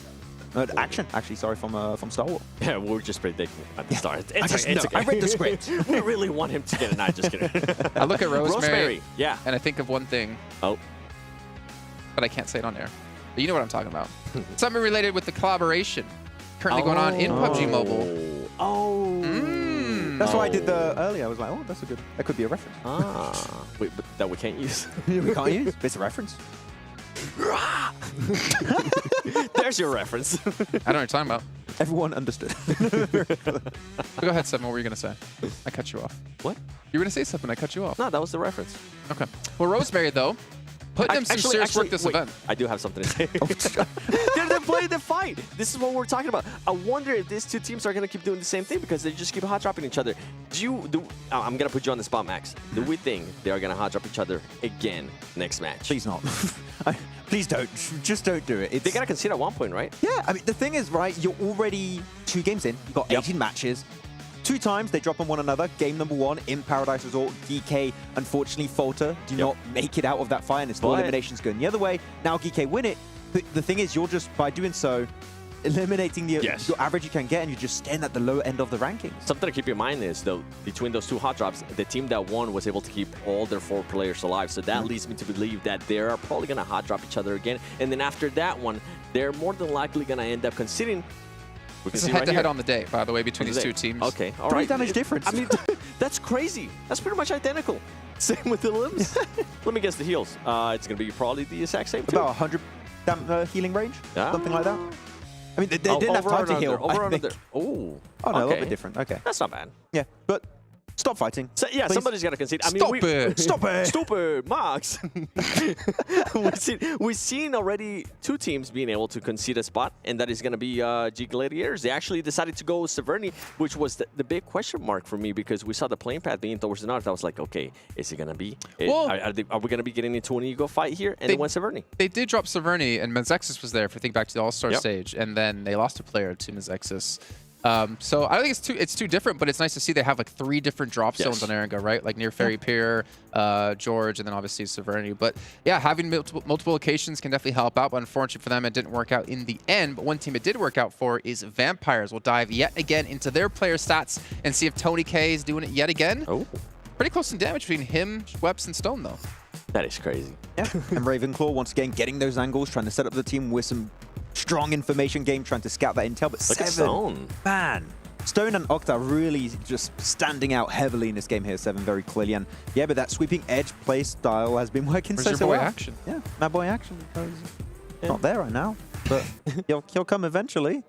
He was so proud to see Stalwart in the first game. Yeah. Well, there'll be more. There'll be more. Yeah. He was like, we're going to tap. He's like, no, leave my boys alone. Please, let them win. No. Are you wearing the jersey under? We'll have to see later. Maybe I do. Okay. You're Max, you realize you're doing something that can only like hurt you because either you have to prove it or you don't prove it. I'm not going to prove it.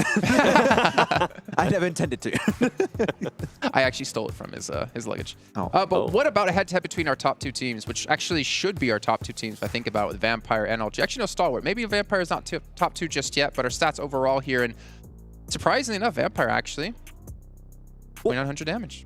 Which is interesting, right? Because Alter Ego, with the position that they had in this last Erangel, being on Heaven, the way they were able to actually position themselves was so impressive to me that I'm actually surprised that they don't have a lot more damage than that.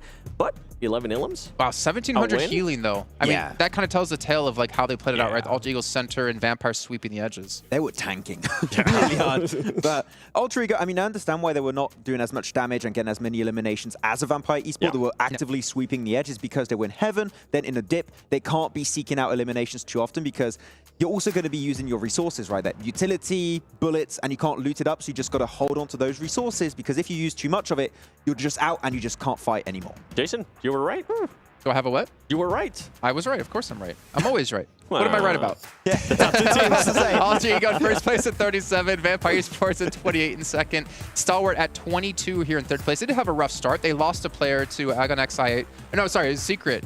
No, Secret. Where did that come from? Infinity IQ. I'll get there eventually. The funny thing was, Infinity IQ had a player run over in the initial make, and then the remake, Stalwart lose a player to the run over, and it was done by Infinity.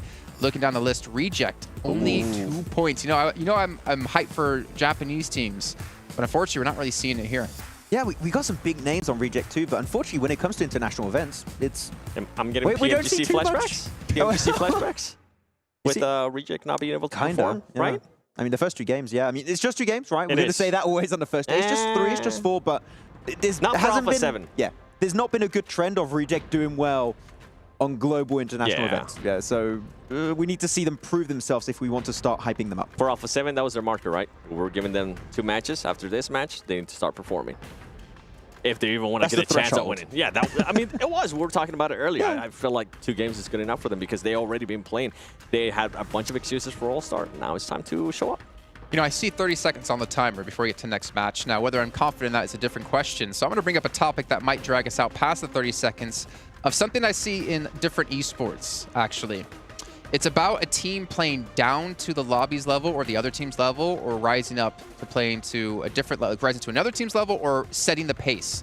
And right now, I actually wonder, for the 2 teams coming in from PEL, are they playing down to the lobby? Because they seem to be struggling so far that I did not expect. I think they're having to readjust. Yeah, I mean, Tiamba is doing some very desperate plays. They're very reactive instead of being proactive. I want to see Tiamba more specifically be proactive and trying to set up some game-winning plays a little bit earlier, if possible. I mean, 6-8, we talked before, they've had international experience before. Tiamba hasn't really had international experience. And when everyone talks about PUBG Mobile and talks about the top echelons of it, it's always China. It's always PEL. I mean, hell, you can win $700,000 for winning PEL. It's ridiculous. I mean, it used to be China #1, but before that was before PMGC, really, right? And now, currently, the competition is just so much tighter on PMWI, on PMGC, that I feel like that's not the case anymore. Now you actually have to fight for those top positions if you're coming through from PEL. So we'll have to see. But right now, these two teams need to prove themselves once more. I think they're going to need a couple more matches to adjust to it. Especially Tiamba. Oh, yeah. Well, that's what I mean, right? When you look at these lobbies, like you could have the best team that we look at S2G, like they were the best team in the world. PMGC, not to keep hammering home at them, but they're the perfect example. They come into the All-Star stage and they kind of, whether or not they played well or bad, that's not the point I'm trying to make. It's like they didn't dominate the lobby like expected. Vampire, they were the ones setting the pace. They obviously knew they could do it before from PMWIs. They've had good results in this year, and they set the pace for everyone else. And no one else was really able to rise up to their ranks because they finished 30 points plus ahead of everyone else. And going into these games, you look at some of these teams, and on paper, they have really good results in the respective regions, but when hitting these national events, they can't seem to set the pace themselves. They're the ones always seem to play catch-up. And right now, like Vampire is one of those teams who's just showing everyone what to catch up to. One of those teams. You mentioned that so perfect, too, that right away I thought of Alpha7, a team that's not being able to set the pace like we're used to being able to see. Yeah, they always set the pace. I mean, even in Americas, we're like, okay, Alpha7 is just going to run through everybody. Right now, that's not the case. I mean, you have even teams like in Europe, right? You're going to have the side of Flux more specifically. There's the one setting the pace, and teams need to adapt to the very aggressive playstyle of Turkey and just the entire region as a whole, except S2G just having a rough time. But yeah, you have to adapt to the teams that are currently at the top, that are setting the pace. Vampire is one of those teams as of right now. I mean, Reject is another perfect example. They like pretty much dominated their region. They had almost like 100 and some odd points ahead of everyone else that could have contended for this position. They come in here, last place. They're used to setting the pace, they're used to controlling, dominating their own region, but you take them into national events, and that's where they have to, I think, grow a completely, entirely different skill set to be able to play at this level. It's not necessarily about you can dominate, it's about, like, can you adapt? Can you play from behind? Can you play when these teams are at such a higher level than you're used to? The bigger question mark, and you said that too, is can they adapt? How fast can they actually adapt? Because you don't want to be adapting on day 3, which sometimes we do end up seeing, and we're like, oh man, it would have been great if this happened like early day 2 and not here at on the final match of day 3. I feel like that always tends to happen, and for Reject, I don't think they're actually able to adapt in time, at least based on previous international events. For them, I feel like the South Korean team, the Japanese teams are mostly renowned for their strong macro play. They're really good at understanding the map, what POIs are going to be of interest in every specific scenario. I feel like their gunplay is lacking when it comes to these big events. So I feel like if you're taking a 4-on-4 and you have your Reject or like other Japanese teams, they tend to struggle a bit more. And macro you can modify pretty easily, I would say, on these big events. But gunplay, that's a long-term investment you need to work on, and it might be too long. They run into this caveman teams where they're like, I smash, and they just power through them. I mean, pretty much, that could be it, yeah. It actually kind of worries me if we're talking about just a raw mechanical skill that they can win based off macro play. But as we know, with the change point system, with it not being 15 or even 20 points for chicken dinner, thinking back real far, you have to have everything to be able to be the best team. You have to have the gunplay, you have to have the macro. And you would feel like the gunplay is actually probably one of the easier parts, or at least I would assume, because you can go train that really easily. Macro, you have to experience a lot of matches to figure out what to do right and what to do wrong. And well, we're going to do something right. We're going to head over to our commentators with Hot Jukes and Klaris to take us in to our second Erangel of the day, match 3. That's right. That's right. Here we go into match number 3. Heading it straight into Erangel. Man, this playing path looks familiar. It does, doesn't it? And so all these teams, we're going to see if there's any adjustments, though. That's what my eyes are on here, Hot Jukes. What happens over by Rozhok? I think Dplus KIA, I think that they're smart players. I think they bail from what we saw at the start of the previous one. What do you think? I think so, too. You want to avoid all hot drops possible. I mean, especially if you are Dplus KIA. So trying to go for that vehicle, definitely don't think that's going to be the play. But I'd be interested to see if they decide to do the same. It looks like they are looking to stretch a little bit further south. Not surprised in the slightest here. They'll have themselves some room potentially. But meanwhile, players are already down, man. Jeez, Box was down super fast here. Got themselves some vehicles below Yaz and going to be taking them on in. So very, very quick to all of it. But look, a GK might be trying to push on this. Let's see if they're going to. No, not going to happen. Yeah, Box is going to go ahead, get in their vehicles, head on over to Yaznaya. Oh, boy! Look at that circle. Yeah, now this is an interesting one because whilst we see all these teams drop down, there is the potential, a small potential, but a potential that military could still be included here. There's so much water that it does accelerate the game pace a little bit. So most teams will commit to the mainland, but Vampire knocked. Where are you knocked? Yeah, that's going to be in Crates in South George. So Vampire having one of their players get knocked could be by either Alpha7 or by Flux. We'll find out here in a little bit. Maybe we might even see that deadly Primorsk water circle. Oh, man. No. Come on. Bring it down. Oh, jeez. Bring it all the way down to the south. It's been a while since I've seen it. It's scary. Talk about competitive, baby. That's what we want to see. Hey, you know what? I took a swim in the pool this morning. So, you did? I think I would like to see some players possibly do the same. Schweppes is knocked, but you can see Stoned got that buggy. He's going to go ahead and take it right on over to him. Oh, he was trying to get that. He was trying to get the vehicle for himself. Yeah. So that is why he got knocked in the process. Solus, I think, is out of ammunition. Yeah, and I also think he was working with just a red dot, so Schweppes is kind of far away for that shot to be perfectly lined up. So understandable that he won't be able to get the full confirm on that one, as we do have them still kind of posturing for the moment. I think ultimately, Solus with that M16 was just, okay, I'll bail on the shots. I'll look for a better scope. Maybe I can actually get something going, but by that time it's too late. Yeah, I think he was just very happy with just getting the knock and delaying their loot time. Just disrupting Vampire just a little bit. Plus, what that also does is it makes Vampire so much more paranoid going for that vehicle. So, I mean, just any kind of mining games that you can play at this stage, you're happy with. Flux said, you know what, I'm not going to get the confirm. Let me just get back to looting and move on from there. Definitely so. 2023, the PMWI crate is available from July the 15th to August the 15th as well. And also you can check out the Esports Center for much more that is going on currently. So make sure to do that. But, you know, as we take a look at stock at the game here, Stalwart back down where they go. They've got no vote to themselves. There's just a little part of me that I feel like some teams might still stay on military. It's such a low chance that the circle would go there. But, you know, maybe some teams linger. Maybe. It's such a gross play to stay, to be honest. Because if that zone goes back north, you're just stuck with your team and in the most horrific bridge ever. You're just like, do we really got to cross this bridge right now? And it's just so risky. So I wonder what Stalwart is going to do. Are they going to go ahead and stay in military? Yeah, it's inside the zone, but really? Is it really? Is it really? Then again, if that zone does pop over there by some, you know, Christmas miracle, you are so good. Yeah, exactly. I mean, what you're talking about, an extremely low % chance of it happening. So I'm musing it, I'm entertaining the idea, but I do know how low that chance is. But anyway, as we turn our attention over to Rozhok, seems like GK have been very happy to win out the scenario in terms of even just the drop alone. But I mean, let's look at what Dplus KIA has gained from, you know, avoiding that fight. I mean, they're in school, they're in apartments, they're in like that mini Pachinki area north of Pachinki that will garner them enough loot as well. So you circumnavigate the problem of a hot drop and you find yourself still a central decent spot. 100%.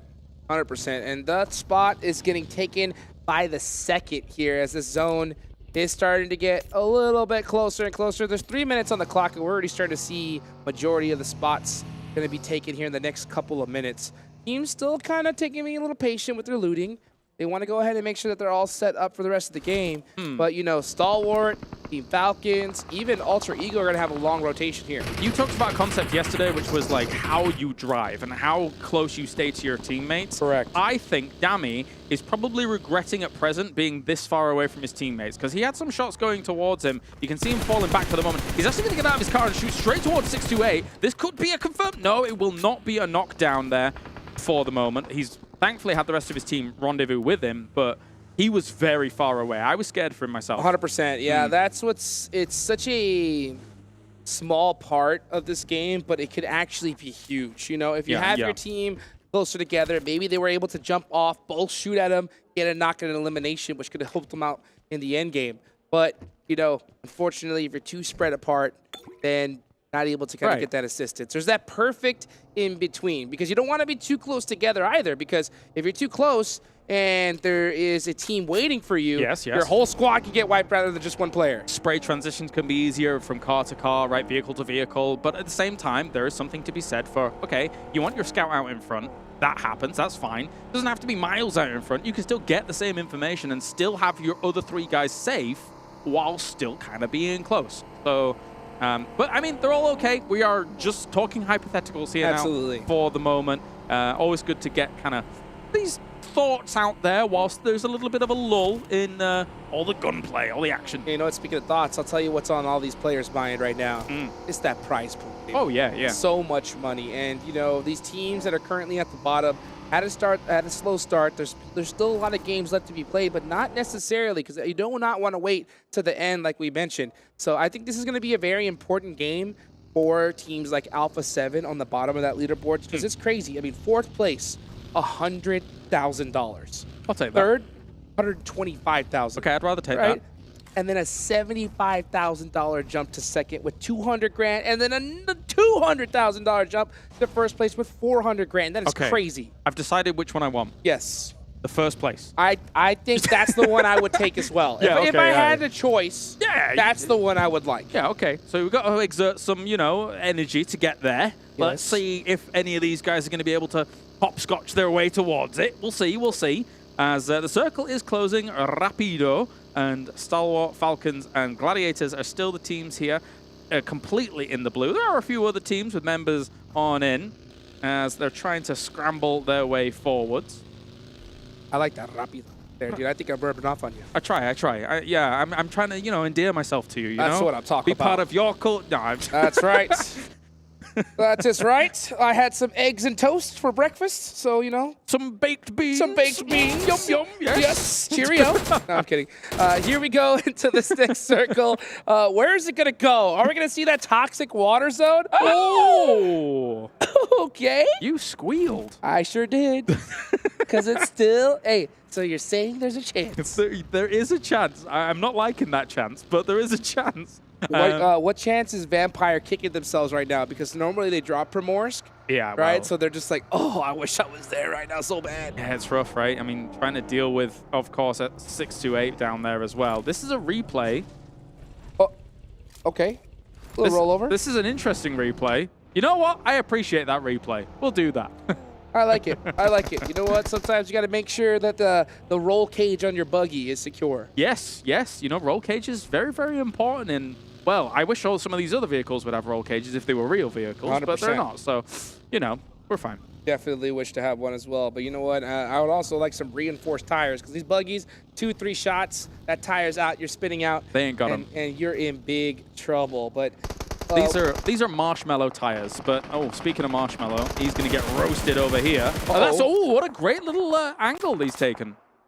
Kai Dalan, is he able to go ahead and help out his teammate? He needs one more knock here. Meanwhile, the rest of Tianba looking to put that pressure, but they're not in a position to help their teammates at all. Actually, both of them did get knocked. Here comes the rest of Infinity IQ to take them out.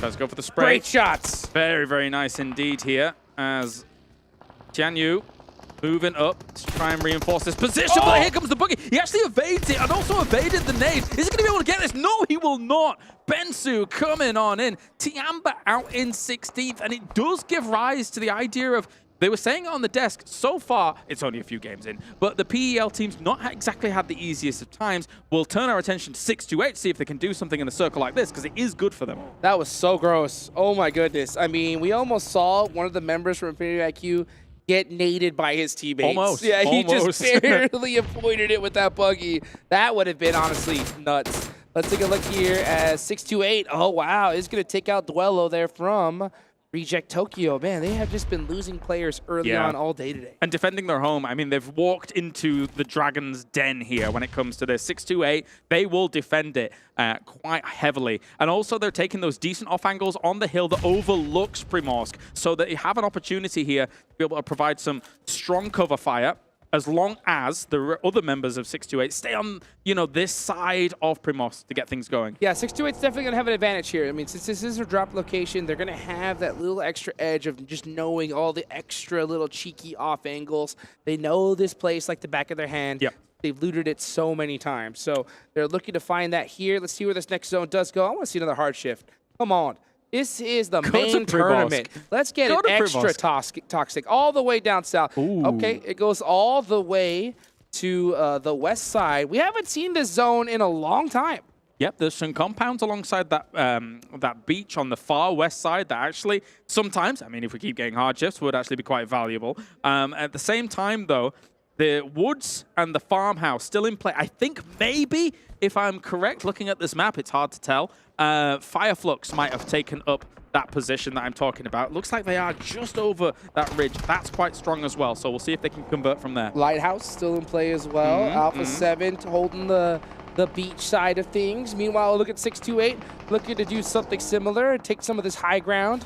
A lot of hills in this area, and this is what's so scary for these teams, because when you have these hills this large, sometimes you want to offer those 2-2 splits, 3-4 splits, but at this stage, at this high level, it is super risky to do so. It's about to get wild. There's way too many players alive for this kind of circle here, so all of these teams are going to try and crash on through, maybe play it slowly a little bit on some areas of this edge, but you need to find yourself a dip, a divot, anything you can find, but for a lot of that, we're in the swamp as well. I mean, there's opportunities to find small little areas where you can. Wow, Alter Ego with a very bold rotation do secure a place here. And meanwhile, they do get beat up in the process. You can see Tony K throwing out some smokes, looking to make the push here. Yeah, that's really bold and actually kind of crazy. But, I mean, they might make it work with the smoke trail that they're throwing down. Killer going for a spray on Stalwart. They're actually going to take little casualties already.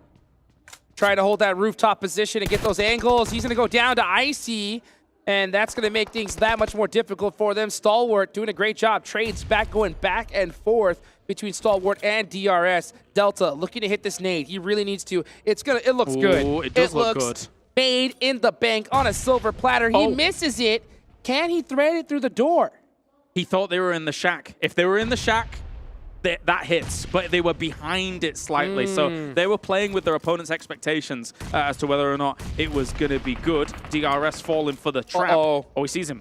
Dead to rights. Yeah, speaking of trap, I mean, just falling straight into it. Delta, can he get the 1v2? One more shot. Jump shot there from Stalwart. Doesn't hit. And Delta going to go ahead and use that broken wall to get a first aid off. So DRS Gaming absolutely crushing Stalwart Esports. Delta's played this fight really well, and Action's the off angle that just doesn't really have an angle on this from the long woods. So they've been kind of separated quite heavily in this fight. DRS has done a pretty good job of it. Icy's still here. Let me ask you the question, right? If you're DRS here, do you push and try to get that extra elimination on Icy, or do you cut your losses and try to get into this next circle? I think if you try and get into this next circle, you open yourself up to Action very quickly on the angles. So I think you probably have to finish this off and probably leave Action to his lonesome and then move. All right, well, we'll see what Carrillo's going to do. And I'll tell you what, he's going over with some nice runovers onto Reject Tokyo, which have had a really rough start here in this tournament. So far, holding up the goose egg. It's just Sara left, and he is wishing his team was holding the shack with him, which would have been a really good spot in this zone. But unfortunately, all his team is out of there, and I'm surprised to see him actually even leaving that shack. Yep, gonna try for it as we see DRS here actually being blasted by Icy. Icy is able to deal with this so heavily. They tried to leave, as you posed the question, but you can't leave when you're leaving people on off angles, leaving behind. They will just kind of cause you absolute devastation, and Icy was able to do so. This is exactly why we talked about it a little earlier, right? If they would have just pushed, took out Icy, got the elimination, they would have had a clear push inside. But instead, they prioritized rotation, and now they're paying for it big time. They lost pretty much everybody. Action has a spot in the circle as well. Icy could maybe send to it. Depends if he has a vehicle. But anyway, we're seeing Infinity IQ trying to dislodge the position of Gladiators. A lot of nades going forward. That one's way off the mark. They don't have full information, clearly, with a throw like that. DRS is gone. Oh, DRS eliminated. So a mistake coming out from them. Hopefully they're able to fix that in a future match. You know, every time I see these nades, I start thinking about what you talked about earlier, right? How important it is. Expending them. Yes, to hold on to them for that late game. Those blind nades just, oh man, they come to really bite you in the end. They can. They really can. Maybe he had some different information earlier and then trying for it, but as we look back, you can see a great play by Delta coming in. You can see on the minimap in the top right as well just how far action was. He's trying to hit some shots against this wall, but when there's only so many small spots in the wall to try and hit that shot and your opponent's bouncing around with a DBS against a close-range opponent, it's hard to hit them. Yeah, and that's what really separates, I think, these insane top players versus great players, right? The ability to find that beautiful off angle that's able to support your teammate no matter what. Sometimes you can find a decent one, but if they're behind a broken wall like that, there's not really anything you can do. So, yeah, I think that he maybe figured that he had his teammate covered, but wasn't able to do so. So that's kind of tough. Let's see where this next zone's going to go, though. 1 minute left on the clock. We got a little bit of a standstill. This is the calm before the storm. Oh, yeah, definitely is. Ice is trying to thread the needle all the way through GK to get to action. And it looks like he's going to be successful with it. He got quite far. And shots going to be coming in, though, from Meku against Box. They still need to have a little bit of a movement themselves and actually get rid of Box before they can really make a meal of this. And let's see what Box is planning to do. They are holding the north side of that circle. They do have that entire road up ahead of them, a lot of different checkpoints that they can go to in order to do that, but they got to leapfrog. They got to cover each other and push little by little. Meanwhile, you got Gladiators, Kitsune on the other side of the north here with the rest of his team. Buggy's on fire. Gonna have to make a push, most likely into Infinity IQ in the next few seconds. Where are we going? If Fireflux gets this on their compound, I swear. That farm compound is so strong. The only vulnerability it has really is actually where Infinity IQ is, as the circle's about to pop. See where it goes. Are we gonna see it head on over to? Oh, it's in. It's pretty dead center here, so Fireflux not gonna move a muscle for now. Meanwhile, Vampire finding that center position along with Alter Ego. So they are looking to just kind of share those compounds and just wait it out. Very, very strong decision from both these teams. Alongside the swamp, those two can see one another, and they've not. Vampire really wanted to push and get rid of them earlier on, but they didn't do so whilst that stalwart fight was going on. You see Twisted Minds here down south trying to get rid of 628. They, unfortunately for them, with a circle like this, which I would consider a decent circle for their drop spot, have been kind of slow on the uptake down at the south and haven't been able to really get much going there. No, you could see an off angle from Sunan on 628 on the west side of the map. So you could see them just trying to hunt down a position, but at a certain point, they're going to have to make the push, just like we saw Dplus KIA do, but Satan was just waiting for him. Yeah, very, very scary. 628 might try and just barrel into the position of Twisted Minds, but likewise, I think Alpha7 is also thinking to make a move now. So there's one really important location here that I need to talk about, which is technically, yes, Fireflux's compound's really good, but the most important part about their compound is having people also above it perched, so you don't allow teams to get a high ground overlook on you. That's why we're seeing some of them, like Soul K and Solus, take that spot. But here comes a fight. Here comes a battle here as we're starting to see 628 desperately trying to find a position in the zone. They're going to have to do it the hard way. They're going to have to push up onto Twisted Mind. Here we go, Esteez. I think he accidentally ran into that tree, but was able to get away for the time being. He did get a lot of information for his team. I think they realized that Twisted Mind is hurt, so I'm not surprised if we see them push this. Yep, here they come. Goes for an 8. Both teams charging it up. Good to go. He was already able to hit a little bit on them. And at the same time, trying their best here is Gladiators against Box. It's a very slow fight down towards the bottom. Rejects goes down, though. Yeah, Reject Tokyo eliminated. That's still 12 teams remaining. We transfer on over to this battle. We're going to watch Box Gaming throw some smokes here. Getting prepared for a push that we'll see probably in the next 3 or 4 minutes. I'm really interested to see this fight, though. Here we go. Easy, holding the shack down with that DBS. The angle's coming in, though, from Zing. He's going to hit these shots eventually, though. Yep, here they go. Molly comes out from Easy. Very well executed from 628. Yeah, forces him out with the burn, and Roll Kiss here in the distance as well. They know where he is. He's also being shot from a Mafioso. There, Alpha7 is rocking up on this fight. They could clear out 628. Alpha7 had their ears all the way up. They heard that third party, and all it took was a nade to finish that off. And Alpha7, with some beautiful timing, clear out the entire south side of the circle. Opportunistic. Love it. This is a great move from them to be able to get themselves well on the board. Meanwhile, still Gladiators and Box holding each other dead to rights up at the top. You can't move that much into those fields, because if you do, as both of these teams, you'll find yourself in lines of sight of Flux, in lines of sight of potentially some of the Vampires members as well. They're going to try and make the move a little bit forward to keep their cars in the circle as time goes on, but it's a ticking time bomb. I don't know how they solve this without opening themselves up to a lot of the lobby. You have to make a commitment at a certain point. I think they have to just go ahead and go over that hill with that UAS and commit on Gladiators. But at the same time, I think they want to see some teams go out first to possibly secure themselves at least a couple of placement points. Next 2 teams to go out, Kalaris, goose egg in placement points. Rough stuff here. GK looking over towards Falcon as well. Gets the pixels of just ahead bobbing about. Goes for some shots, doesn't quite hit things, but Falcon has got some fear in him here. Falcons looking to... Big commit. Yes, huge commitment here from GK.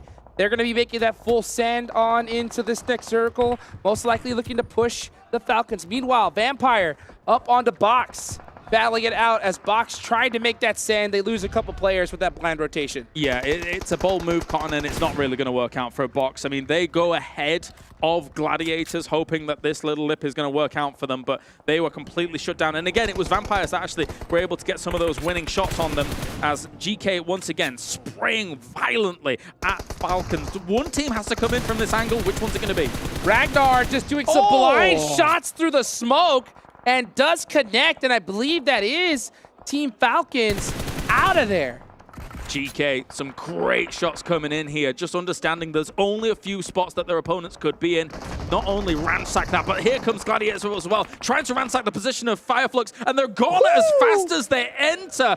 It's a strong compound. They're holding it down well with the 2-2, and this could be a winning position if they're able to carry it forward into fields later on. See ya! As you try to push against this squad, it ain't going to be easy. And meanwhile, we see Alter Ego, who's had a heck of a tournament so far, currently in first place, just happy to share this with Vampire. They say, nah, you guys look on this side, we'll look on this one, and we'll meet each other in the late game. These guys are doing a great job of holding this down. That late game might come soon, man. I mean, with Alter Ego's compound slowly being pushed out here, it might come soon. We've got Soulcate as well, taking some shots, has to fall on back. The one thing that's great about this compound is you can just sit in between the compound and some of that terrain, and look at that. I mean, Alter Ego, I don't know. There's no way to be able to survive this. Yeah, that zone popping off of them. Now the sharing the rent agreement has expired. Yes, so we were evicted. Vampire has served them their eviction notice and is making a pay. Meanwhile, Octa says, nah, I made some payments earlier on. I want a piece of this action. He's gonna throw some smokes, looking to press up here. He's come back to pick up some of his belongings. Yes, he is. That's right. Yes, he has. He says, I left some stuff here. You have to let me back in. Rosemary saying the same thing, saying, nah, we were roommates. Come on. This is going far. Give us the keys. Give us the keys. But Vampire, cease and desist delivered. And there may be a cease and desist from Soulcate for a second. No, he's not going to take those shots. Ducks on behind. Rosemary's not willing to take the shot, the long-range shot from across. Probably could have finished him, to be honest, or at least knocked him, I should say. Yeah. But Solas still trying to hold this lip. As I say, this is the one vulnerability that this compound has. They don't have anybody on that side. They're going to be very concerned about how Alpha7 is moving. Are they going to move hard west into them is the question. Oh, Octa getting one. Meanwhile, Schweppes is right there at the tree. He does have a couple of nades. A beautiful Molotov comes out quick. That forces Octa to come out. And Schweppes serves the notice to Alter Ego as they're looking to possibly pass them up on the leaderboards. The final notice. That's right. Get on out of there. Get out of here. And for now, we have Vampire, one knocked. They're going to have to try and move into the field south of them. There is a lip in terms of actually going for this, but GK moving up. That's very bold. Flying on down the hill. And here comes GK with a full send. Meanwhile, Tony K looking to pick up some players in the action. Meanwhile, Action is holding down the shack, saying, nuh-uh, this is my place. This is my shack. He's insane. He's insane. The S12K was doing a lot of work. Then he actually saw the feet as he came out of the shack. He knows he's there. He's charging up an 8. If he gets this. Low toss? If he gets this. Ooh. Oh, he moved. Oh! Pieces him up. Pieces him up. Oh. So close. Satan barely getting the better of him, but all his entire squad gone just like that. Unbelievably close. You've got to be careful of those shotguns when you're going into a shack like that. Meanwhile, Lutz is going to pepper the position of Alpha7, who did not go west. It's going to end up folding down to a Fireflux versus Vampire standoff here. Lutz with a beautiful off angle. I mean, this guy has the spot. Meanwhile, Alpha7 just stuck with their car wall. Oh, Solus looking for some toes. Okay. All eyes are on Alpha7. They're getting picked apart. Yep, and just like that, they're gone. And it was Vampire that shut it down. Already, Vampire seized the initiative. They moved up and took 2 hay bale locations against Fireflux, who have not seized any opportunity to try and get out of this compound. You can spray into these hay bales all you want, but if you get pushed by the blue here and Vampire survives behind those hay bales, it is going to be difficult for Fireflux to find a spot to claim that as their own in these fields. Vampire very focused right now on taking this last player from GK Esports. Satan holding the shack. That smoke is just there to blind them from throwing nades into those windows. He's going to go ahead and get out of that shack. A great play because he knows that utility is most likely coming his way. So Vampire, 2-2 split right now. Yep. Two players focused on Fireflux. Meanwhile, one focused on GK right behind him. Exactly. You have to keep an eye on him. And Fireflux is going to move down with vehicles, use some of these smokes as well now to try and find themselves a spot. That looks like they're doing it successfully so far. Satan being in that spot makes it a little bit easier for Fireflux to make this move because they just don't have as many eyes on the Fireflux rotate. Oh my gosh, that rotation from Fireflux makes things that much more difficult because now you have to focus on them instead of Satan from GK. So they are within nade range. Here comes Soul K. Throwing some util. He's got 3 nades and a Molotov to his name, so plenty of utility. Meanwhile, Satan left the shack. Where did he go? He's a magician. He's out of there. Look at him. Crawling along. Sneaky snake. Sneaky snake. He snuck out. He threw down that, almost like a ninja, throwing down that smoke and just ejected out of there. I will say there's a slight curve on this field that allowed Fireflux to get out of there a little bit more unscathed than I thought they were going to. So that has helped them considerably. Nice nade to open things up. Soul K with a huge nade. That was an eviction notice. Here it comes to one more. Right onto Schweppes. Schweppes down barely to 20% HP. You know he's got to have another. Oh, no. Oh, the beautiful anger from Soul K. Oh. Now it's down to 2 players left from Vampire. They fanned out fantastically in this field, and they are not giving them a second's notice as another nade will come in, finishing them off here from Ketch. Going to be wildly spraying towards that, but it's not going to work on out here. Ravenclaw goes down as well. Fireflux is all over this one. Tony K going down. That is Fireflux clutching up the win. Beautifully done for them. What a way to finish. I mean, Vampire Esports racking up a whole lot of eliminations, and not to mention Satan securing such a high placement. Those are some solid points for his team. Definitely, definitely. Circle 2-3. I'm talking about Fireflux and that compound. That farm compound is extremely powerful in this location. They were able to defend it well, making sure teams were coming from the west to try and encroach on their territory, and then towards the east, there's nothing. You're just able to finish it up here, Hot Jukes. Yes, beautifully done indeed, guys. What a match. 3 more matches left to go today. Don't go nowhere. We'll be right back.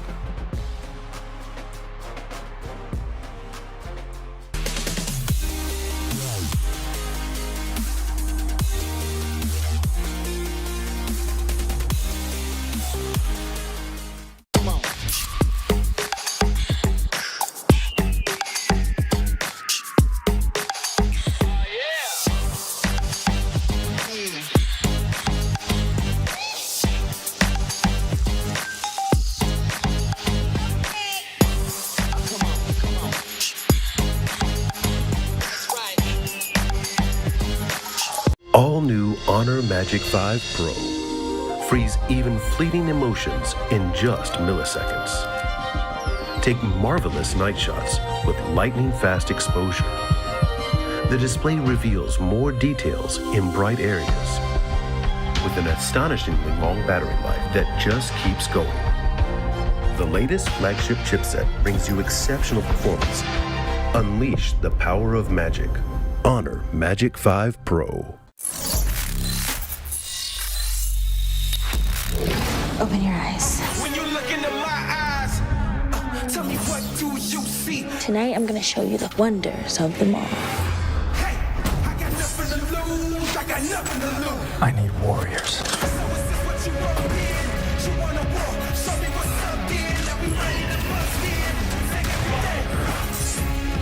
Take everything, leave them with nothing.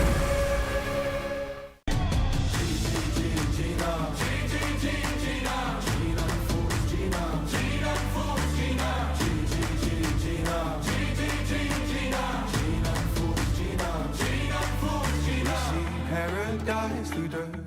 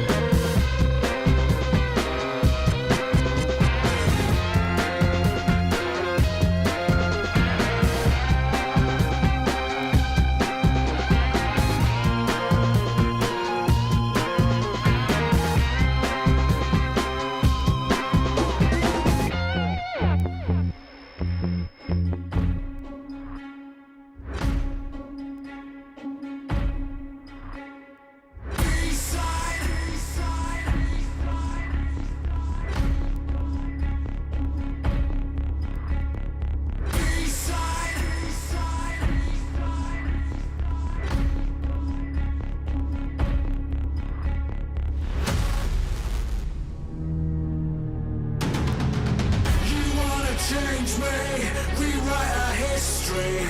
I chose on my side, drawn the front line. You want to save face, came to the wrong place. You raise a white flag, I give the V sign.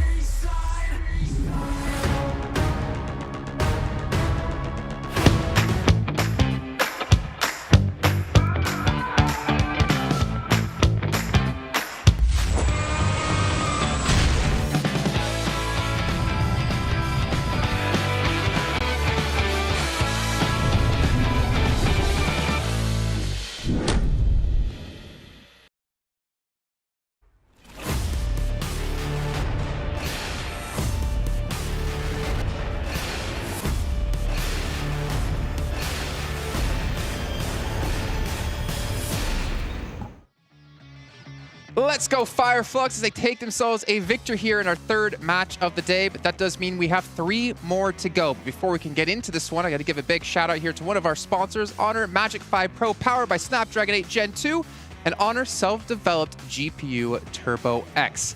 And not to mention, what you can use that for is play the brand new collaboration with Dragon Ball Super and PUBG Mobile. We have items, we have vehicles, we have a special game mode, and so much more. And Max, man, you and I, we tried to play before the show today. We didn't have time, unfortunately, but you did get as a squad match in, right? Yeah. Actually, I went with some randoms people and I actually won. He won. How many Dragon Balls did you collect? I actually got 3. I didn't get all of them. That's fine. I looked for them, but didn't find them. 10. I got 10. MVP? Yeah. Bot game. Didn't want to say that, Jason. I didn't want to say that. But yes, that's fine. That's fine. It happens. But you know what? I'm excited to play it when we're done with the show, or maybe tomorrow before rehearsals we can get it in. But we also have a special thing for you to enjoy, for you at home to enjoy, for myself as well to enjoy. And if I'm not mistaken, it's a special survey we did with all the players here at PMWI. This is players only doing their answers. And we asked them questions like, who do they think the best player is at PMWI? And also, who do you think is going to win PMWI? And currently, the votes, as you can see there, they have Alpha7, Stalwart, and S2G as potentially winning, but unfortunately, didn't work out for them. They did not make it through. But Alpha7, that's interesting.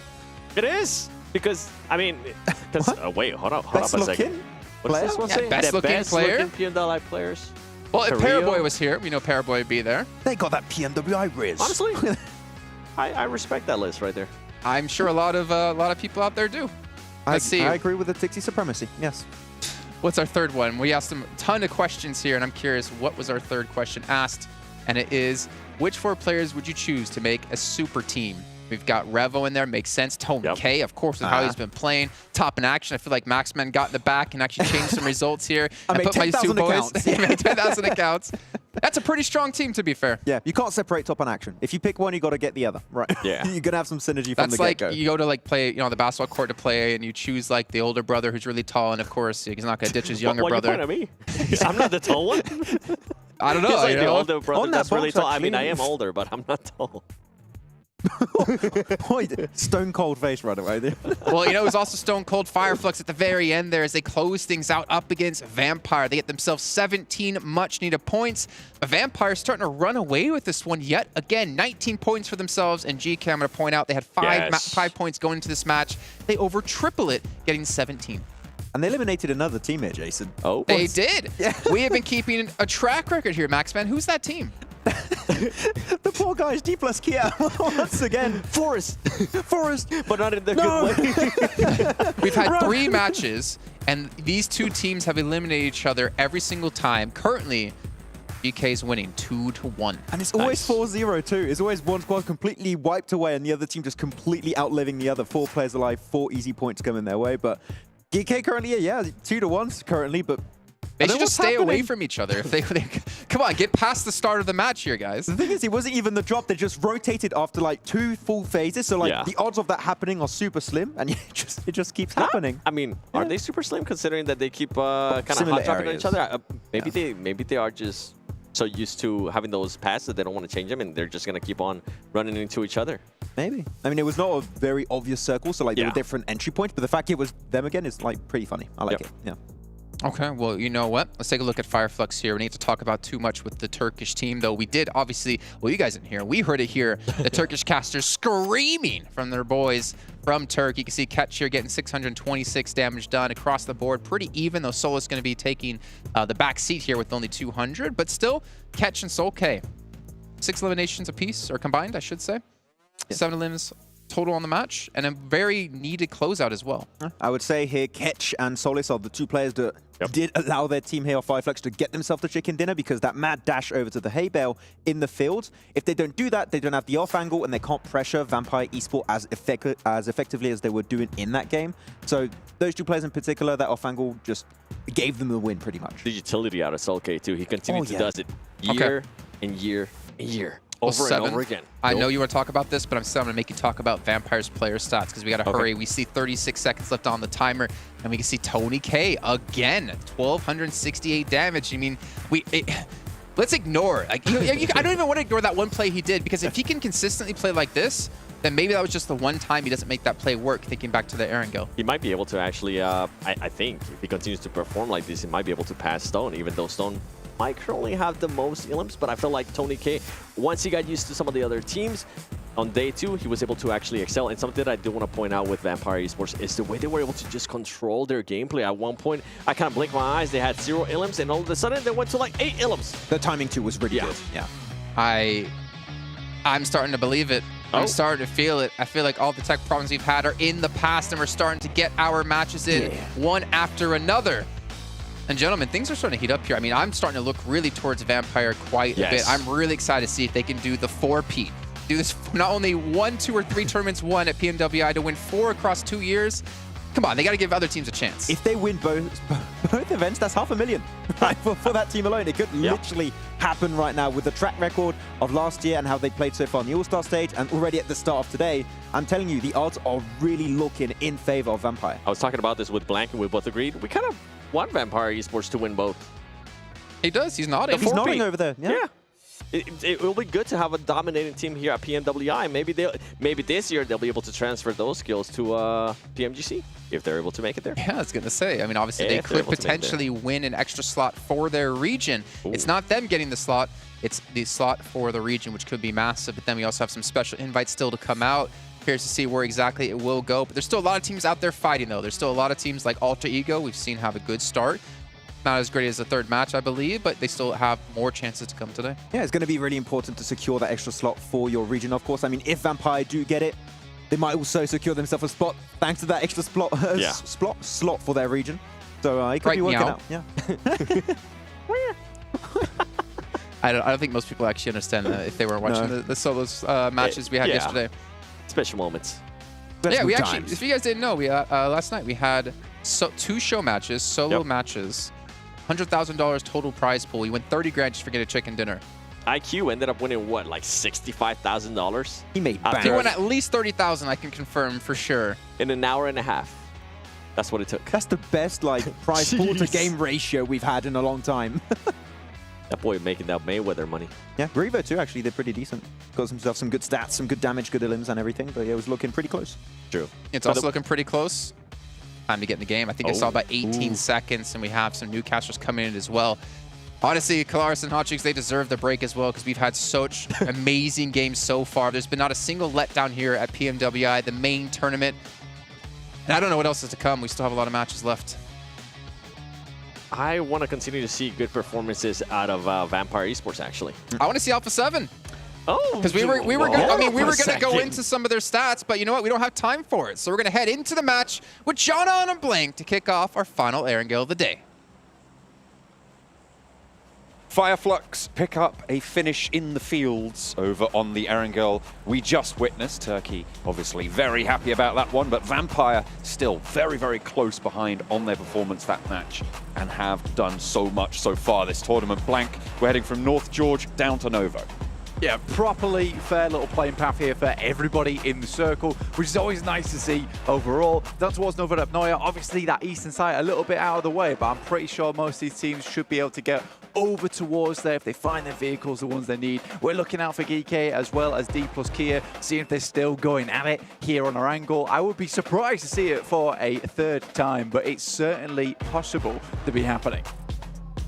Playing path just about halfway through. Alpha7 out early, taken North George from the Gladiators. They had a little bit of argy-bargy there over in the All-Stars.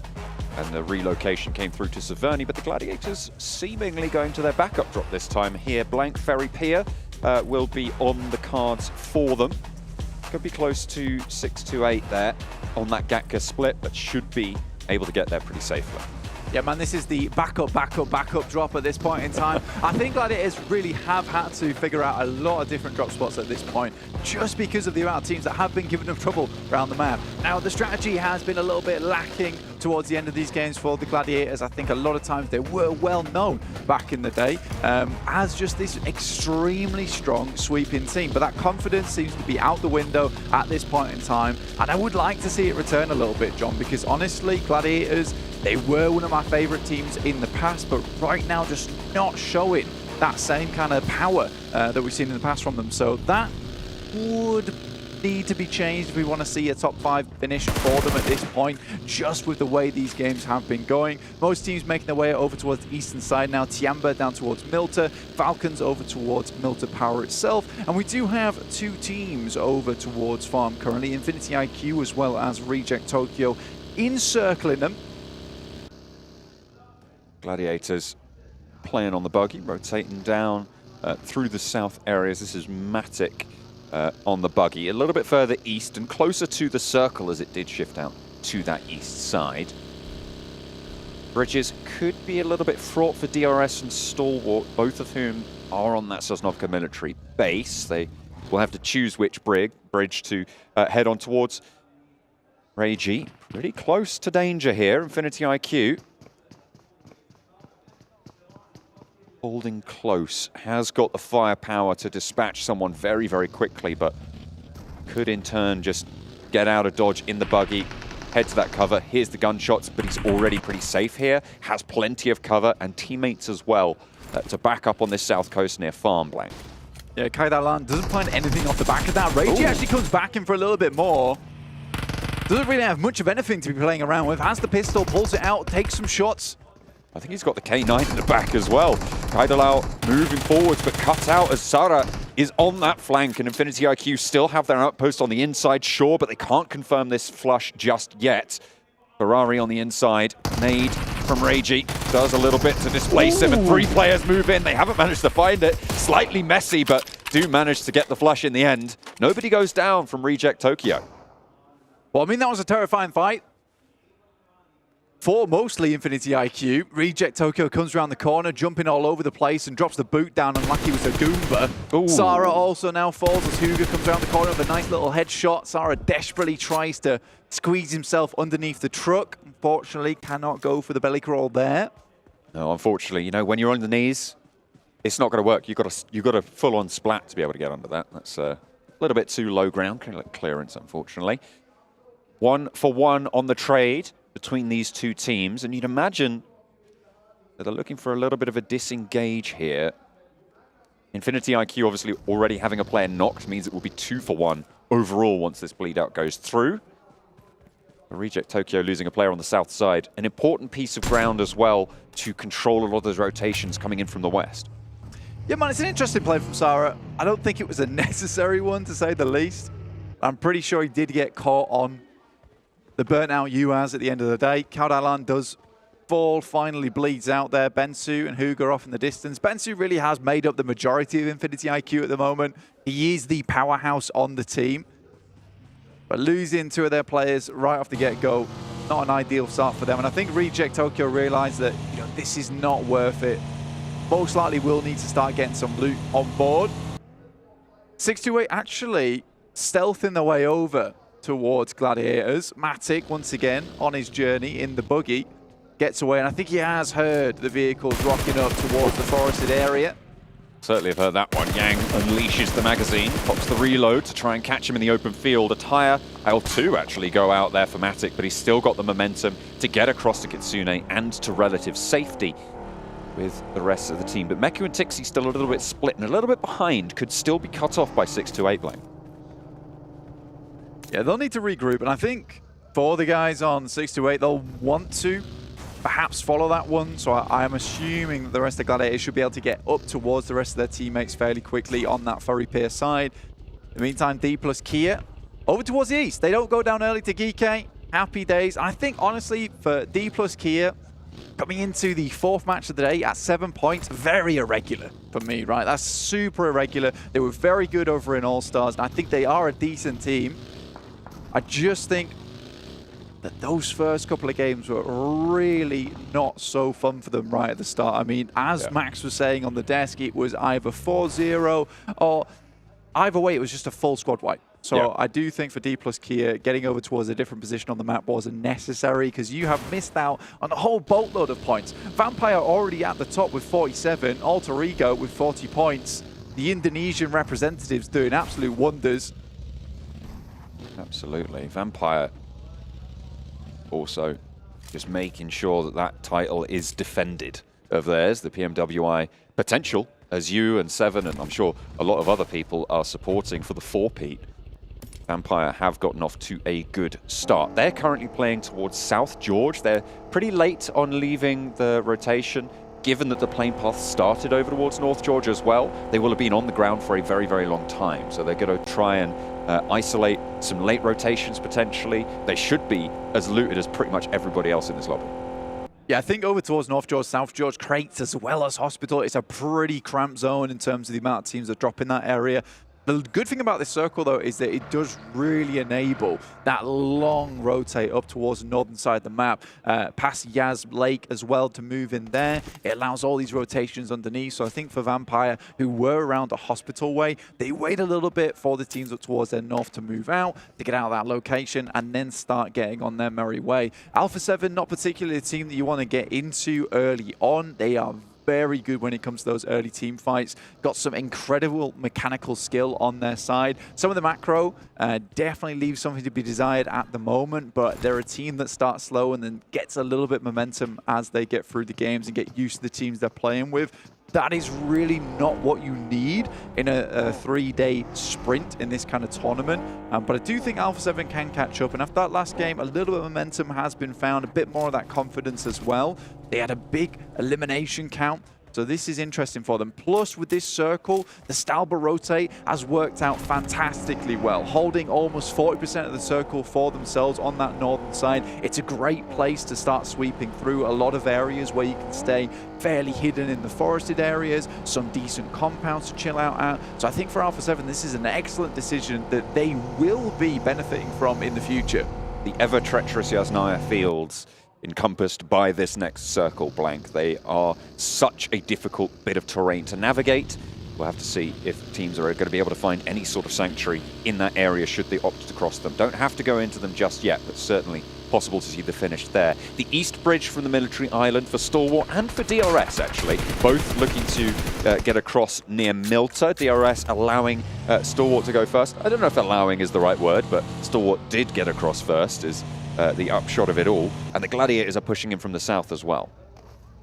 Yeah, Gladiators actually making that rotation from Ferry Pier now have squeezed along that coastal edge and now making their way up towards Shelter Side. A little bit of a barren position on the map, but getting past this area is probably one of the most treacherous bits of land that you can go through, purely because it's very easy to get caught up in an engagement over Shelter, where suddenly you're just stuck in this almost a standoff between two teams, so it's not ideal. Alpha7 look to start sweeping now. They find the elimination over towards Tiamba. Infinity IQ lose Bensu, just one player left remaining on that team now. Very unfortunate after their start versus Reject Tokyo earlier on. Reject Tokyo currently over towards Lipovka, trying to swing in from that east side. Box Gaming playing on the east point of Yasnaya. Rest up for Tianba. They can get some healing done now. Might take a couple more bullets, but only one player. You don't want to make yourself too much of a target here for Infinity IQ. We got trying to just stay alive and maybe make teams think that there's more than just him inside this building. Yeah, he needs to have presence realistically. I think this is a compound that a few teams would like to get their hands on. So Huga, if the circle does move over towards that northern side, likely to get crashed. So the amount of nades he's got in pocket will be very important, but not likely that he's going to be able to survive versus a four-man squad coming his way. Alpha7, though, did find that compound over towards the eastern side of the map. Decent stuff for them. Reject Tokyo over towards the eastern coast. A little bit easier to move through this position as well, because the eastern coast has this nice little ridge that you can play around. It will depend on this next circle, though, but scouting-wise, that's a decent place to start from. So many teams already in, and this just speaks to the level of the lobby at the moment. The rotations are very clean. Being able to get into position, the amount of teams we have in this final circle with the amount of fielded area that's still in, we're looking at a Yaz finish potentially, but it is leaning down towards that southeast side, towards Lipovka. Some more of those grassy pastures, playing around the divots. And there's a couple of compounds here too, but I think it's those dips which are going to be really influential in this particular location. You can already find Flux making their way over towards one. And you can comfortably sit towards these locations for quite some time. So already setting up the fort with the vehicles.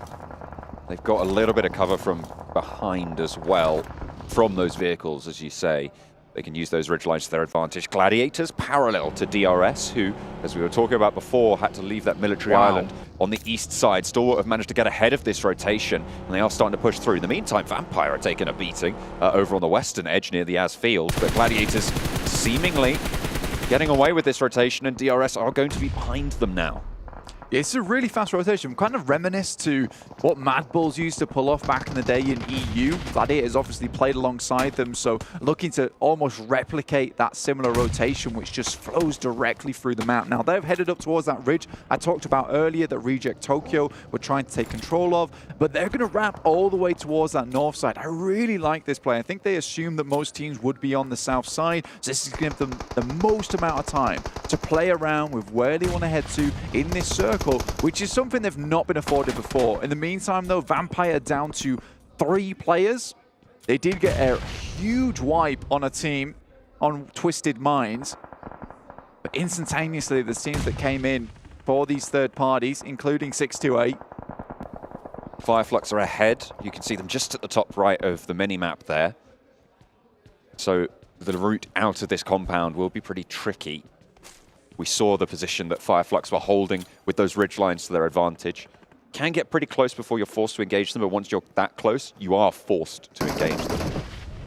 But Vampire, though, trying to hold out on the inside. Against 4, an off angle also still in action for 628.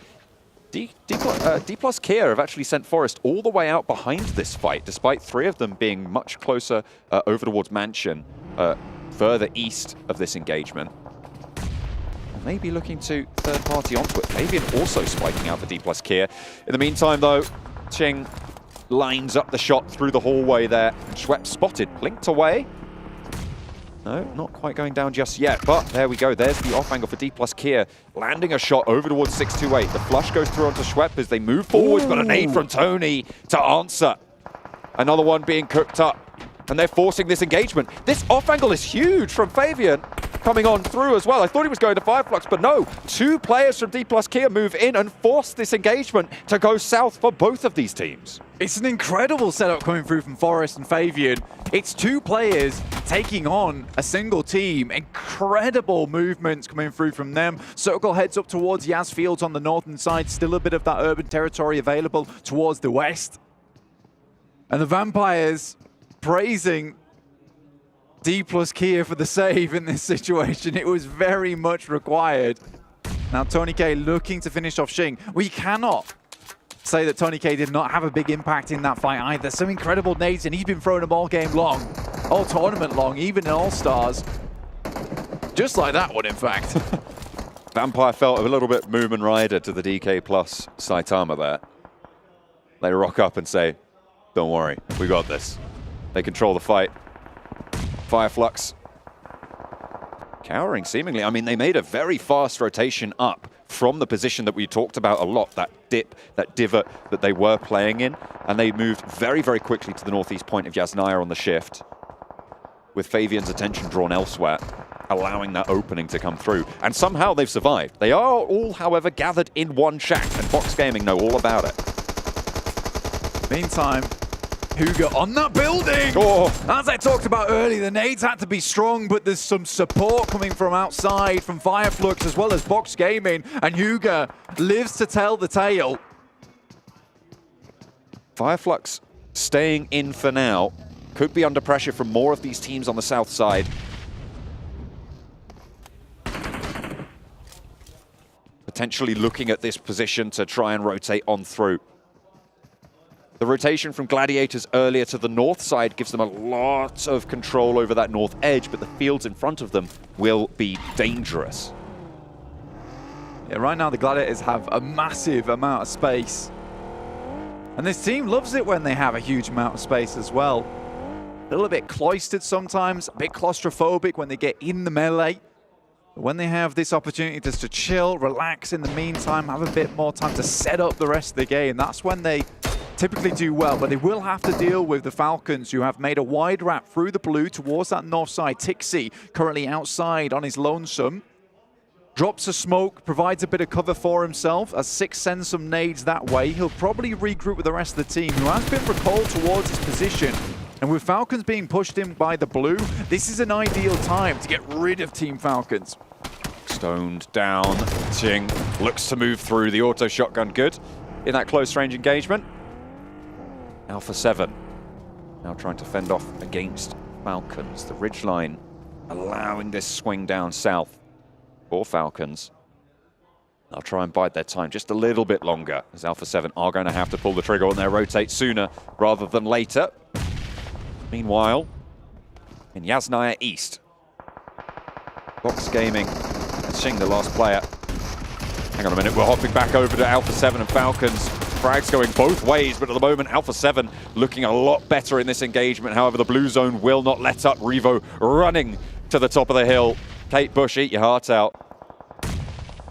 Trying to get away from that zone, but the Gladiators are rolling in for a third party on the northeast side to try and control that. Stop Alpha7 dead in their tracks on the back of a raggedy engagement here, and it's looking good to start. Meku lines up for a second, dips back and has cover from the team. Revo falls and Alpha7 swept aside. A perfect third party from Gladiators. Gladiators get a bit of a moment to breathe here, and that just makes all the difference for this team a lot of times. When they have that oversight over them, they saw Team Falcons come up towards that northern side, they dip back down again, they heard the engagement go through, instantly they're on top of that one. And for the first time in a long time, Alpha7's fight is not as clean as they'd like it to be. On an open ridge, hardly any smokes thrown as Team Falcons stumbles their way. A bit unfortunate. Alter Ego, Rosemary here, left alive for them. Second place team. Immediately he finds one onto YDD. Over. We'll look for it, but it's Dplus KIA to actually finish off the engagement. Damage done, but that is Alter Ego eliminated. Luckily for Vampire, I should say, as they were sat pretty close behind, but they stay that gap. Fireflux though, with that gap to close, they managed to make that cross nice and early, and they are now reaping the rewards for doing so. With only Box Gaming really quite close by, Tiamba moving in with the remnants, the dribs and drabs. 3 players are alive, but they're not playing together right now, and they're struggling to get across these hills. It's funny to me that Hugo from Infinity IQ has been able to hold on to this building for so long. Really good nades. There's guard dogs around them as well, keeping him nice and safe. So this is beautiful stuff. STE, Stalwart were not able to get on towards that building. Now Kike is sending some scouts up towards that northern side, towards Gladiators. They find over from Tiamba, that's down towards the south. And they're just picking off players one by one. Stage 5, 24 players remaining in 7 teams. This is very, very unusual for our usual Erangels here. Dplus KIA looking to get some more points back on the board. We said they were down towards the bottom of the lobby, but it's not where they belong. And they know that too as they start to unleash a lot of damage over towards these teams. 6 eliminations found for Dplus KIA. 4 of them over to Fabian, 2 for Forest there. Just about getting away, the buggy bearing the brunt of the damage from Osal. A regroup from Box into the buildings.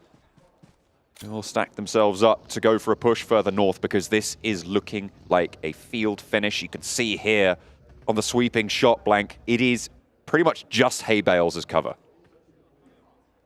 I mean, and Hugo's building. That's true. Apart from, okay, fair enough. I mean, to be fair, the fact that no one's been able to pick that up, and I think it's just because there's so many angles around this location, it's hard to make that rotate up towards that building because it is so open without feeling about 18 different players just sighting you at that point in time. You can feel it in that moment, and Stalwart certainly did. They tried to make that fight come through quickly. Hugo was able to keep them away with some beautifully placed nades. Now for the Gladiators, this is a really incredible game, all things considered, particularly because they were in very peer. Making this rotate was not easy, but they picked the right direction and the right rotate, which obviously has encompassed some research into these games. And it feels like a similar kind of playstyle that we've seen in the past from them is coming through. And their gunfights are good, as you see on the screens right now. Not sure what happened between last and now, but it's good. Fireflux under pressure as Box Gaming finally turned their attention out that way. They've stayed in the shadow for too long, and they will fight there no longer. Box Gaming take them down, seemingly without too much effort. To be fair, they were all in one building in a very nadeable position. So you got to feel it was a little bit of a ticking time bomb. Yeah, I think for the guys on Fireflux, just really not paying attention to what was going on from Box Gaming. They dropped some smokes, were able to walk all the way up towards that location. Really well done. Nades in through the window. You saw them all just inside this building as well. So nadeable. Now Dplus KIA rocking up on that building that they caused such hell towards Stalwart on earlier.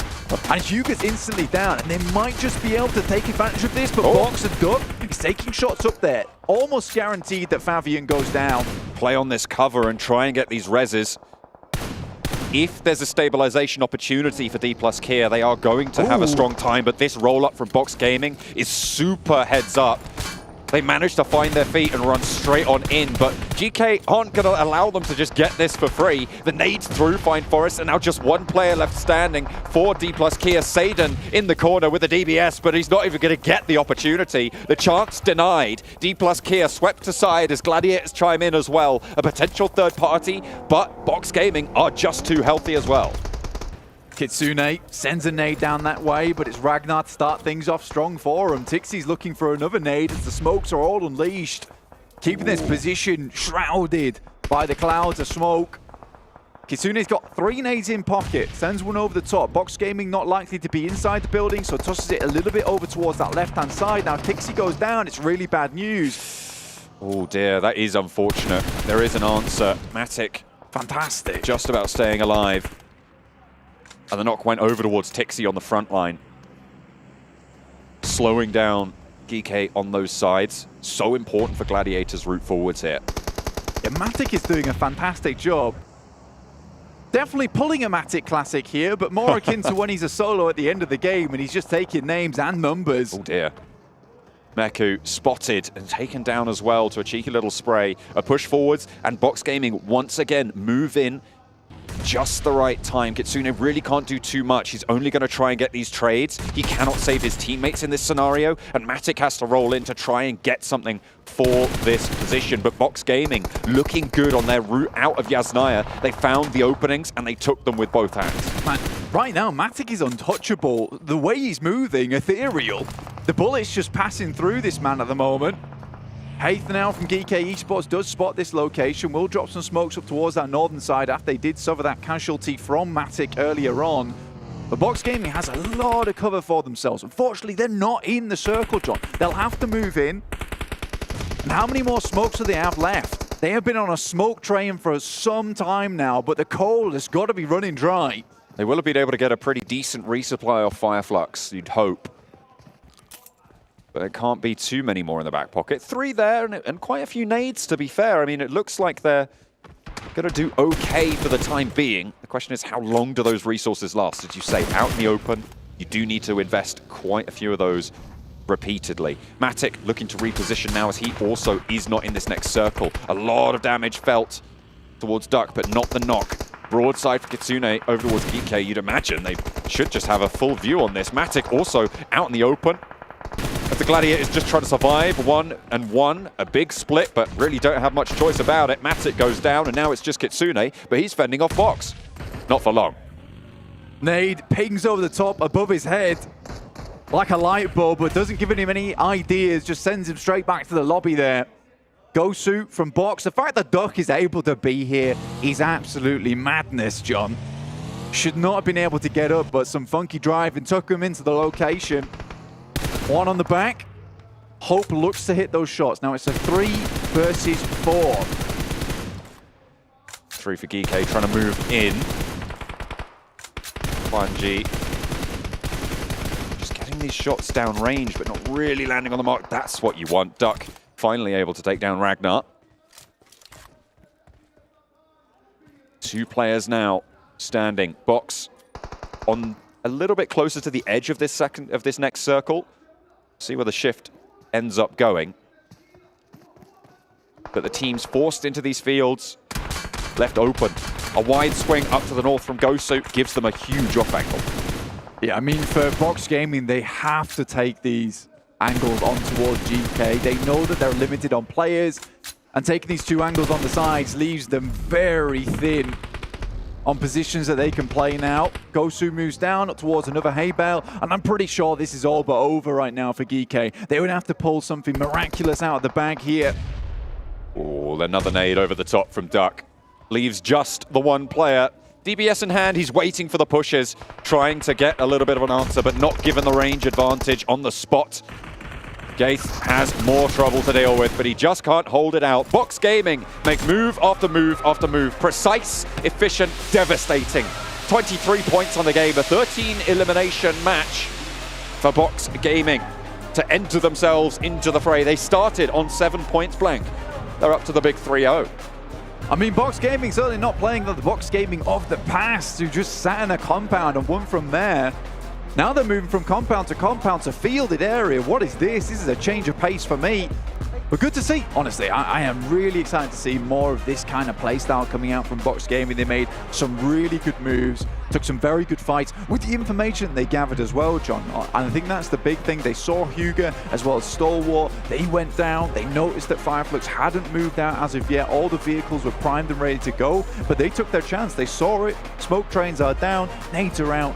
Easily done. So a really nice game from Box Gaming. Gladiators, I think, could have maybe gone a lot further in this match, but they just could not step up to the task versus Box Gaming. They just went down in that close engagement there. I think the Gladiators still did very well. We saw a glimmer of the Gladiators gone past of that third party onto Alpha7. Really very well timed. They knew exactly what they wanted to do. Again, they tried to third party onto Box Gaming. It just didn't quite work out that way. Maybe they thought there was more presence inside that shack from the Infinity IQ. Yeah, I mean, Matic's angle up towards that northern side as well, looking down towards GK, yes, it provided them a little bit of support, but I think in that location, that time where you hear that fight go off, I think you just localize all your players on that side. Yeah, it was just a little bit too lackluster. Didn't have the pressure to keep Box Gaming in the box. And instead, it was Box Gaming to be able to take it home in the Yasnaya Northeast Fields. Fantastic chicken dinner for Box Gaming. Let's head back over to the desk. Box formation, close things out. You don't see Max dancing on the screen. Close things out and get themselves a chicken dinner on the board and do it in quite a fashion as well, picking up a lot of eliminations behind this and really setting themselves forward with a good step to win a lot of money. But before we can break things down, you know what you have to do, Max? It's time to talk about Honor Magic 5 Plus, powered by Snapdragon 8 Gen 2. And Honor self-developed GPU Turbo X. Nice. Look at that. One of these days we'll get 7 in on it as well, but I think last time he did a sponsor call out, it ended with him drinking an entire Pepsi can. I just leave that there. At some point. It's a prop. It's not. It's not? No one can see it except me, but I can indeed confirm he almost opened it and almost drank it. This one right here. Oh, I could. We actually do have security like next to us on these cameras to make sure he doesn't steal this headset as well. Chug it if Alpha7 win. It's fine. You won't be chugging it. So let's start to talk about this last match, though, because Box had to fight their way through quite a few different teams. One of those in particular, Max, you're pointing out, Dplus KIA. And that fight with them allowed them, in a certain way, to close things out. Pretty much, we know that the South Korean team, Dplus KIA, love their utility. Smokes, grenades, molly, they have all the time, a ton of it into the late game. The fact that Box Gaming actually eliminate the entire team and survive as a 4-man squad, they're like, wait a minute, that's actually a lot of really useful utility that we might be able to wrap up the game against GK Esports at the end. So the fact that they took down Dplus KIA in particular did also kind of seal that game for them.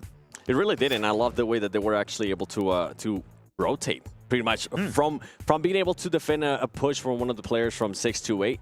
Once they defended that, they were like, oh, you know what?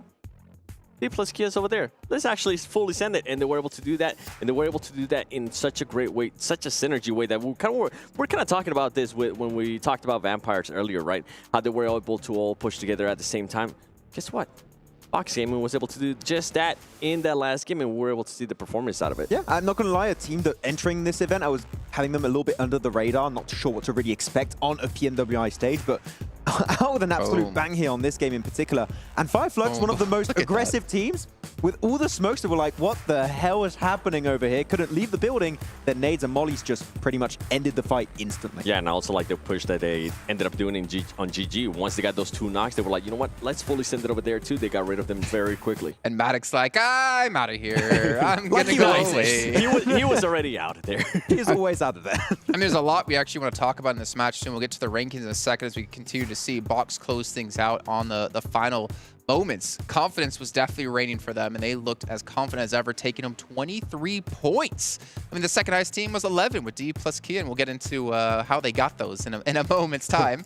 But a fantastic game out of them, and also GK realizing we just avoid Dplus, we'll have a decent game.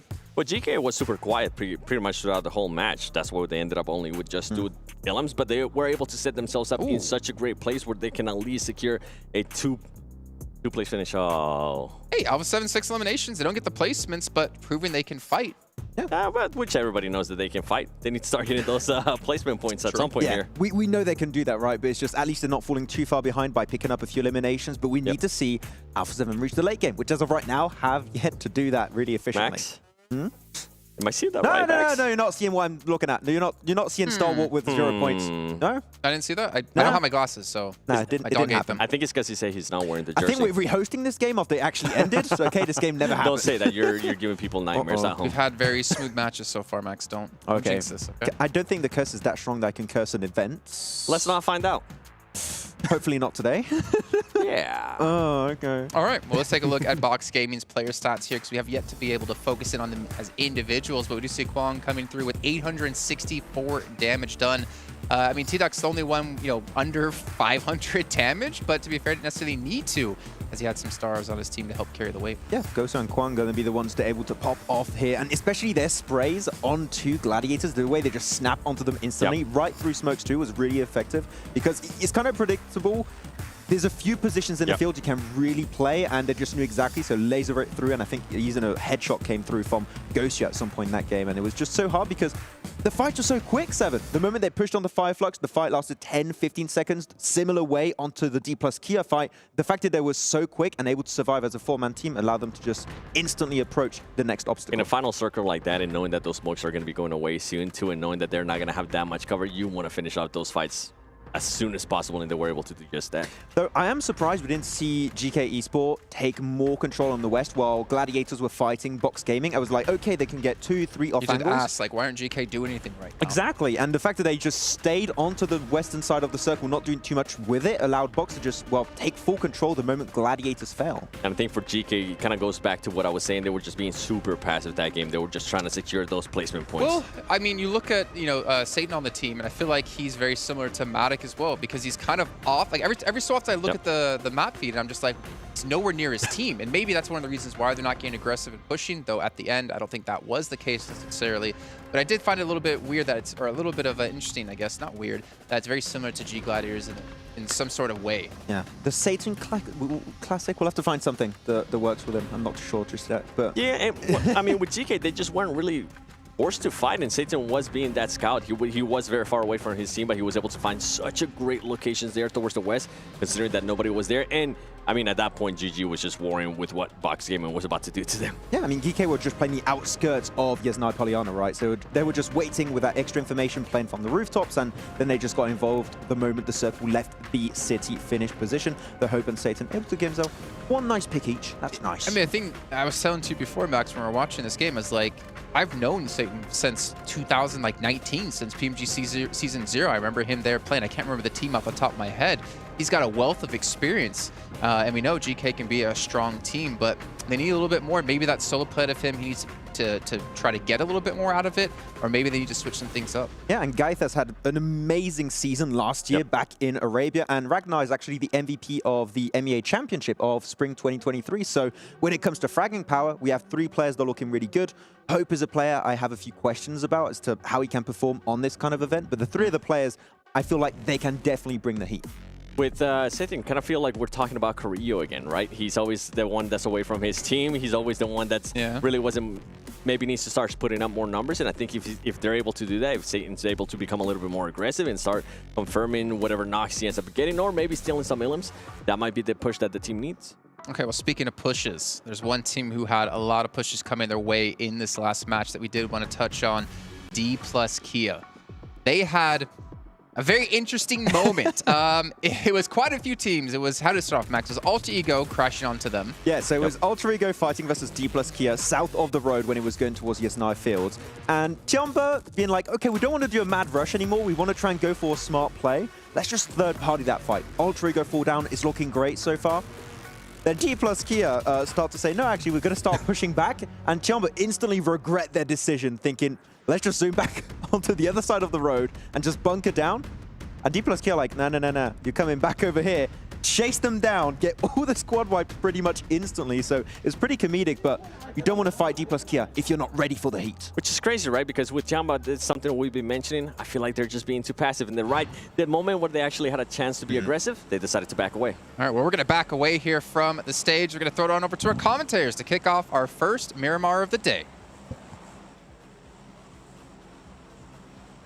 Mirror, more of that, please. Let's go into the first of the day in the desert, over from the east coast down to the southwest in Minas del Sur.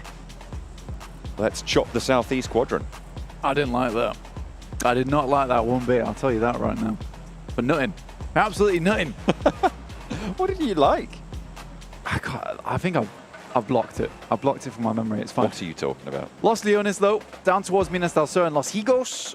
Most teams should be able to get up towards that northern side, honestly, just because they drop out straight away. It does mean we might have a cluster of teams up towards that north, in which case you're probably going to see a couple of these squads dropping a little bit later and going far north from that position. Bots Gaming down towards Puerto Paraíso, well, Impala for them. Dplus KIA down towards Puerto Paraíso themselves. And this is the first time we've seen Miramar in the main tournament, so it'll be interesting to see how a lot of these teams play. They've done the tried and tested over in Erangel. Now they've got to play on a bit of a bigger playing field. Now, for a lot of these teams, this is going to be quite different, especially those who qualified from All-Stars. We're back to 16 teams. This is going to be far more easier to hit these rotates. There are going to be less players crowding up the match and the map itself. But Circle heads over towards that western side now, John. Power Grid, Monte Nuevo, San Martin. A lot of high ground to be played around with here.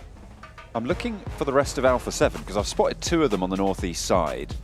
Revo and Senatexa both breaking up towards Tierra Bronx. Oh, it looks like they're all in that vehicle on the, on the south vehicle. Okay. I was wondering, is there really two of them there? Are they playing a super split drop? But no, they're going to be playing up towards Campo Militar and Tierra Bronca. Picardo, looks like that's going to be GK's for the time being. Reject Tokyo playing Los Leones on a bigger split. And that south side, Gladiators, split position there. Miramar, very much more common to see these split drops on non-large POIs.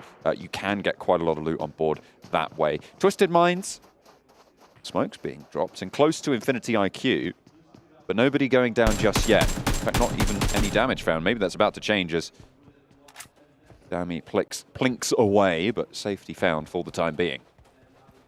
Yeah, actually the only player that's taken even a lick of damage is Alter Ego. Over on that side up towards El Azahar, probably dropped out just a little bit too quickly. Hit the ground with a bit of a crunch. You rub those ankles and get on with it though. You've got to get moving on this map because it is a big one, making sure you can get over towards the side of the map that you need to be in, especially with a playing path that heads down towards all the way on the east, and we get a shift on the circle over towards that west. I think a lot of teams will have to consider the fact that there is going to be a big roadblock of these teams. Getting over towards Monte Nuevo, El Pozo early on will be a big boon. So hitting into those vehicles early on, moving towards those positions and getting some massive wealth of loot on your back is going to be very important. Alpha7, as we talked about before, on that northeast side, so paths available to them to get in, to maybe circumnavigate all of those traffic jams, that roadblock that will come into effect for a lot of these other teams. 628, the westmost front of the line of players that spans the middle of the map. We'll look to push probably further west. Aren't seeing too many early rotations out to that western side just yet. No one's swinging for El Pozo. Yeah, I think most teams are just going to try and bleed a lot of this land dry of loot, right? And I think for 628 in particular, this is going to be a case of taking North Picardo drop, transitioning to Power Grid, and then maybe heading to Monte Nuevo or one of these high ground positions up towards Crater Fields. That would make the most sense to me. Most teams just trying to get as looted as possible, understanding that, you know, towards that western side there's going to be more loot available to them. So it's a smart play, and I think a lot of these teams that headed west nice and early will have the lion's share of the loot going on in this game. Teams like Box will have to just do with Impala, albeit that is a big place. With our esports setting in play, you will be able to get as much loot as you need. I think the difference for Box Gaming is that they'll have to get moving a lot earlier than some of these teams. They don't want to get caught up in that crunch. You know, even a heavy north rotation could work out for Puerto Paraíso and then Impala. Dplus KIA, though, are going to head on that south side. Maybe try and move up past La Driera. Or we see Team Falcons play on that south edge and buy them up. Very much a reasonable play, in my opinion. We do get that heavy shift on stage 2, so a lot of teams will most likely be waiting for that. Not too sure what he thought he saw on the top of that building, but whatever it was, it's not there anymore. DBS shots making sure of that, but no points found for it. Nobody going down just yet, and of course, a return to a little bit of normalcy with the 16-team lobbies. Not only is the first time we're seeing Miramar in these in the main tournament, it is this first 16-team lobby from this whole tournament as well. We haven't seen any of it over the past 3 days. It's good to see a lot more spacious positions in these first drops, a lot more what we're used to seeing, a lot more what teams are used to playing as well. It looks like we have our first breaks to the west. It's Twisted Minds moving towards Monte Nuevo, and 628 just started to eke west of Power Grid. Yeah, it's sort of interesting we are seeing Stalwart not really pumping the damage meters and those points meters as much as we sort of expected. I think there was about 4 of us over here that predicted Stalwart to win this tournament, in fact. It's true. At the end of the day, it's just not coming to fruition. I think it was only Barney who predicted Vampire. Yeah, he's a smart guy. He's a smart guy. He knows what he's talking about. And you guys at home would be smart as well to pick yourself up some PMWI special awards. You could pick that up in the 2023 PMWI crate, and that's only available through July 15th to August 15th. You do see some of the players in-game actually sporting some of that equipment. You should be able to get an eye on what you could potentially snag, because it does look very cool. I'll tell you that. For nothing. For nothing? Wow. That's pretty good value. I get free information. I don't even have to give a cent. Amazing. Perfect. Big fan of that one. Yeah, man, I'm just giving out free advice. Left, right, and center. That's what I'm all about at the end of the day. If you had some advice for Gladiators right now, I'm thinking this is the team that we've watched for in the region that we've covered for so long now. And they just aren't performing quite at the level that we've expected from them. We did see a little bit from them in that last game, but if you had any advice for them, what are you thinking is the best sort of thing that they could look to address? Honestly, advice-wise, in terms of like rotations, there's really not much to work on. I think they still make these smart rotations. They get caught up in that end game though. It's that last 10 minutes, and I still think it's confidence, which is the issue right now for Gladiators. And some of that mechanical skill is just lacking sometimes, because I have seen this squad perform marvelously well in terms of those gunfights. Unfortunately, it's just not working out at the moment. But you do say, we see those glimpses now and again, but just not as frequently as I'd like to see them at the moment. It feels like some of the synergy is a little bit lacking here and there. And Matic isn't as effective on this Alfangel a lot of times, and he's just becoming a little bit of a burden. Needs to be pulled along a little bit. Yeah, but I think at the end of the day, they're still making the moves that they would generally make. It's just because it's not being as successful that we see it as maybe a mistake or a problem. And I think realistically for Gladiators, it's just tightening some of those screws on their side. Because a lot of times you see their rotation, you're like, you know what, that is a decent rotate. Now you just need to follow through, and maybe you get further onto the end game. Because honestly, that last match, they made a bunch of smart decisions. A great third party over towards Alpha7. And that end game, again, just a little bit lost between figuring out whether they should be fighting Geekay, holding them off, or should we be fully focusing down on towards Box. And I think it's because they've got so many ideas in their head, because they're very aware of what's going in the lobby, that it leads to a little bit of indecision. So I want to see, you know, Gladiators just look a little bit more decisive, a bit more confident, and that would change a lot of things. Because honestly, at this point in time, I don't think even I'm qualified to give them much advice. I really like that breakdown. I think you hit the nail on the head. I don't think there's much more I can add to that. Hopefully we'll see those problems being addressed by the Gladiators in the future, because I think we had... Did we have a Gladiators prediction to win in the talent rotation? I'm not sure we did. I don't think so. It was certainly on my mind as to whether or not to predict them. But no, it was Alpha7, I remember, because I was like, oh, regional champions, things like that. You know, it's easy to predict Gladiators getting into a main stage international tournament. Yeah.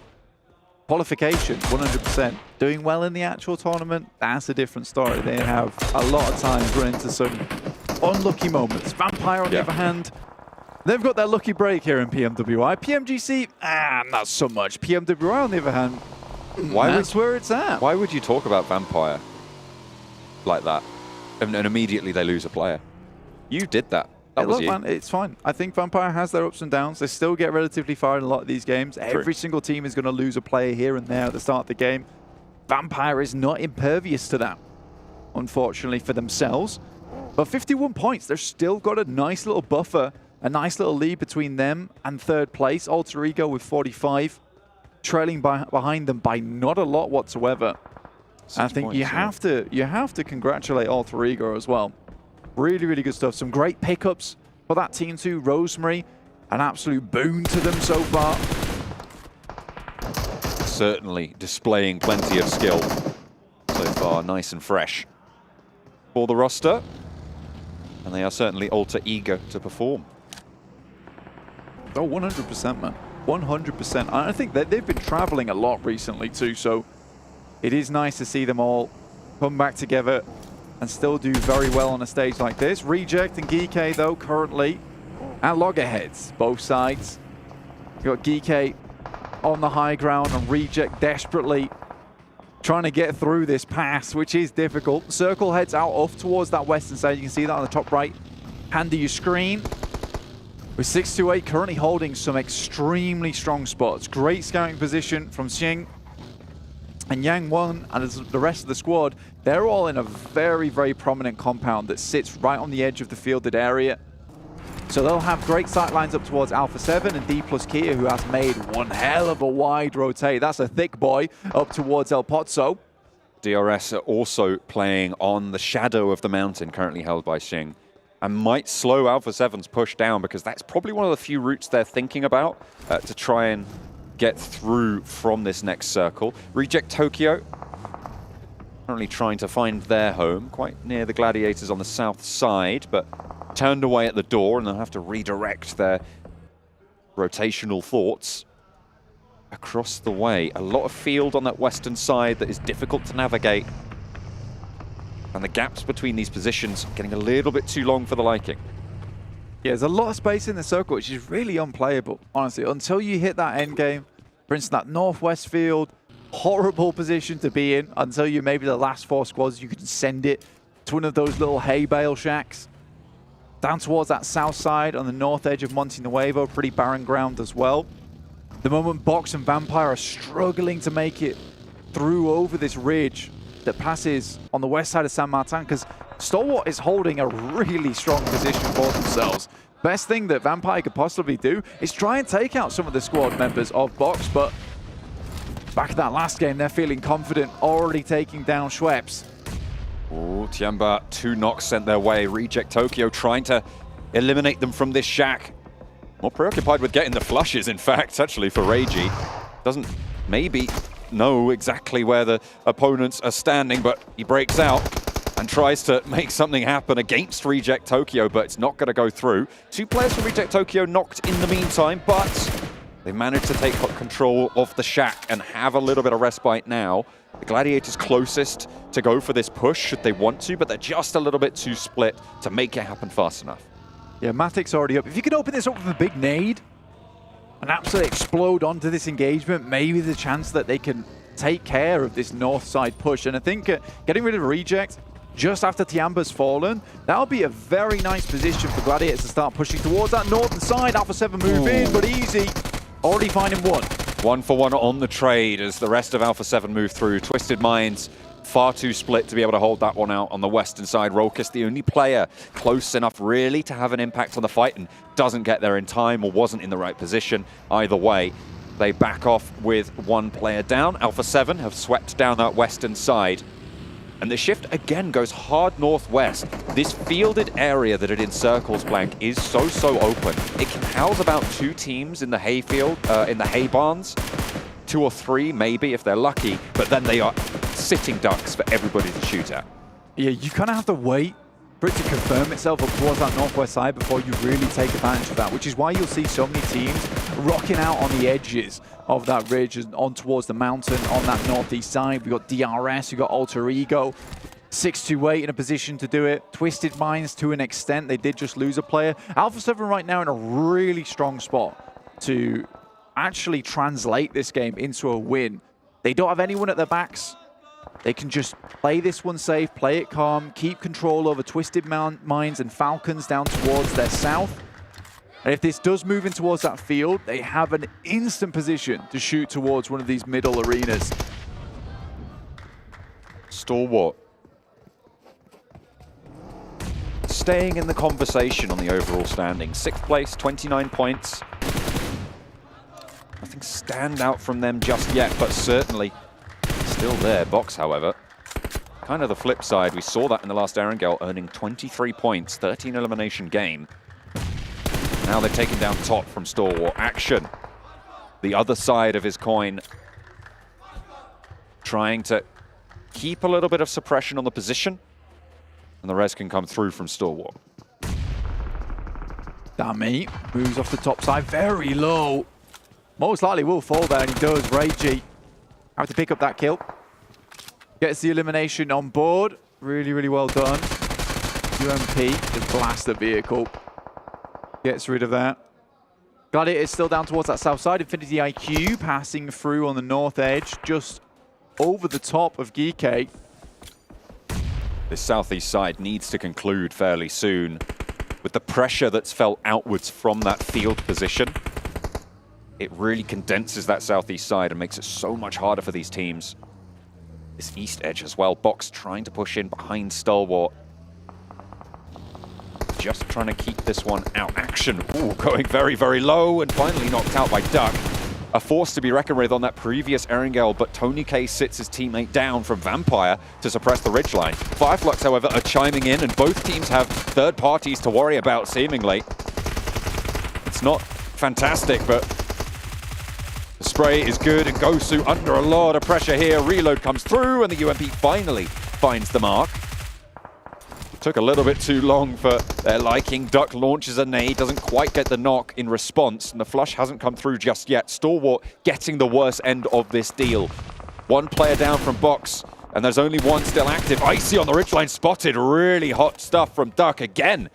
Playing strong for Box Gaming. Now with the blue at his back, needs to put pressure on. Spray to the legs, 15 bullets in the mag. DBS is there as the secondary, needs to close the distance before swapping. Gets it out now and has got that advantage in this close range trade, but the blue zone's tickling. It's doing more than that. And it is Vampire to chime in as well with the points. Stalwart on the east side, stay alive. Desert the player to watch over on Stalwart. It certainly is so. Able to get his team out of a sticky situation, but their power has been drained like the color out of Top's hair. A little unfortunate. Alter Ego do move in with 2 to scout out the position from 628. In the meantime, Kitsune taking shots over towards Geeke, but another team chiming in that we talked about earlier. It's Infinity IQ. Meku to try and keep his IGL safe. Kitsune crawling back behind the headland. The blue zone, 20 seconds to move. Infinity IQ eliminated in the meantime, and Kitsune can get rest here. No threat from that southwest side. A lot of cover found. Now, can the rest of Gladiators move in? Because there is not a lot of cover forwards. There's not a lot of positions that aren't already occupied in their path. Yeah, I think for Gladiators, really might genuinely have to take a gamble. I think at this point in time, you just send it into the fields. It's going to be very difficult in this position. You already know there's going to be a whole clump of teams waiting on the edge side before they have to confirm on the field finish. Right now, it's looking like it could even head over towards 628's compound, which is incredibly good. It has a building in there where you can lie flat on the rooftop, have some great angles, and people just can't see you up on that position if they're not playing the high ground, which is why you haven't seen 628 employ that position yet, because still some of this high ground on the ridge is available. But as we push into that further end game, that's when it's going to become very influential. Rules takes down Stone from Vampire. The fact that they've made it this far is a testament to the skill of this team alone. I think Stone and Tony K are probably the 2 last players I would want on Vampire, to be honest. Final player as well for Alter Ego, Octa on the north flank near DRS. As Alpha7 clear up Twisted Minds on the southwest side. 1 player for both of the top 2 teams, and Fireflux do have to push in a little bit further. There is a chance for them to come out swinging from that southeast side. The Gladiators to contend with, ahead of them, the remnants of Dplus KIA, two of their players still alive. Oh, this is nasty from Satan. Hiding in the building with the Grozer as well. Swaps out to the M4. Just gets both of them. Handles business. Yeah, it was a really nice play. In the meantime, Fireflux have to send out, and they go straight down towards Dplus KIA's position. A real nice pickup. One player is down already, and I think Gladiators are looking to capitalize off the back of this one. They've just been waiting for their moment. The third parties have been strong with this team for the last game and this game as well. They'll carry that pressure forwards. Gladiators now looking for the back line. You can see the nades just rolling out, desperately trying to keep Ketch and Lutz safe. Nades still, though, sending in a Tixi even closer. Matic launching forwards. Tixi given that platform to springboard through. 3 players from Fireflux are down, and Tony K chiming into the fight. They'll hear those Mini 14 ring across the hills and get to cover where they can. Tixi goes in for the backup as well, and Fireflux with 1 player still alive. Not going to be too much of a threat on their flank. The crawl back from Solke slowed down, in fact dispatched by Reiji.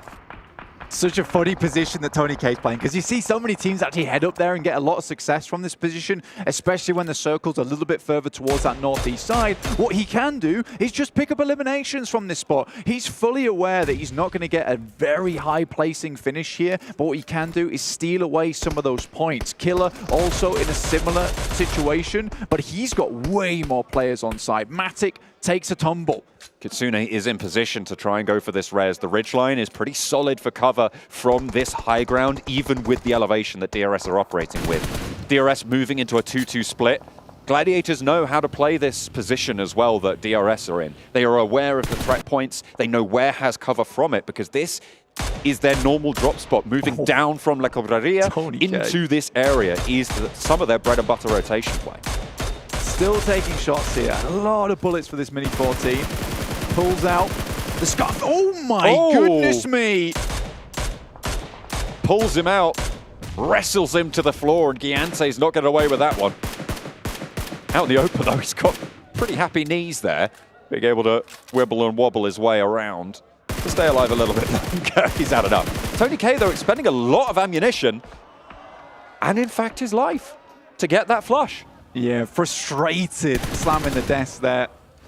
And it's fair play. I think right now for Gladiators, realistically, they just need to wait for these players to come off the high ground, and then they can start thinking about assaulting this position that 628's holding. They just want to get rid of these angles before they move in.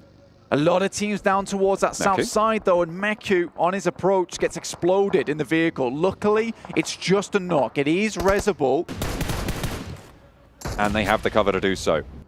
Reject Tokyo can't swing onto this position with Falcons in the way, with Alpha7 just over that ridgeline as well. The main fight for me, as you talked about just now, Blank, is Gladiators into 628's position. Yeah, realistically, it's the winning play for Gladiators. Unfortunately, this spot is quite difficult to assault, especially at this late in the game. I think their main boon is the fact that 628 only have 3 players. So moving on to that spot, it's not as covered as it could be. But again, those angles you gain from this building, which is such a prolific compound here on Miramar, is really, really big.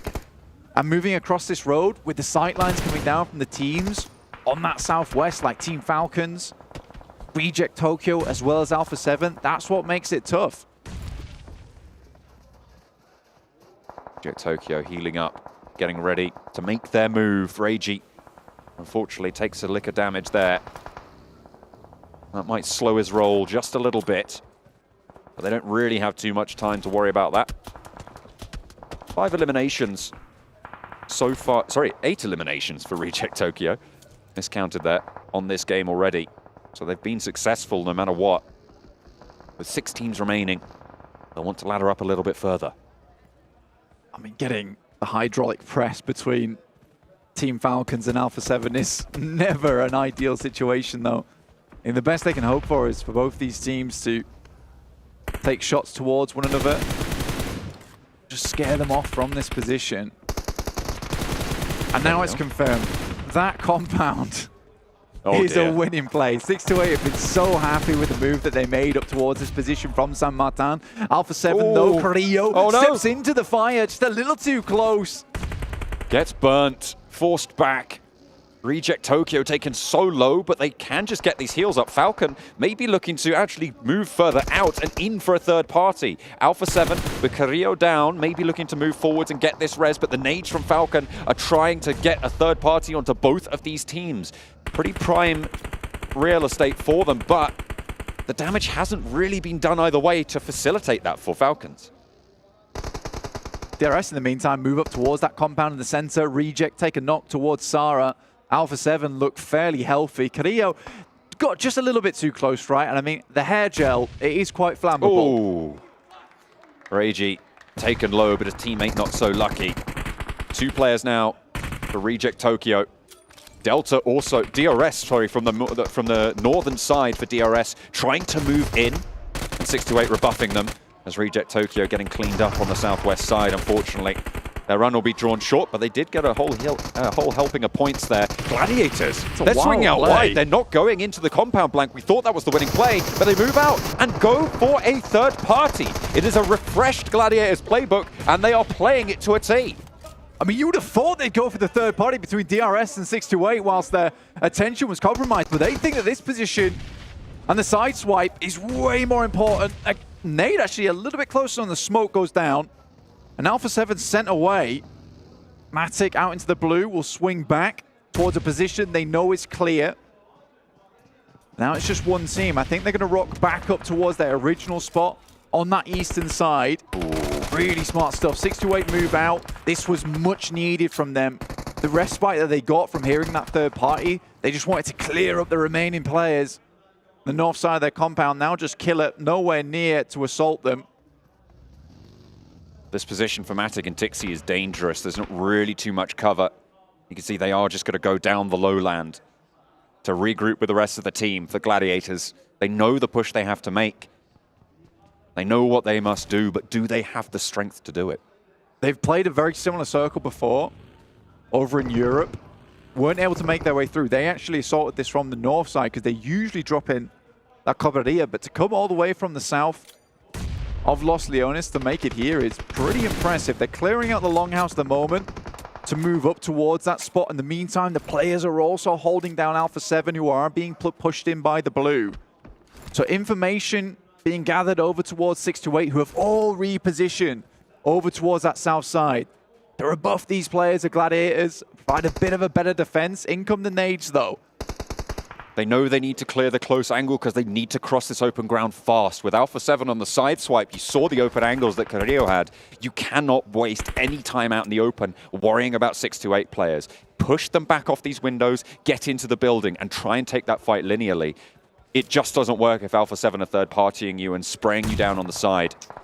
They force you into a losing fight. That was a gorgeous nade coming through from 628. I think the good thing for Gladiators at the moment is that while all this is happening, Alpha7 continues to be pushed in. More utility used. They have to pour everything into this push. Absolutely critical that they get at least one player in. All the smokes are through and they go for the crash with the DPS. No one's down as of yet. Matic leaps up to avoid the licking flames at the heels, but Tixi's down in the meantime, flushed as well. And Yang now pops another molly out the side. Groza in hand, and it's just the one player for the Gladiators alive. The crash has gone catastrophically wrong for them. Matic tries to drop, but it will not be enough. All 3 of 628 survive, and now Alpha7 can start to march forwards, but Mafioso down. These Cenetex are going for the res. They have to delay somewhat, but they can push in now. But Killer's still here for DRS, the MVP of the squad. A huge elimination count from the All-Stars stage blank, and he's still got more in the tank. This guy is mega at the end of the day. Still taking shots, still sending nades over the top. And that was first one was very, very long. Luckily, they should just have enough time to pick up Revo before the circle starts to enclose. But you got to give props to Yang 1. The fact that he was fighting versus Alpha7 and the rest of the team from Gladiators were moving in, that is an incredible move from him. They'll get a full resupply from the Gladiators side. Killer getting shot out from underneath the vehicle itself. Sunan taking those shots. But Carrillo picks up easy from that side. Oh. This is not good. Alpha7 able to get an opening knock, but Yang 1 again. on such a huge sideswipe. Slows Revo down. Now turning attention to the backline, but there's a teammate already pushing forward. Sanatexa drawn short out in the open. Has to just go completely raw into this fight. Gets the cross. Fire. Oh, Yang1 perfect on the timing. And 2 players fall to the scope. Carrillo now under pressure. And Yang1 on a mission to try and take down Alpha7, single-handed, finally falls, but the health bars are blinking, and now can 628 pull it back together? They got the res. Sunan playing around this door frame. They reposition, and they have got the center, breaks out wide, and Sunan's forwards. DBS in hand, but it's cut down, and Revo turns the tables again. Now on the back lines, they're looking for one more, but it's denied yet again. 3 eliminations found. And they want the res. They slow down the fight. Carrillo has the off angle. Grows up to try and stop it. He knows he's there. Burns him out of position. Lights his feet on fire, and he has to tear to the back of the warehouse. Vehicles as cover, and Carrillo desperately trying to keep his team alive, allow them to get the res. They have been able to get it on board. Mafioso and Revo now very healthy. 1 player stands for them, and Revo swings in through the door, out into the blue, and Alpha7 march their way to victory. That is a disgustingly difficult win coming through from Alpha7. Assisted by Gladiators, who came in just when they needed them to clean up with Team Falcons. But Alpha7, that push over the ground is really, really hard, John. What a final march from Alpha7. Yang1, what a valiant effort as well. This is why we talk about these teams from the region, from the PEL. They just have got that X factor sometimes, but unfortunately it was not enough to stand up to the Brazilian might of Alpha7. Not at all, dude. It is tough to go against Alpha7, but Yang1 made it look pretty easy in that situation. The fact they played with 3 for so long, it is a marvelous effort from 628. They lost that high ground a little bit earlier on. I think the player had to drop down and just got knocked to the full damage. And playing that compound perfectly. I mean, what more can you really ask for from this team?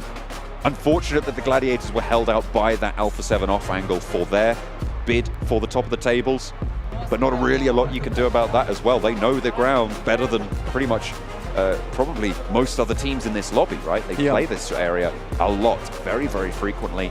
They should know exactly what opportunities they would be given. Stump's very curious for the Death's thoughts on, why the Gladiators go for the Team Falcon push versus 3 teams instead of going for 628. And I guess we'll find out as we head back over to the desk.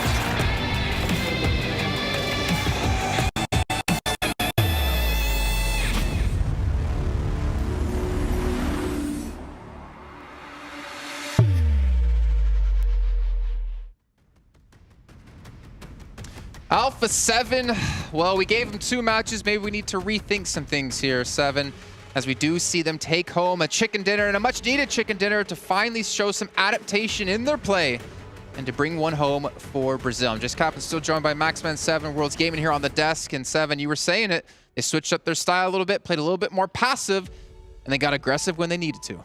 They did. They were waiting to pretty much get all 4 people alive until the end. And something that a big switch actually between this game and previous games is who they were sending out to scout or who they were leaving behind to be an anchor.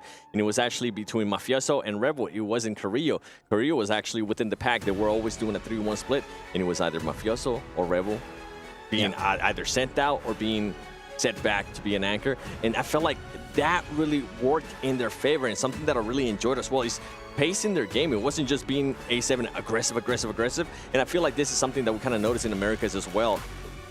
They decided to just slow it down, don't be aggressive, wait for other people to take care of each other, and find those openings that you can actually third party, and it worked out great for them. Don't be aggressive. Actually, them playing passive is really important here, because at some point there was a three-way fight on the western edge. It was Reject, there was Falcons, and there was Alpha7. And actually, because of how the circle was going, consistently shifting over to the east, Reject were forced towards Falcons, and Alpha7 kind of understood that. Like, we don't have to get involved in this fight. It's going to happen regardless. We can just move north of it and wait for the fight to break out. And the moment it does, we get involved, clear the entirety of the west, which actually didn't end up happening because Gladiators just ruined everything and just cleared the teams themselves. But that was the game plan, and I feel like if it did go that way, the execution would have been really easy because that third party was pretty much a given. So let's go back in time, actually. Let's start from the end of the game and go backwards, right? I want to ask you a question. I want an honest answer. 6-8, I think they threw the match. I don't remember who the player was because he caught Creo on the transition, I believe that was. Or was it Mafioso? He caught Mafioso. Yang. Yeah. And he caught, was it Mafioso or Creo on the transition? Got him through the slit of the doorway and caught him just barely as he knew he was going to be running through. As you can see here, Alpha7 getting 23 points. But then he like overcommits on the peak. He pushes by himself. He gets caught. He gets knocked. And it felt like a downward spiral from there. Yeah, it was Yang. It was Yang. Unfortunately for 6-8, they was just not quite able to capitalize after that opening knock. And they were just able to crawl out of sight. And because of that, as we know, we saw Alpha7 here playing passive again, stalling things out to be able to get those reses. And the reses at the end here, 7, is what enabled them to secure the win. And in a way there, at the end, they were kind of being forced to play passive because you could see that they wanted to go third party to fight between 6-8, and Gladiators. But somebody from 6-8, I can't remember the name, I think it was Isuna, and was able to hold off a great angle. He knocked him, and it made Alpha7 fully back off, and it allowed, and I think this is why you're thinking that it was 6-8 to win, because that allowed 6-8 to kind of set themselves up, but at the end, it didn't end up working out. Well, even got to credit to Creo too, just to stall stall it out, right? We were actually watching, we're like, that's a great play by Creo as he ran into the warehouse. He kind of ran between the vehicles as well, buying time for those reses to come through.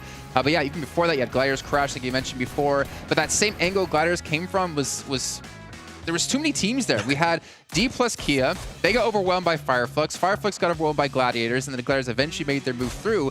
Well, the whole time this was happening, 6-8 just like, this is fun. Just gonna chill on my compound for like 10 minutes, it felt like, and it got them a lot of points at least. They were just holding off DRS, and DRS currently not being aggressive. They're just going for those placement points, collecting the information. They were like, okay, we can coexist for a little bit. I'm sure DRS wanted to play aggressive, but from the field location against like the warehouse compound of 6-8, you're not going to make it happen. A lot of people said 6-8 are a three-man team here. The compound was the fourth-man player. Yeah, I mean, to be fair, I think DRS was kind of lucky to even get into that compound because Altrigo tried it minutes before, and didn't make it all the way through. I think that Alter Ego maybe overcommitted because that breach is not easy, especially when you have 3 teams like Falcon, Reject, and Alpha7 to the western side. You can't just crash the wall and wait there. If you go for the crash, you need to fully commit, get inside the buildings, which they couldn't quite do, and that's what did cause their demise. But DRS just stayed onto the hay bales in the fields, which they could just play the long game, hope for a podium finish, which did end up happening. Highlighted that game for me, though, it actually isn't what happened in-game. I think it was Tony K shooting down at DRS from the mountain, and then he gets hit, he gets eliminated, and he just slams the desk. It's so frustrating. It's great to see. It's a strong phone. It did not break. Strong desk as well. Let's take a look, though, at Alpha7's player stats in this last match. Again, we have to focus on them because we kind of almost started to count them out, and we can see Mafioso. Usually it's Revo we talk about.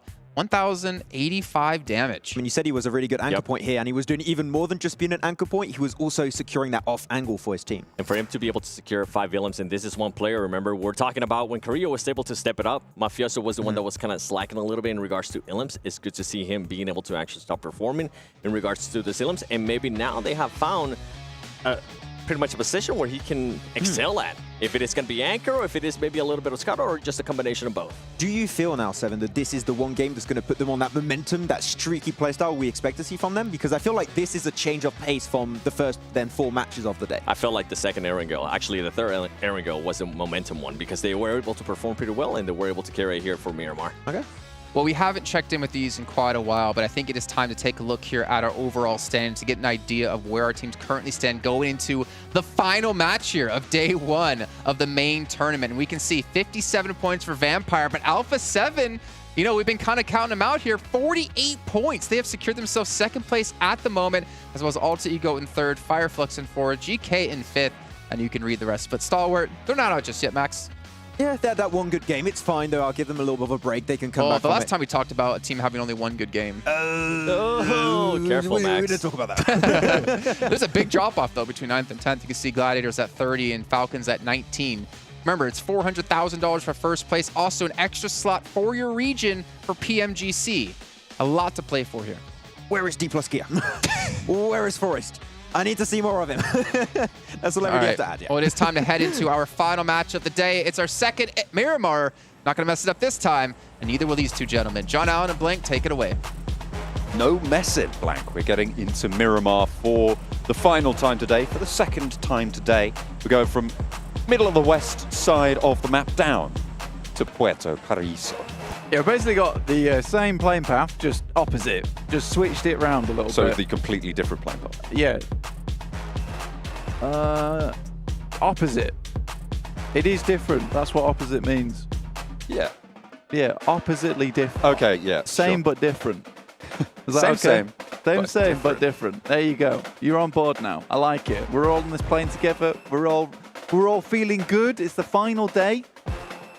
Final match of the day. Goodness Not the final day. Goodness Not me, the final wow. day. Not the final day yet. All right, we've still got 2 days to go. All right, I'm getting ahead of myself big time. Trying to go to the future. I don't want that. I want to see all the games because I know they're all going to be just as good and as action-packed as last one. I think the funny thing is for me on that last game is that the 3rd party came through over towards Team Falcons from Gladiators. And I think the Gladiators actually kind of ruined their own game for themselves. Because if they hadn't helped with that engagement, they would have had more time to get in towards that compound for 628. Alpha7 wouldn't have been able to 3rd party because they would have been still dealing with Team Falcons at that point. Because Alpha7 actually played a big role in that engagement between 628 and Gladiators. There was a lot of firepower coming their way that Alpha7 were able to capitalize on. So I think that is just an unfortunate scout, really. I think you don't expect 3 teams to be existing in that area for such a long time. So you hear the 3rd party, you assume it's just 1 team remaining. So I think Gladiators, again, making some correct decisions. Just a little bit further into this game this time around on Erangel. They had a great game there as well. So Gladiators starting to warm up just a little bit. But I think for Alpha7, fantastic match. Once again, Revo bailing them out with the auto shotty. Doesn't have the DBS, doesn't matter. Still does work. It feels like Gladiators have very consciously decided more 3rd parties. That's their whole sort of shift that I think I've seen over these last couple of games. I don't know if you'd necessarily... You're looking like you want to say something about that. I mean, that has been some of their playstyle for a long, long time now. They've been very good at it. I think it was quite difficult to do in the All-Stars just because there are so many teams there. It's difficult to go for a 3rd party without inviting another That's third probably, party. yeah. I get that. Which is a struggle, but I think Gladiators have always been a very opportunistic team, and they're great at it. They did it in European Championships. They did it over in PMPL as well for EU. I think they can certainly keep going with that, but I think we've harped on about Gladiators long enough, so let's take a look at some other teams in the lobby. Fireflux at the moment makes some good initial rotations, but they seem to be suffering exactly from what Alpha7's maladies were over in the All-Stars, which is a case of great first 15 minutes, man. The rest, questionable. I think they are just sitting around in compounds a little bit too much, and I think it was acceptable on the map where they won, where they just sat in a compound and the circle came to them. I think they'd love that every single time. Oh, that'd be great. That'd be great, but it doesn't always work that way. So I think for Fireflux, it's just those extra couple of minutes on top of there. What's your next rotation? What's your next move? Low, almost landed it. Almost landed it. Nearly stylish. Yeah. Unfortunately, it didn't stick the landing. Scuffed on the hems. Yeah, not great. That is actually in style, by the way. Scuffed hems? Yes. Is it? I have some T-shirts like that. I don't define myself as the epitome of style, though. Yes, you do. Don't try. Don't. No. Don't. No. Don't back down now. People can't even see me on camera. It's Blank, fine. Blank thinks of himself as the height of a fashionista. And I can't say I disagree most of the time. I'm pretty tall. What is the height of a fashionista? Well, 188. 6'1". 188. 6'2". 6'2". Yeah, I'd say. I'm like bordering 6'2". 188. You're never 188. I'm probably taller than that. It's been a while. What do you mean tall? No. Pull the other one. What do you mean? There's no way you're that tall. Okay, fair play. You're smaller though. Fireflux, on the other hand. I'm a perfectly appropriate height. Thank you very much.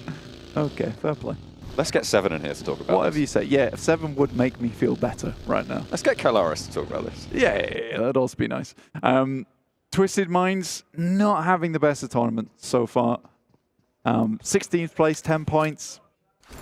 I think we've seen a lot of these names. It's a little unfortunate because we've seen Rollkiss over in EU. We have. Has done great work over there. He did. Obviously never on the top of things. Crypto, on the other hand, an amazing player. Real clutch factor coming through from this guy, but they are just not matching up to the weight of the teams in this lobby, which is pretty crushing. There is some incredible teams here at the PMWI Main Tournament. The best teams in the world. Which is to be expected, honestly.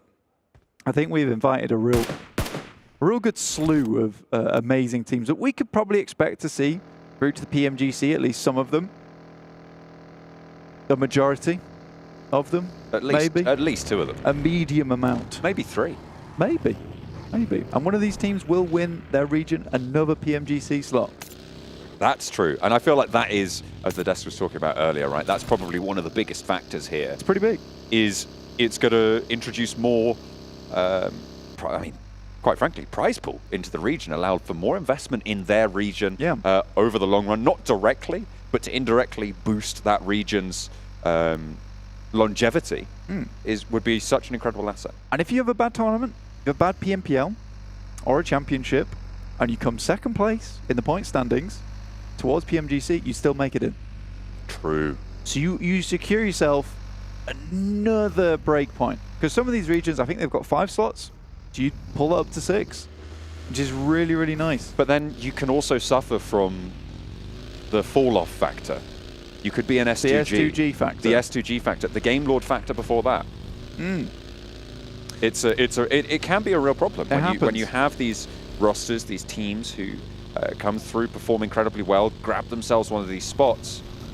I'm not saying that they underperform because they feel the pressure's off, but they, for some reason, don't do as well as they did in the previous season. Then they turn up to PMGC or to the next global finals, PMWI for S2G, and they just don't perform in the manner that you expect them to. And it takes a real strong-headed team to be able to try and carry that over and ride that wave through, because it's not an easy thing to do. It's a lot of, it's a mental task.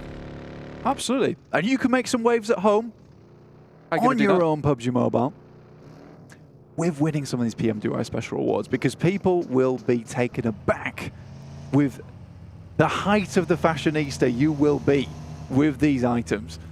They're only available, though, from July 15th through to August 15th. You were wearing that yesterday. I was wearing that yesterday. You couldn't see, but I was all spangled up. I was good to go. I was good to go. Obviously, I wasn't carrying the large weapon around with me. Light blue's your color. It could be. It could be. I maybe could pull that off. I did pull it off, actually, yesterday. Keep it on. I will. Yes, of course. Fireflux, though, back to the game anyway. Back to the game at hand. Fireflux find themselves another little dip to play around. Tiamba off in the distance. Those dips that Fireflux currently find themselves in, they're very, very dangerous. The nades just funnel themselves into your pockets. Yeah, Fireflux is just a tortilla chip team. They love the dips. They love the dips, man. 100%. But it works well. It does work well. They find themselves some good scouting. They don't always stick in these positions for a long while, and then they move on. I think it's quite a good play style. Again, that first 15 minutes is really nice. They obviously have very good knowledge of a lot of these maps, and it's to be expected with Solk being on the team, who has been around in PUBG Mobile for a long time. And I kind of expect Fireflux to continue doing well. I mean, they're at the 4th place at the moment, 37 points, which is fantastic. Tixi, close to danger. Bensu, the powerhouse of Infinity IQ. Neither of them pulling the trigger. They're playing do-si-do around the car, and Bensu's got the better end of the trade so far. Tixi, overzealous, split from the team, not playing with them, and pays the price. That is really unfortunate. I think that at the moment, Tixie is probably one of their best mechanical players on the squad. It's really unfortunate losing him because you lose a big amount of that clutch power on the side. Winning out those fights a lot of times has come down to Tixie making some real good moves. Not as impactful as we've seen him been before though, John, which is a little bit sad to me. I mean, Tixie supremacy is just not here at the moment. Tixie mediocrity currently. I need to stop coming back to Gladiators. What? Don't put them back on the screen. Stop that. Well, when they're taking a fight, it's fair enough. But when we're looking at Vampires trying to hold a central position and Fireflux taking plink shots at the compound, certainly talk about that. Dplus KIA send into the Labendita crater and they might have some neighbors to worry about. Goodness me, Reject Tokyo don't want to let them get away with this one. Fabian is a little bit isolated, but the rest of Dplus KIA, they are establishing a high ground, and that is what you want to execute with. Forest able to suppress that close range position and keep his teammates safe. They send one down in, they lay the trap, and it looks like Reject Tokyo might have just bit.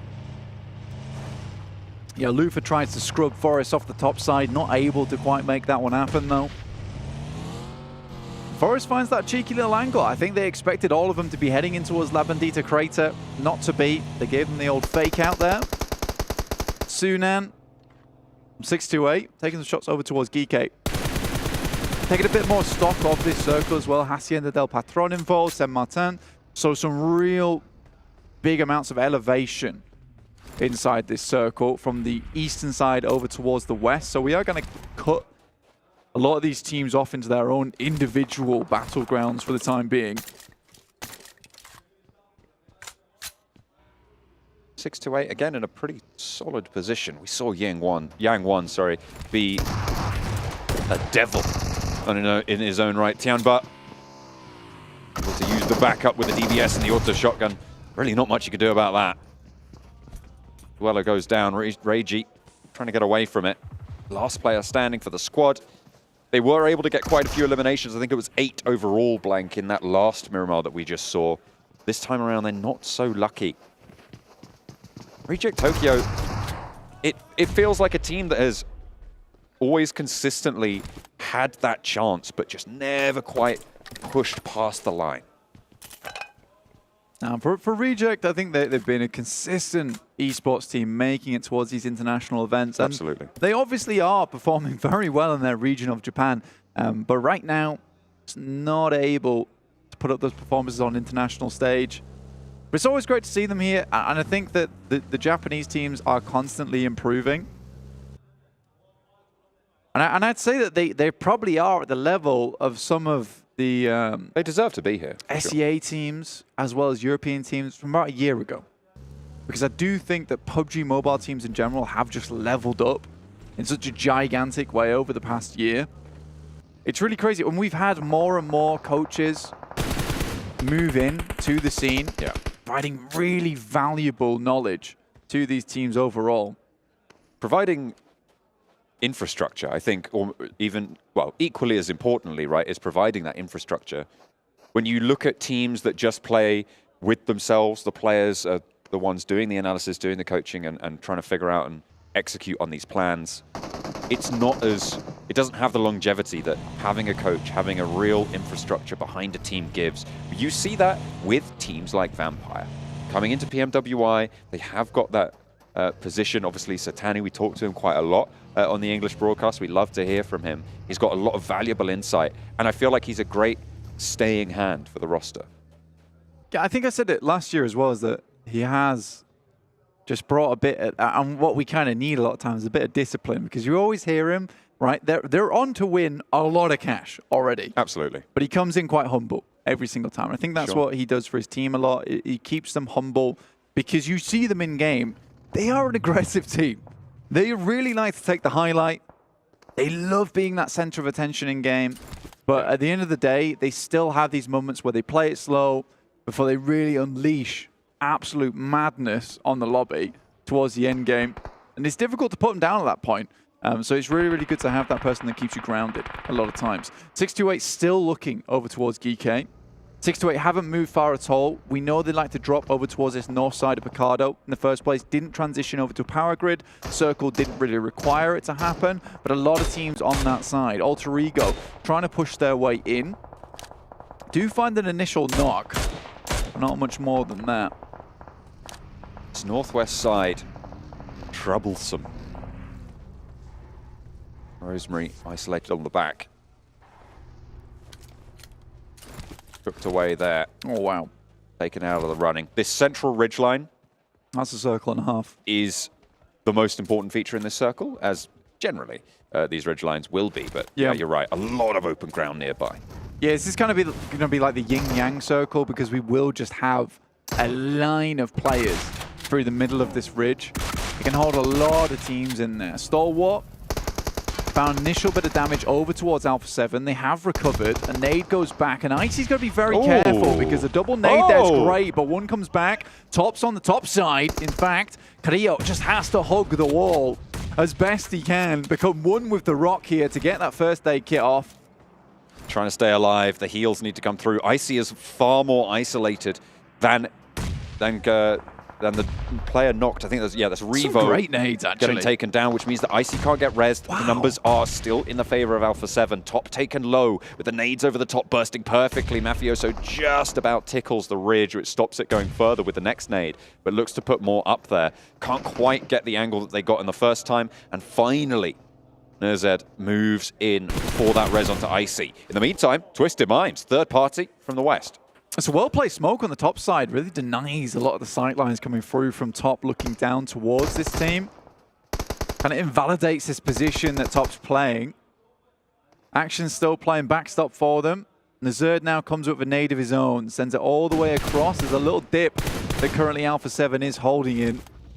They can't step out too much with Twisted Minds on these angles over towards their way. In the meantime, 628 have moved up towards the central area of the ridge. Team Falcon's also there. Dplus KIA have sent a couple of players towards that position, or at least just one. It's Favian, last remaining. And Fireflux now need to think about getting in towards the circle, because this is where we do see them start to falter a little bit, get a little bit too concerned with that outer edge. And we know that they have some extremely good splits in the end game. But it's getting towards that position in the first place to start controlling stage 7, stage 8. That's where they're really efficient. DRS pop a shot over towards Stalwart. Find a little bit of an angle, that northeast side. Have that set up firing line. As we hop on over to the south edge of the circle. 628 on the high ground with Sunan. Gladiators trying to move in underneath them. And the Shadows are treacherous in their own right, with GK holding out underneath Sunan. The rest of 628 a little bit further forwards, closer to the circle. Falcons, very central. Fox Gaming already pick up one of those knocks over towards Fireflux. It's taken them a while to move away from this position. They tried to set up some form of defense. Lutz goes down, leaving them at 3, and Box Gaming continue to sweep inwards. Fireflux have had a bit of a lackluster defense here. A tepid one. Solus off the distance, will have his vehicle pretty much taken out of the way. The Infinity 2 also looking this way. They're just underneath the compound. A lot of teams would like to head towards if this does go down towards the south. Oh. And King, though, goodness me, SLR in hand. How do you hit that? Solke was on the broadside, but behind the scope, I believe. Didn't really have the angle and has managed to find some cover. The smoke blooms, there's a rock, there's a ridge. He can stay safe for the time being, but he's going to have to move and likely won't be able to get out of there in its current state. Does get a heal on, and Ketch actually rolls through for the save. Solke and Ketch, though, now main meal on the menu for Falcons as they try and ride strong, but a really solid set of shots from Kitsune to find one and the flush very, very quickly for the Gladiators on the south side. A little bit of an opening maybe on the south. Yeah, pretty instantaneous here. And again, a lot of teams would like to move their way through on that south side. Schweppes will pick up Solke. They find a bit of shelter. This is a position that can hold these two players for quite some time. Quite difficult to get across that terrain. The fact they were able to make that run under the purview of a lot of teams, not easy. They're swiftly getting towards position. Punch the Nitro. But Box is following. GK trying to skirt. Sunan still sits atop the mount, launching Thunderbolt after Thunderbolt downwards and transmitting that information back over to the rest of his team as well.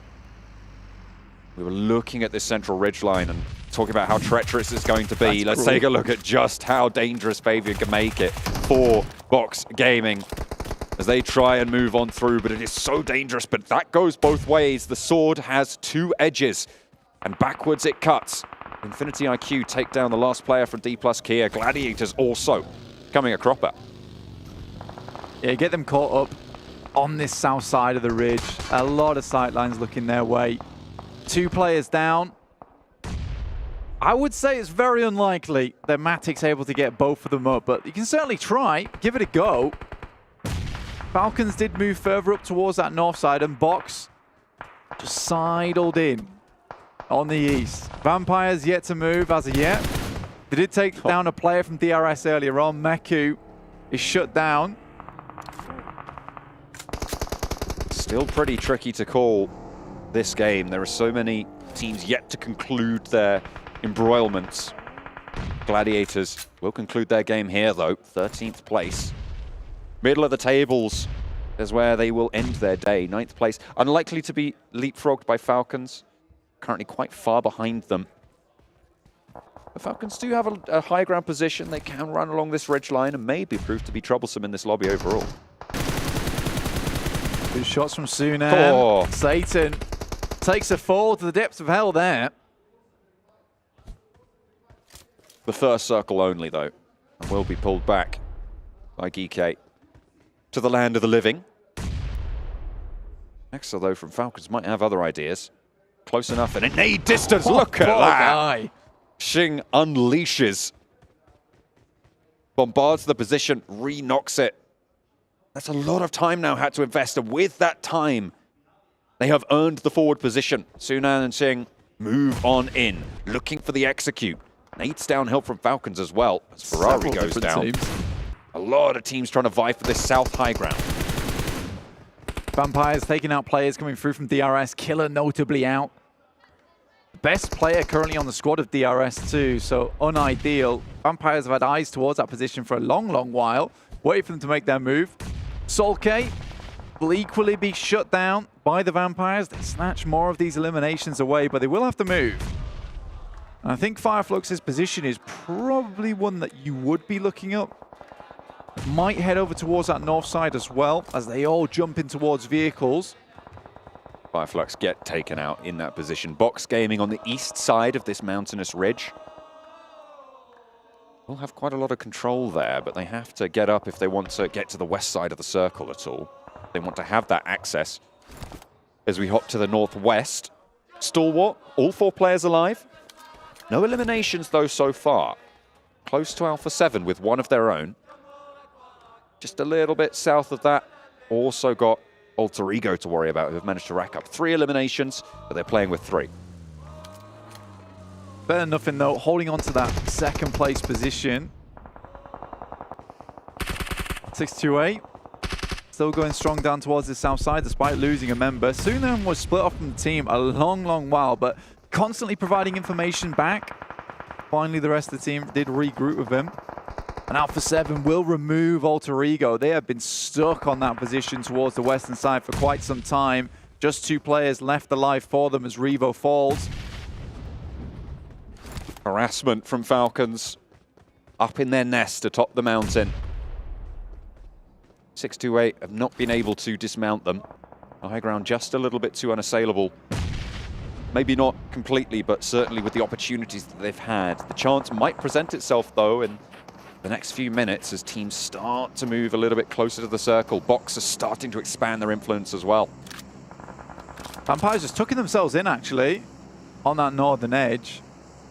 Not to go too far. I think that this is a position where you'd imagine a lot of teams would take up residence, as the circle pushes a lot of the squads that will have squeezed themselves in on that south side forward. 10 teams in stage 6, Blank, almost stage 7.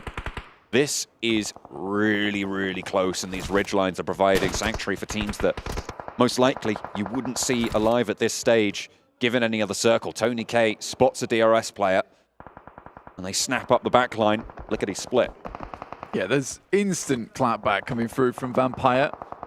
And Rule steps a little bit too far backwards and feels the brunt of some of the teams on that north west edge, like Stalwart, as well as Alpha7. KIA out in the blue, try and readjust. Meantime, the Stalwart's players, I think that is action. He's down towards the south, all is lonesome, really holding up Twisted Minds and the final player from Alpha7. KIA towards the blue. Needs to be careful. Icy has got the opportunity to swing out should action get into trouble as well. Circle goes very central here, blank box. We'll be able to hold out all these teams on the south. Well, they'll certainly have the chance to. Vampire probably looking pretty good to try and push on in if they can get past DRS's sightlines. I think DRS is a little bit preoccupied with Stalwart, currently taking that 2-2 split on the northwest edge to deal with Twisted Minds, Alpha7 and DRS. So I think for Vampire, taking that long stroll up the slope to perhaps try and third-party versus this would be a really smart idea. Currently, Box Gaming, though, they're about to get a whole heap of eliminations if they play this one right. As a lot of these players on the south side will have to drop off from their high ground down towards Box Gaming sightlines. Scary prospect. Okay, trying to move past, but Axa has other ideas. Wow. The pump action. This late in the game, still having that in the arsenal is a risk, but it's going to work out here. Falcons hold out a push, and still there's more to do as GK Esports trying to stop the push from the south of 628. Axa continues his bombardment, his barrage of bullets as they roll downhill. Unfortunately, his teammates not so lucky. His opponents either. 628 moving through, swelling the ground on the south side. Just to put that in perspective as well, Axa had to miss 0 shots on that SG to make that happen. Yang's got plenty more shells to unleash from the auto shotgun here, though. And it will be good for 2 knocks. Falcons dismounted. And now 628 can play on with 3. We saw what they could do on the Erangel. Can they in the previous map on the Miramar, can they convert it this time around? The 3-man 628 buff. There's no 3 in their esports title. There's certainly 3 in the game here, and they're doing fairly good work. Infinity still alive. Vampires have now taken control of that northern side. If they win out this game, they will have found themselves a massive buffer going into day 2. And it feels like a repeat of the All-Stars. Finished that first day off with 78 points. Bear in mind, there was a lot more eliminations available with the 18 teams in the All-Stars. So can they break their own record on a day 1? Already up to 5 eliminations. An extremely good spot for themselves. Finding Yang 1-2. Wow. Really, really solid stuff from the north side. Stalwart drawn a little bit short here. A knock sent their way as well. They're grouped up. They don't really have any forward position. They will have quite a lot of info over the ground, and it's quite a flat area that they have to push across. Vampire also going to have to breach that ridgeline. Who's going to be able to get forwards first? Get that stranglehold over this next part of the circle. Stalwart cut apart as 3 players from 628 take aim. Xing finds Ravenclaw from Vampires, though, and Bensu, once again, that powerhouse from Infinity IQ, will pick up one of the players from Box who have just not held onto this spot very well. Stoned is sent back as they res their player, Ravenclaw, and Stalwart will be finally forced out of the blue, and I think Vampire most likely will turn a lot of their attention over towards Stalwart. In the meantime, 628 descend upon the guys from Box. They need to take care of the threat from downhill should they want to move forwards. Boyga and Bensu for Infinity IQ. Trying to play even further below that. Another shot sent over towards Stalwart and another knock from a nade on Vampire's squad. Flush is coming through and Vampires can really start to isolate this team now. Very, very difficult to move forwards with the threat of Stalwart there, but once they have removed that, they can start to march in. Icy falls next, and the Vampires yet to lose a player. 628 dastardly daring in this lobby at the moment. They're just taking fights all over the place. Oh. A lovely nade over the top will do a good amount of damage, and just top remaining now. Not long for it, I'd imagine. The blue zone will push him in if nothing else. 3 seconds until it goes in. The fire not quite touching him there. He does get lit up. Has to hit the deck and go for another heal there. doesn't really have anything left in the back pocket. Action crawling forwards, try to get info, and Vampire need to move in along this ridgeline to stop 628 from getting control, Blank. Luckily for Vampires, it's such open ground that a lot of these teams have to push towards, but they have been lacking on these elimination points, and 628 is lapping them up themselves. Stalwart finally taken down. No further will they go. Gosu from underneath does damage, but no more than that. Yang Won stays alive. Vampire get the final knocks there, the final points. 2 teams now remain, and there's knocks already.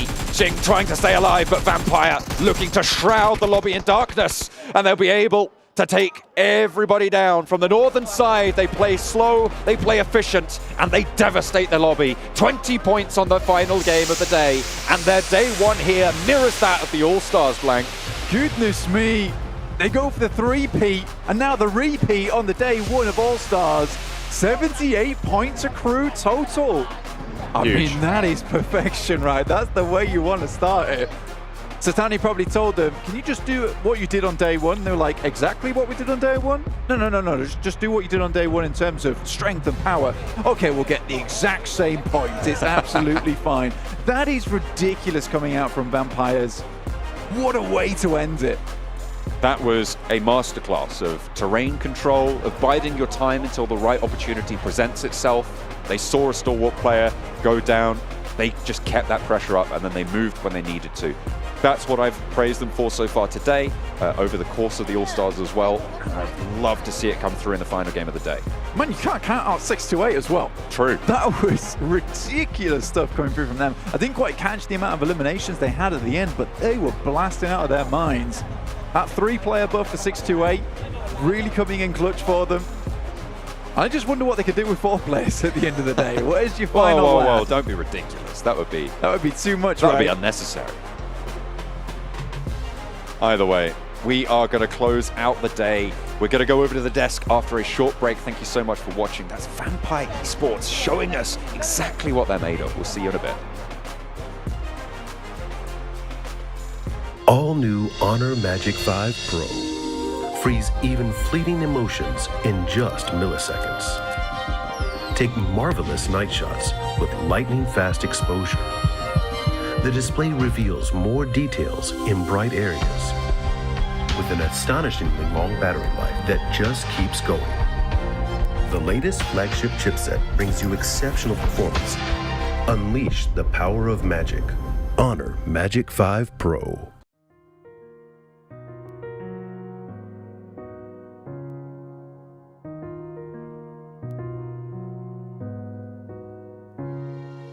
الحياة لحن، ولأننا جزء من مقطوعة عظيمة تحركنا، تلمسنا، تصنع من لحظاتنا ذكريات بديعة. لأن الوجبة، التجربة، المغامرة، حياتك بعد جديد في هيلتون الرياض.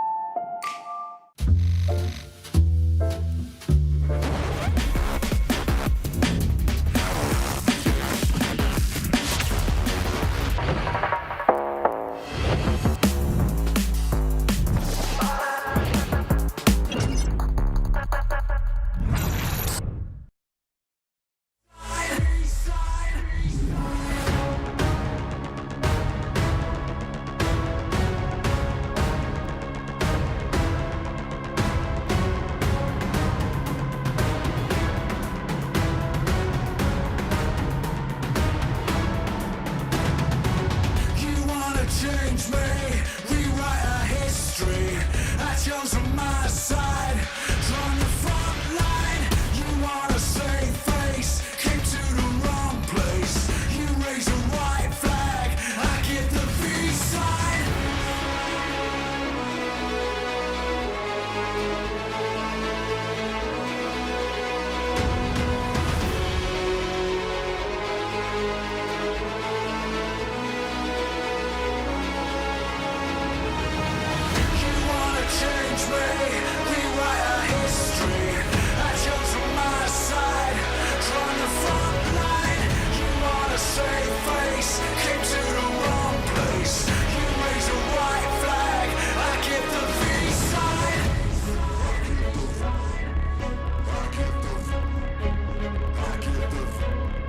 give the V sign. I give the V sign.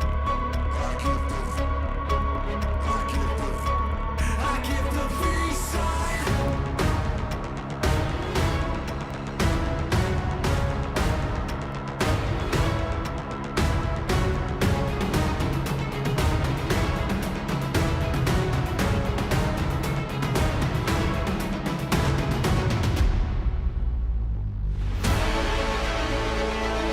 I give the V sign.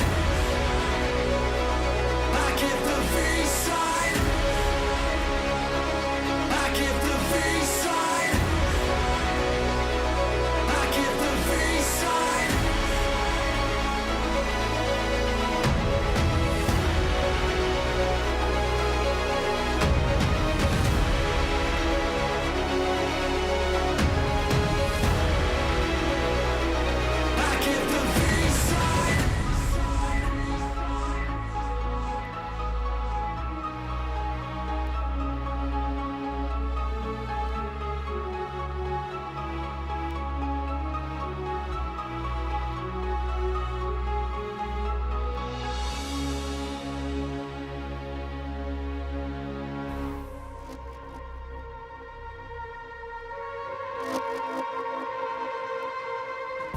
To just think, Vampire Esports were just one more win away from breaking their own record from last season here at PMWI. They get themselves 2 on the day, and almost certainly able to keep themselves in first place as well. They're on track to take home the trophy yet again, and of course, $400,000 in their pocket.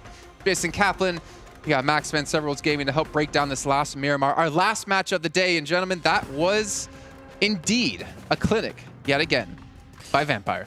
The kings of third parties, I think it's fair to say. Once again, they're like, all the fights happening, and it's in the late game circle. We're just going to full send it, get themselves like a few eliminations on board once again. A lot of control on the circle to make sure they have all the angles they need, secure themselves. Once again, another win. And I mean, Vampire, we expected them to do well here, Seven, and they proved it once again. They are worthy of being the champions. Not gonna lie, I kind of wish they would have broken that would have been the record. nice. That would have been nice. And you were saying the kings of third party. There's still 2 days left.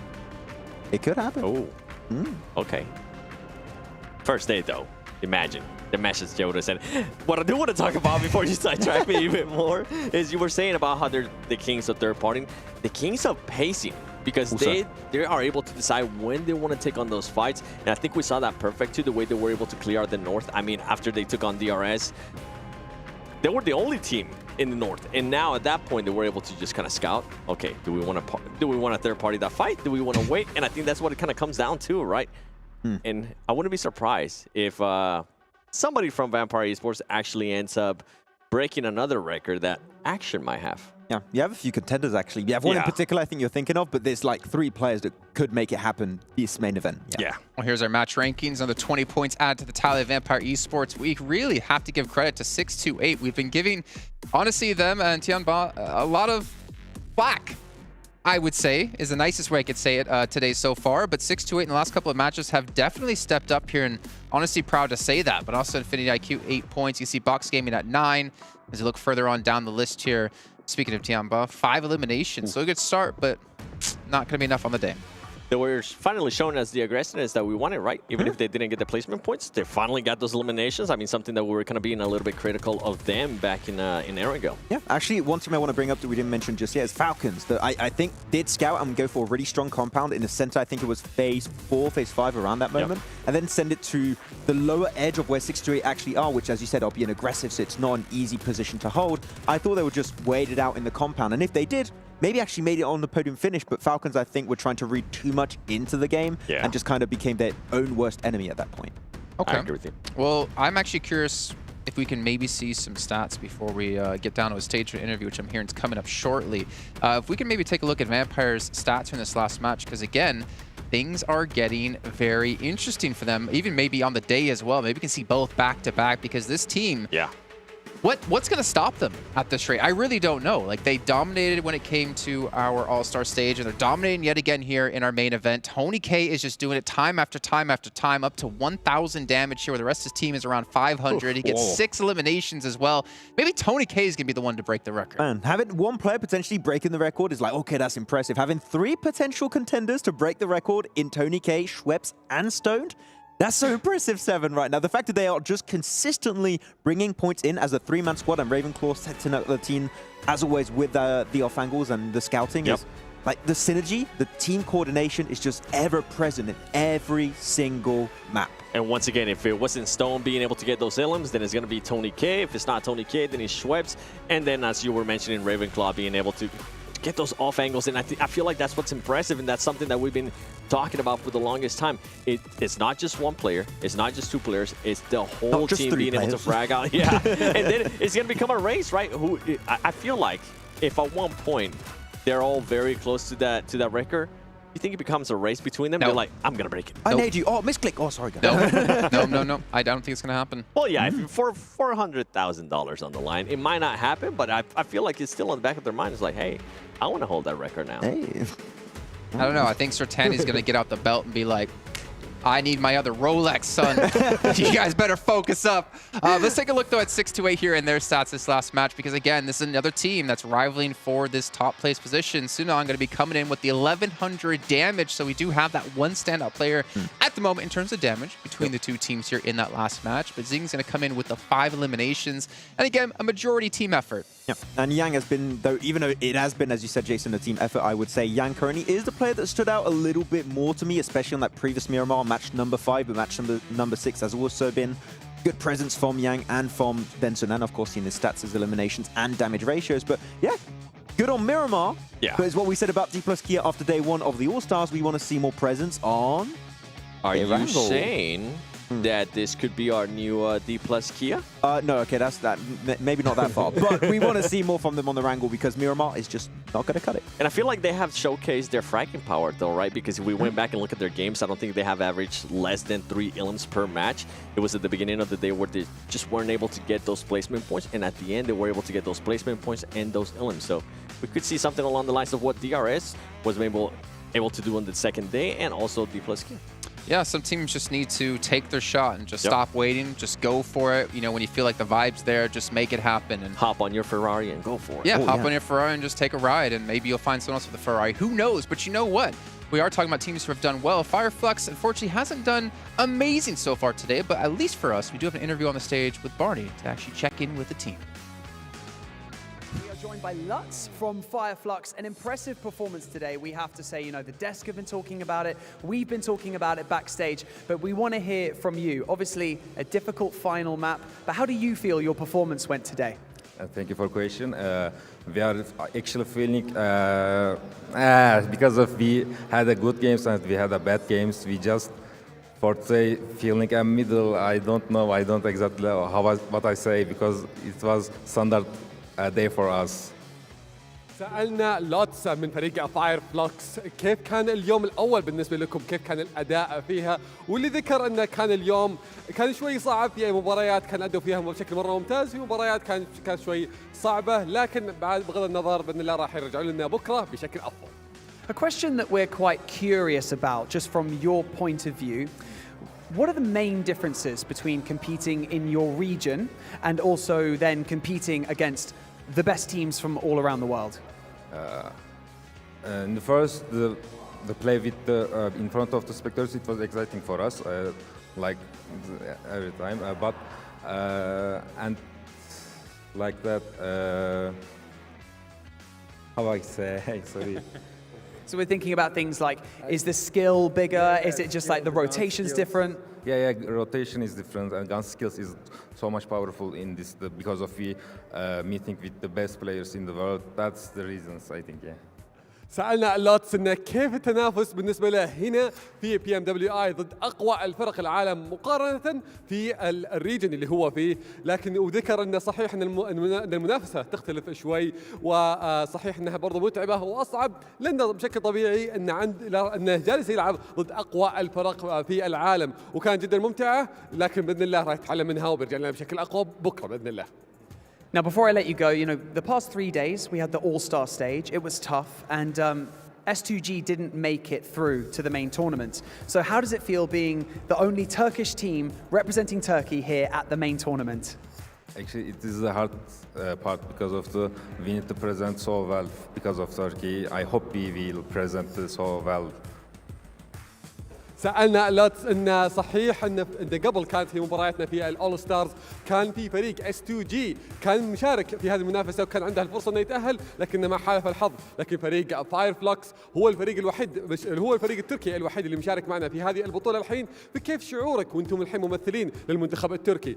قال ان بصراحه ان حمل ثقيل في هذه المنافسه وباذن الله راح يشرف، وبرضه أنا سعيد في مشاركته هنا على هذه المنافسه وباذن الله راح يشرف المنتخب التركي او خلينا نقول الريجن التركي بشكل كامل في هذه المشاركه.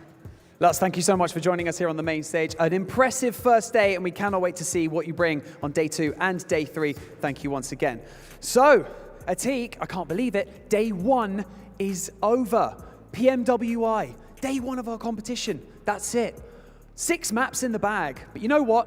Thank you so much to everyone who took part in building and creating this incredible tournament. Thank you so much to the players, the talent, and all of the production. You've been absolutely fantastic. And most of all, thank you to everyone at home and here in this arena, the fans. You are the driving force behind this esport, and we cannot wait to bring you more action over the coming days. Tomorrow, we'll be here at the same time to bring you day 2 of the PUBG Mobile World Invitational. And my name is Banks, and this is Atik. And we're going to throw it back to the studio to round out the day.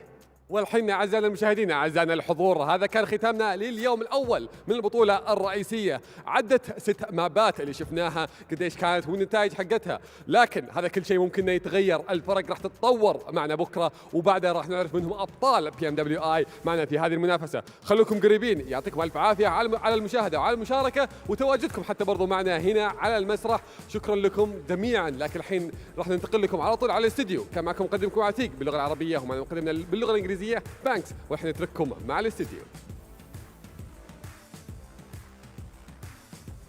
You know what? Thank you, Banks and Atik, for being there on the stage, for looking so beautiful, doing such a great job, as we got to hear from Lutz as well there from Fire Flux. It's always great to hear from them, and you know what? We've been talking about them, so why don't we see where they currently stand here on our overall rankings, get an idea of where they go into on day 2. We can see Fire Flux going to be in 6th place, so not too bad here, as we can see, coming out with 37 points. But Vampire, 77, leading by 24 points compared to any other team out there. They do have 2 chicken dinners, if you got to keep that in mind, not just the one there. Looking down towards the bottom, Twisted Minds. Max, one of your favorites. What? Where do you get that from? Where do you get that information from?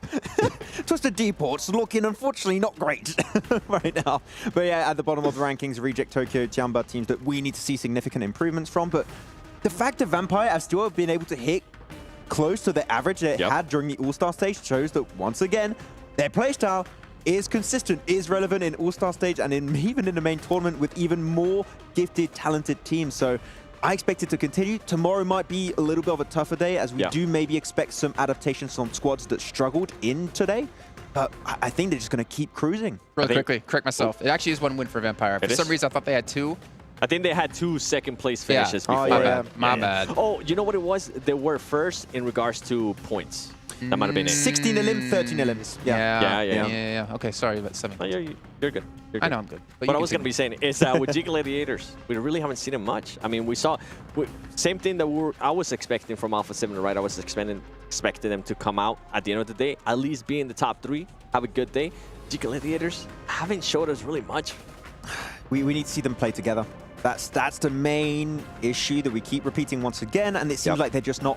It's not even that they don't know how to fix it, it's that they're not willing to fix it. It seems it's just a playstyle they're used to, and they're just going to stick to their guns and just see if it works out, which as of right now it hasn't. It's a short event, so 2 days. I don't think they can make a comeback with these results unless they change the core of their strategy. It's funny that you say watch them play together, because we see them play together when they are forced to by the zone or by teams, and they do so well. And I'm like, oh, please. I know when we were both watching matches, we were like, please, just screw pot up a little bit more. Matic, you guys do so well. Go back to the team. Well, you know what, Max? You've been talking about fixing things. You know who doesn't need to fix something? KFC, because it's delicious. And we have our Colonel's Choice by KFC here for you. I'm not going to make you guys predict this time, because you know what? That's just mean. There's so many great plays today that it's hard to really choose. Let's take a look at what our Colonel's Choice will be today. And it's going to be Fire Flux. Okay. I thought that's up against Vampire, right? Yeah, when Solis and Ketch actually went for the off angle to secure the win, because Vampire could not make it out and away of the Boozer in his 7. And game-winning play, very clearly. What an angle. I mean, look at those shots. Kidding me? It wasn't. No, it wasn't. I know. I know. That's what I'm saying. I'm glad. I'm glad we finally got something different than the DBS. Oh, okay. I thought. What was the sound you made? That's not. Yeah. Yeah. Well, I like how we're all three making Just all different depends sounds. on where in the world you're from, right? Well, when we go into our save of the day, presented by Dr. Suleiman Al-Habib, I think we know what it's going to be. I think it was the Alpha7 res against 628 on the first Miramar. It has to be. There's no way. I wasn't going to make you predict, Max, because you only can set yourself up for failure here. If you get it, you look good, but if you don't get it, it's like, eh. It has to be that. I don't see what else. What is it going to be? Our save of the day here. Let's take a look, as Max Man seems quite confident. It's not. What? I have been bamboozled. Who's selecting this? Who picked this? Dr. Suleiman Al-Habib, of course. Oh, okay, I'll allow it. Okay. Well, there you go. I'll have to go we can each have our own choice. That's fair. Yes. Yeah. That would be my save of the day. But what about our ride of the day? Oh. By Abdul Latif Jamil Motors. That one, I think we did have a choice earlier today, didn't we? Yes, there was one. Which one was it? It was at the start of the day. Oh, I can't remember. We had a rollover from Stalwart also right after the parachute. It might be that one. Well, it doesn't matter because it was actually, every time we've done this, there's been multiple ones. Let's take a look at our rides of the day here and get an idea of all the crazy action we've had in our vehicles. That was Infinity one. getting revenge, of course. That was up against Stalwart. And then there was the rehost. No, that was the rehost. That was the rehost, yeah. It, yeah. The buggy More as Fireflux action. That's how all the cars piled up in that day. Yeah, we had like 7 cars all piled up, and we never knew what happened at the beginning. You get a car, you get a car, we all get a car. Ah. We finally found out how it happened. There was great lore there. I don't even need to ask you guys who the MVP, the KIA MVP of the day is going to be, because we're all going to say the name on 3, right? It's going to be 1, 2, 3, name. Yeah, it's not as close. Actually, 1, 2, 3. Tony K. Okay. Who'd you say? Stone? Stone. Yeah, I wanted to go for another one. Yeah. Let's take a look. Who's our KIA MVP of the day? Okay, fair enough. Yeah. Good job. Well, I have to jump right there. Oh yeah. You know what? To reach and go. It was so nice. We're going to have to do it twice here. 3 average eliminations for Tony K. I mean, obviously coming into the roster as well, like he has been a fantastic pickup here for Vampire. I mean, he said, sorry, not Tony K. Sertani said he wanted to have more aggressive players on the team. I think he got it. Definitely the great pickup right now. And one of the most impactful pickups of 2023 without any doubt in my mind. And successful at that. And as we said, I think they're just going to keep cruising. Their playstyle is so successful that they might already have in the bag. It's early to say, but who can contend right now because they're just so consistent? What I love to see out of him, too, was the survival, right? The survival time, because we always see players being able to perform really well, but when their team is actually not performing that well. And right now, Tony K, we're having one of the best fraggers in the best team. It's like, he couldn't ask for anything better. And that's why I was saying he or Stone could probably end up breaking actions. But you didn't. You said Tony K, and we got to do a little... You actually had to jump. Poor Max Man. You had to have it happen twice. Just get good, Max. Just get good. Predict the MVP. Well, that's going to round out our day here, but not before, once again, I give a big shout out here to Honor Magic 5 Pro, powered by Snapdragon 8 Gen 2, and Honor self-created. Yeah? Self-developed GPU with Turbo X. White shot, please. White shot. Come on, White shot. White shot. Please. Come on. White shot X. Yay! Well, that's going to do it here. I need to work out. You couldn't hold the pose? What? My legs hurt. Oh, no. Well, if you weren't on a box, you wouldn't have had to squat. I ran but that's earlier. going to round out our first day here of PMWI Main Tournament. Remember, it's $2 million on the line. The best teams from all around the world competing for their lion's share of that $2 million. We'll be back tomorrow, though, at the exact same time for some more PUBG Mobile action.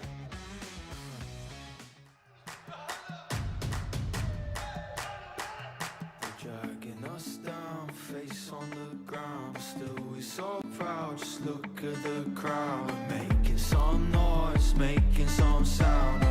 You got a choice, they're hearing us now.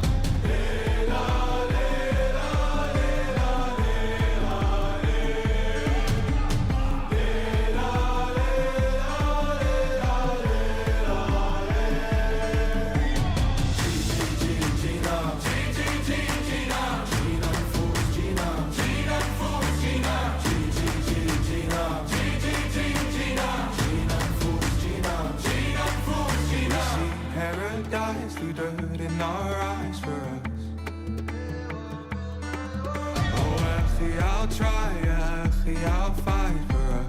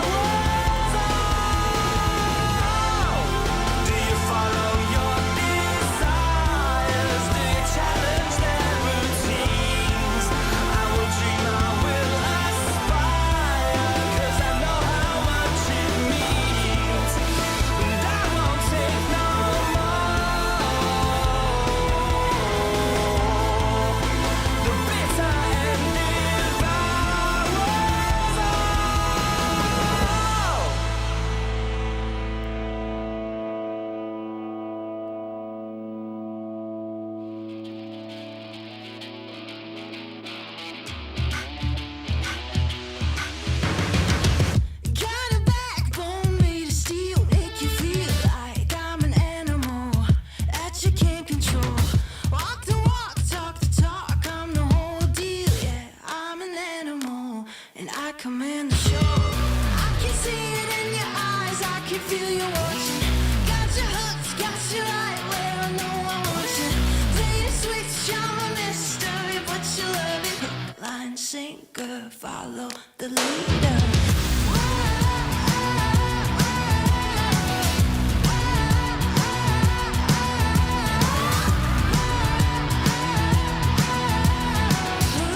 Sinker, follow the leader. Bring you right there to the edge, make you sweat like you can never take the heat, but it's never too hot for me. I walk the walk, talk the talk, you know I'll never stop, cause I'm an animal, I'll just laugh it off. I can see it in your eyes, I can feel you watching.